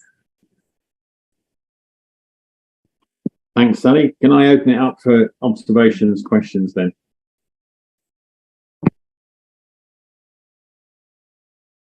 Okay, I'll go first then. So the work nationally around race equality, and I think this will play into a conversation that I think you and Sue may be having. Where do we stand in that regard? There is national work going on, not least around board composition and the like. Are we appropriately cited on the work that's been launched nationally or has been launched nationally? And do you feel that we've got a platform, Sue and Sally, to take forward the work that is required by us to be done? Yes, thank you. We've watched closely the development, and we've informed the development, responded to the consultation of the Race Equality Action Plan for Wales, which has now been launched as the Anti-Racist Plan. So last year we did start to do some preparation for this. We have a Race Equality Action Group that's been established to look at workforce issues specifically. Going forward, we're looking at expanding that group so that we can build in the service requirements of the Anti-Racist Plan. We're currently working through revised terms of reference. There's been a paper that's been to the People and Culture EDG, and a paper that will go to the next PPPH. Thanks, Sally. And I think just to add, one of the developments over the last couple of months particularly has been the identification and the agreement of exec colleagues to lead and champion specific work against some of our protected characteristics. So very grateful for Gareth to be involved in the race action group. I'm involved in the disability action group. I know that Joe is in relation to gender. I think that will really help us as well as we move forward in terms of some of our work. I think it's fair to say that not unlike a number of organisations across Wales and the UK, we have a lot of work to do in terms of proper representation across all of the levels of the organisation. We've seen that with the gender pay gap. We will see that with other pay gaps, and that's something that we need to bear in mind as part of our talent and succession planning, our leadership development, and our recruitment and onboarding. So making sure that this is a theme that runs right through all of the work that we're doing is really, really important. This isn't the work of the equalities team, as we've discussed before. It is the work of us all. Thank you. And just on the subject of race and selection, I'm attended protected characteristics and unconscious bias training next Tuesday. And I'm doing it, bearing in mind I used to run the national selection processes for the police service with a occupational psychology team supporting me in providing a whole raft of training around those topics to the assessors nationally. But there is an expectation, isn't there, for all board members to attend that training. So I'm hoping that we will be, as a group of people on this board, ensuring that we're all attending that training in our own right, because I do think it's important. Yes, so yes, absolutely. There is a requirement for board colleagues. We are also building in, as part of our objectives for this year, building in the requirement for, and we're going to start with AACs, so consultant panels, and then run through to all recruitment and selection. There will be a requirement for colleagues who are participating in panels to have done recent and up-to-date training around value-based recruitment, as well as equality and inclusion. Recognising the volume of recruitment that we do, we want to put that in place as a mandatory requirement, but at a point that we know that is then not going to reduce our performance against recruitment, because that would be kind of shooting ourselves in the foot. So, but that is part of the objectives for this year. Okay, thank you. Angela. Thank you, Chair. It's a comment more than a question, really. So from Sue and Sally's point of view, having in a previous life been an equality and diversity manager and an equality lead for a large organisation, I just want to congratulate you on this report. Obviously, for an annual report to have this much content and the aspiration of what you're going to do going forward and the presentation of it, having written many of these reports and how difficult they are to put across, I just wanted to congratulate you, and I really look forward to pursuing the equality and diversity work, and I'm sure you'll be sadly missed, Sally.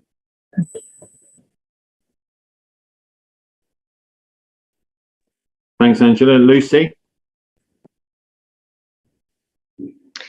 Thank you. First of all, on behalf of Jackie Hughes, Sally, you may be aware, of course, that she hasn't been able to join us today, but she's asked me to pass on her personal thanks to you for all the work that you've done, and she's sorry she can't join us today. I just wanted to, it is a great report and really shows the accomplishments here, which, credit to all the work that's been done. I just wanted to quickly pick up on the gender pay gap bit. I'm reading from the report that there is more work to do on that to understand it, given that, because as it clearly states, we have got a higher proportion of women working for the organisation, but it doesn't appear that we are clear yet as to why, even with taking into account the lower paid posts that women occupy in the health board, whether that actually is the reason for the gender pay gap identified. Have I read that correctly? Yes, I think the gender pay gap, the reporting, is a snapshot in time. And what we're working to do with the staff network, we've recently established the Gen Network, is to complement that data and intelligence with lived experience, so we can start to look at issues around perhaps work-life balance, leadership opportunities, recruitment, retention, all those sorts of things that impact really the gender pay gap in organisations. Okay, any idea when we'll get to the bottom of that, or is it how long's a piece of string? Yeah, I think it's something that all health boards are looking at across Wales. Okay, thank you very much. Thank you. Thanks, Lucy. Linda? Dwi'n meddwl, diolch yn fawr iawn, Cadeirydd. Dwi'n meddwl oedd hi'n deg i think, thank you, Chair, that the member of the Partnership in Planning and Public Health Committee had also welcomed the report greatly, recognising all of the work. But one element I wanted to raise with Sally is the element of staff feeling safe enough to be able to talk up or talk out, because I know a lot of work has been done about this, but we also appreciate that some of the staff feel that they have to raise concerns outside of the organisation rather than through the pathways set up. And I just wanted some comments as to where we're at in relation to encouraging staff to feel safe enough to talk. Sorry, I'm really sorry. I've only just put my translation button on. I wasn't very prepared for that. Could you just repeat that quickly for me? Sorry. It's fine, Sally. I'm happy to answer. Thank you. Okay. I'm happy to answer because that relates. The question was predominantly around speaking out and encouraging staff to speak out. So links very nicely into our Speak Out Safely. So clearly we launched our Speak Out Safely facility last year. We've taken our first year's report through remuneration and terms of service and PPPH committees. One of the key elements of that, and particularly one of the key elements of having the multidisciplinary team, is making sure that we are tracking themes as well as immediately responding and then learning from across all of the pieces of work that we do as an organisation. One of the things that is really interesting, and I think that we need to establish a greater connectivity between the staff networks and Speak Out Safely and the MDT. And I know Gareth has been pursuing some of this work more recently. Is some of that lived experience that's coming out through the various staff networks is really, really compelling. It's very hard to hear, but it is very compelling. And it's how do we engage our staff network colleagues in sharing their lived experience, and then using that respectfully in the organisation to then encourage colleagues who may have experienced similar things or maybe feeling in the same way to come forward so that they can be part of the wider work around Speak Out Safely as well as our equality and inclusion. It is about joining those two things up. We know that we're a year into Speak Out Safely. Whilst we are ahead of other health boards in Wales, we know that we've still got a lot to learn, and only by people's experience do we believe that confidence will continue to grow. So very much connecting the work of the staff networks with the Speak Out Safely work is absolutely key. Yeah. Okay, I've got a question to raise. It was not long ago that Joe and I received an email from a clinician from overseas who was also BAME, expressing a wish to ensure that the significant proportion of our workforce who are from overseas and who will meet one of the characteristics or more than one are sufficiently recognised and also sufficiently engaged in the work that we're doing. What's our view on that, Sally and Sue, in terms of that engagement with the considerable number of staff that we've got from underrepresented or groups with protected characteristics, and is there more that we should be doing? Okay. Sally, do you want to answer that and then I'll come in? Yes, thank you.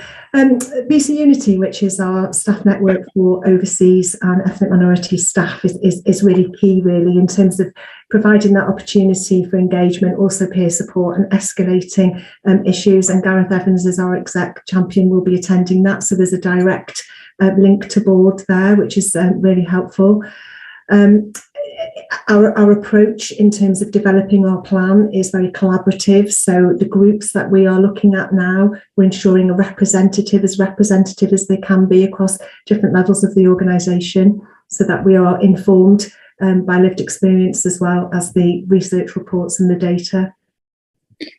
And the only thing I would add to that is, clearly, as we have significantly increased and continue to significantly increase our recruitment overseas, it is absolutely essential that we have an environment that colleagues joining us from overseas feel is conducive to them doing a good job, B, them making a home here, and C, them being really able to contribute to how do we support that diversity across our organisation moving forward. I think the fact that we are recruiting the volumes that we are will support that as well. Because a significant amount of feedback, I suppose probably 10 years ago when international recruitment really kind of grew across the UK, was that actually recruiting small numbers of colleagues from overseas, and then not necessarily recognising and honouring some of the cultural dynamics of that was even less helpful than not recruiting them in the first place, and a lot of organisations saw quite a high attrition rate. Our aim is to recruit well, recruit respectfully, and to retain, and for colleagues who've joined us to become ambassadors for the organisation, and that's where a lot of the work around international recruitment is absolutely pivotal. We are working together with the All Wales programme around international recruitment as well, just to make sure that we're not just going for volumes. We want to make sure that we can look after people when they come and join us. So there's a real balance to be made there. Okay, thank you. So going back to where we started, thanks to the report, and the board receives the report in regard to the comments that have already been made. Thank you both for all the work that you've done to lead this important area. And Sally, can you pass that on to your team colleagues, please, so that they are aware of how it is received and the feedback offered. Sally, I suspect we'll cross paths again, but just in case we don't, can I take this opportunity, first of all, to thank you for all the work as I've just had, but also wish you well if our paths don't cross. And thank you again for your contribution to the organisation and all that you have offered and represent in terms of equality to our patients and communities. Thank you very much. Thank you. Okay, thanks both. Thanks, Sally. So we'll move on to the patient safety report. Angela, is it you fielding this? Thanks, Chair. Yes, I'm going to give the highlights, and then Matt will be able to answer any specific questions. Obviously, it only been my fourth day, he'll be able to have the detail. So from the report, we're looking at the period of April and May, and wanted to look at the nationally reported incidents. So currently, in that period, we've had 20 incidents, which is down from 42 in February and March. We could very pleased to see that falls have reduced in that period, and we'll continue to do the work on falls, which my corporate team are leading on. There has been an increase in overdue incidents, but I'll come to that later in my presentation. All of the national reported incidents have had a Make It Safe review, and they've had a rapid learning panel as appropriate, and I attended my first one yesterday with Jill and found that really interesting, very thorough review of those incidents that had been occurring. From a never event perspective, you'll be aware that we had 12 never events in 21-22, and we've had 2 year to date, but in this period we haven't had any. Again, there is a theme around the length of time of investigation, which again I'll come back to. Patient safety, looking at the improvement programme that's in development, I'm going to spend some time with my corporate quality team to look at how that's progressing, what the plans are, and to see if there's any insights or support I can give to that for us to take that forward. Inquests, we've had 65 new inquests or requests for information in the period, and 54 have concluded. And as part of that, we've had 3 Regulation 28 notices, which we'll be reviewing and taking forward. Those are detailed in the report. And then from a complaints point of view, you'll note that we've had an increase in complaints for this period, with 417 formal complaints and 298 early resolution issues.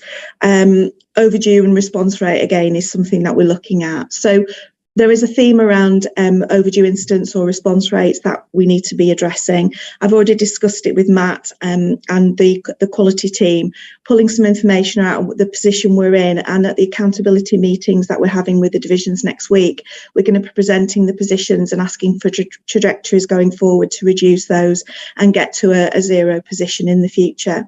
We'll present that back at the next board meeting, showing where the actual delays are and what we're doing from a corporate response to help those divisions, bearing in mind the amount of pressure that's on there at the moment.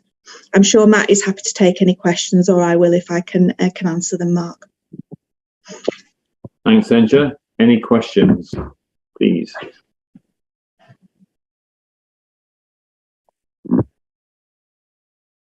Lucy. Thanks for that, and welcome, Angela, to the to the Health Board. So, I mean, I won't go over in too much detail, conscious of the time, about the comments that I made at the beginning, earlier on in this meeting, about the fact that we still don't seem to be able to demonstrate evidence of learning from incidents. And as I referred to before, we've requested then as a committee that we start looking at near misses in more detail and have some assurance that they are being addressed appropriately. The never event learning continues to concern me. And we absolutely need to strengthen our reporting on this in order to provide the assurance that it is actually being monitored. And I also just wanted to bring to the board's attention that in terms of the Regulation 28, we have a report coming to the next QSE committee following concerns raised about the lack of assurance over learning and implementing and embedding the learning from Regulation 28 over the past few years. That will be the public section of the next QSE committee. And we have acknowledged that at this present point in time, we do not have assurance over the implementation of the Regulation 28s. That's not to say they haven't been done, but we don't have any assurance over it. Thank you. Thanks, Lucy. I have been updated on that report that's going to be coming. I'm going to be meeting my team, as I say, for day 4, so those meetings are going in, and we'll be looking at how we're going to be monitoring Regulation 28, the never event progress, etc., and having a centralised way of doing that, and then a more effective reporting to give you assurance at QSE.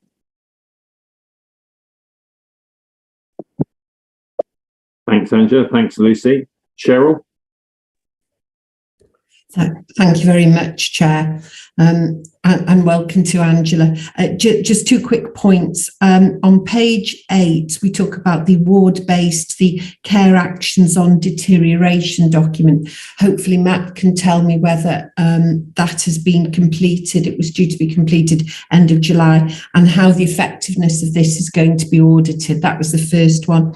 And the second one on page 18 was the response with the coroner by the 1st of July. Thank you very much.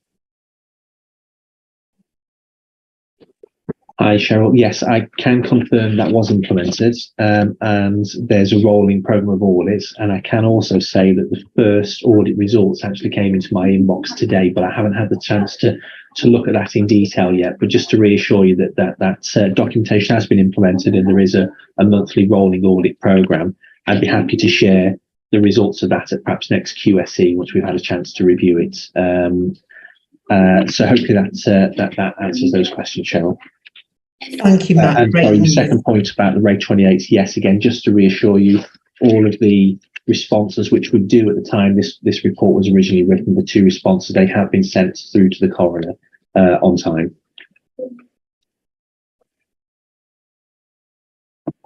Thanks, Matt. John?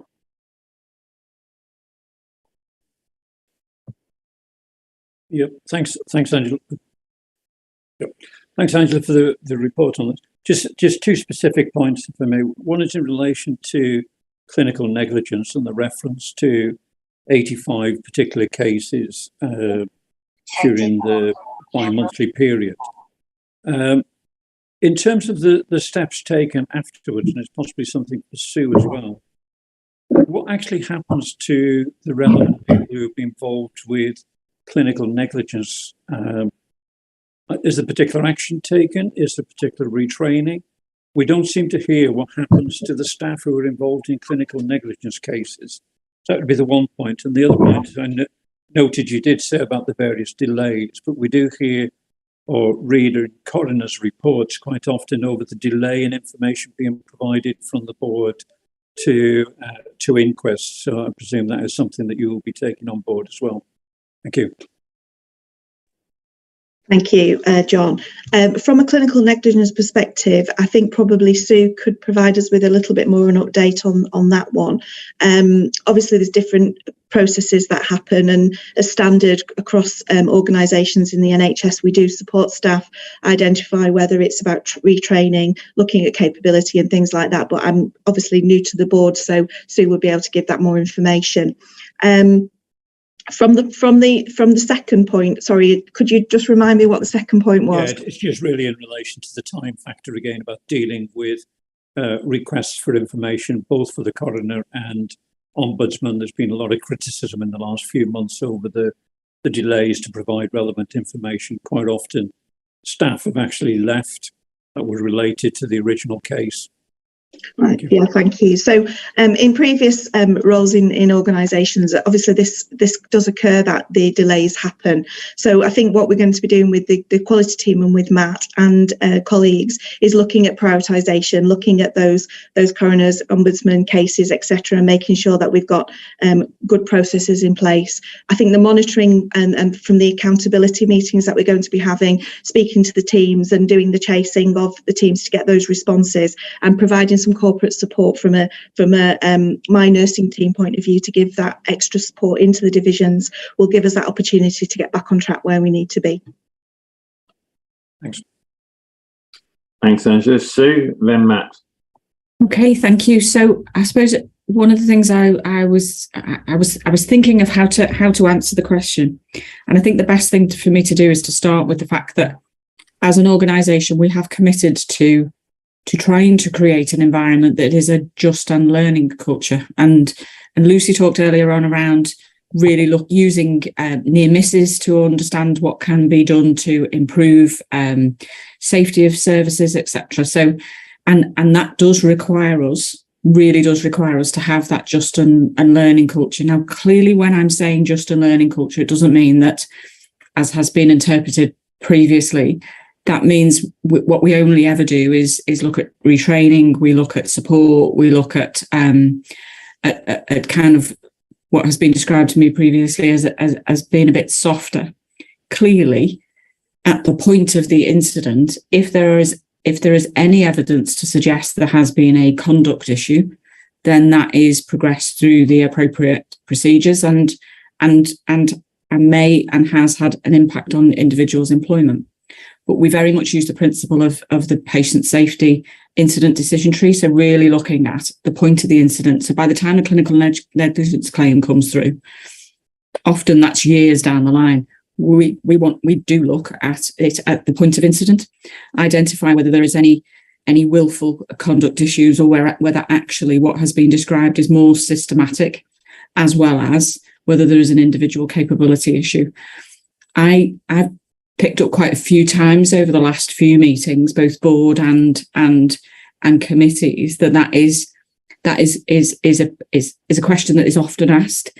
And I think what would be helpful is if Angela, colleagues, and I can work together and think, okay, so how do we provide that visibility and therefore provide a level of assurance that it's not just that, we're focusing on the process and missing the point. So if we can think about how we could provide that assurance in a meaningful way, and then perhaps link with yourself, John, and Lucy of chair of QSE to agree how we might do that.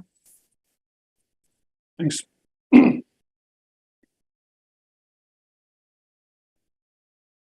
Thanks, Sue. Right, Matthew, can you be brief? Then I'm going to have to close this item down, please. Yes, sorry, Chair. I'll be very, very brief, just to offer some further assurance, if I may. So for every claim, John, we produce what's called a learning from events report, which itemises all of the learning and the actions, and we have to collate the evidence. And that, in addition to being approved through our management structure, also is submitted to the Welsh Risk Pool, where it's assessed by Welsh Risk Pool Safety and Learning staff, a national panel, and then also the Welsh Risk Pool Committee. So there are processes, and that process does force us to capture clearly the learning and collect the evidence for liability and clinical negligence claims. I'm certainly happy, Sue said, to discuss how we can maybe strengthen the reporting on that. And just on the inquest and the ombudsman, the biggest challenge we have at the moment is delays around getting investigations completed in a timely manner, which Angela's alluded to.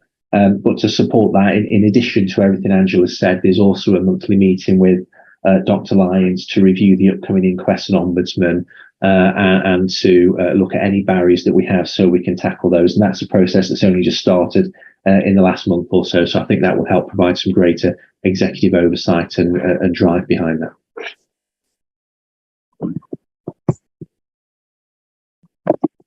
Thanks, Matt. Okay.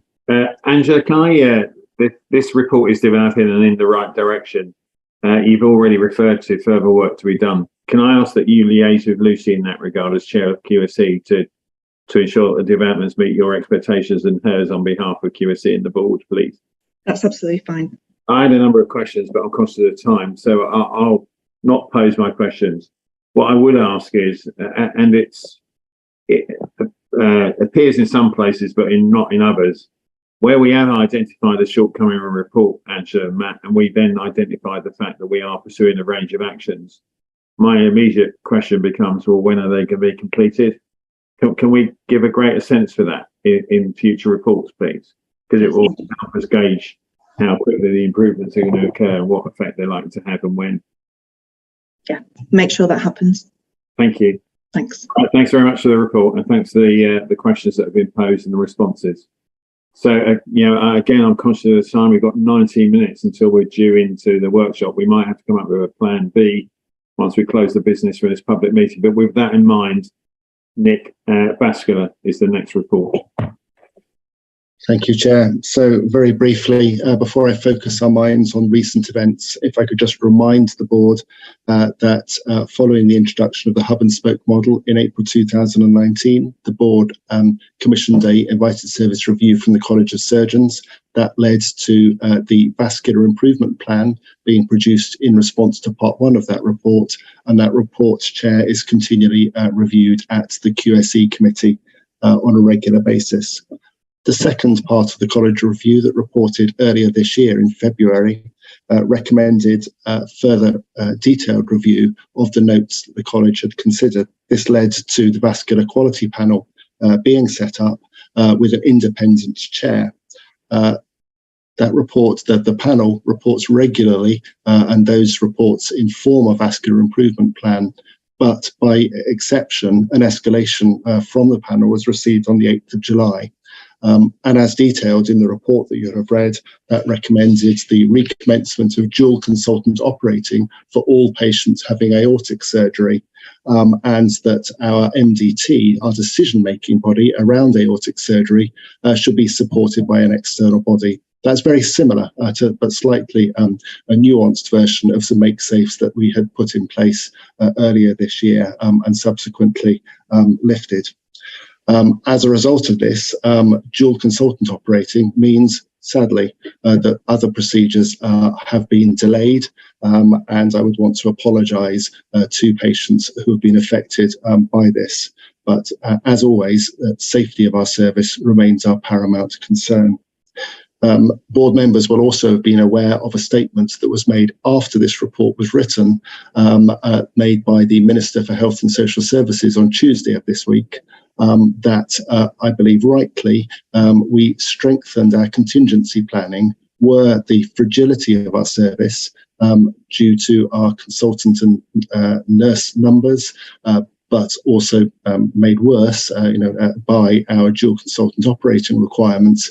That has, although the right thing to do, has led to some greater fragility and greater pressure on our on-call arrangements.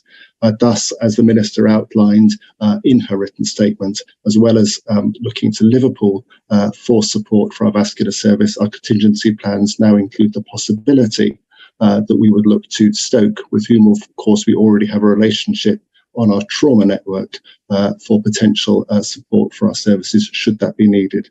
I'm pleased to report that that hasn't been needed thus far. Very happy to take any questions, Chair, but I hope this report shows, as I said, our ongoing priority and focus on safety for our patients. Thanks, Nick. Observations, questions, please, from colleagues. John G. John? Thanks, Nick. Yeah, just to unpack a little bit, with regard to the aortic situation, and obviously the shortage of consultants that we have at the moment to provide 24/7. But more precisely, do we actually now have a position where we're actually sending patients to Liverpool or Stoke for elective surgery? Or is it still purely emergency that we're actually dealing with going out of county? So it's just to identify what are we actually still doing in YGC if we don't have the capacity to run a 24/7 dual service. Thank you. Thank you, John. So our dual consultant operating is for both emergency and for elective aortic surgery. And our contingency plans are there for both out of hours emergency and elective surgery. But thus far, since the 8th of July, no patients have had to leave the health board as a result of these extra make safes. I would just, for the absolute clarity, say that occasionally very complex patients always have and always will go to Liverpool for extremely specialised services. That's not associated with these make safes, and those patients continue to go to Liverpool. Could I just come back on one slight point, Chair? In the point of if somebody is being sent to one of the other hospitals, do they still need to come via our own ED departments to be sent, or can ambulances be rerouted on their way in and dealt with by paramedics? Both possibilities. Point of view for the patient's perspective. Thank you, John. If I may answer, Chair, both possibilities are being considered within our contingency planning, John. Our current arrangements with Liverpool do expect patients to come to the hub, Ysbyty Llanclwyd, in the first place before moving on to the Royal Liverpool. However, we are considering the possibility that should it be necessary, because our service wasn't able to deliver aortic surgery for a longer period of time, the potential that patients could travel straight to the Royal Stoke.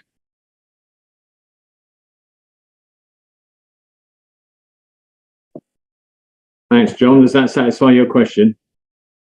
Yes, thanks, Chair. Thanks, Nick. Thanks, Nick. Lucy? Thank you very much. So I've met with the chair of the vascular quality panel on a regular basis. So, you know, she's kept me well cited on the work that they're doing, very thorough review that they're doing, and he is appropriately escalating concerns to you, Nick, as you've referred to. And you and I have spoken about this as well. This is, I think we've really got to be realistic. We've got to start being realistic now about this service, making sure that we are doing the right thing for our patients here. And there may be some difficult decisions that need to be made. Again, you and I have talked about that, and I know, you know, you're on the same page with that regard. And I just think it would be helpful to just confirm, though, as well, that we, as part of these arrangements, we need to make sure that we do not drop any quality standards at all in terms of, you know, recruiting any additional vascular surgeons or the clinical director, et cetera, because whatever make safes we now put in place on a more permanent basis, everyone has got to feel confident that those make safes are going to do what we need them to do, whether that is in whichever way that needs to be delivered. Thank you, Lucy. And again, safety and quality of our service has to be our priority. Therefore, we have to, and we are focusing on a number of potential possibilities and scenarios to ensure that we can offer that continuity of service. That said, I think we have taken expert advice, and I strongly agree with that expert advice that the network model that we currently operate in North Wales is the right model, but it can only be operated if we have sufficient numbers of staff to operate it safely. Yes, and I think that's the point, isn't it? In that regard, Nick, I think we are due to hold a selection recruitment panel on the in 2 weeks' time for a clinical director for vascular. Is that right? Indeed, we are, Chair. Okay. And can we also agree, given the level of concern that exists around this particular service and where we find ourselves, particularly in terms of staffing, Nick, that you'll keep us informed, and if there's any need to escalate, you'll do so? Oh. Yeah, that was a nod, I think. Oh, sorry, I was on mute. Indeed, Chair, of course. Thank you. Okay, so we have got a final item now. Thanks, Nick, on communication and engagement activity, which I requested. Helen is not here, so I suggest we take this as for information only and as read. And if colleagues have got any comments about the report or the nature of the communication and engagement activity taking place, that you email Helen and copy me in, please. Is that okay with everyone? Yeah. Okay, right. So I'm now going to close the public business of the board, and we're now going to move into private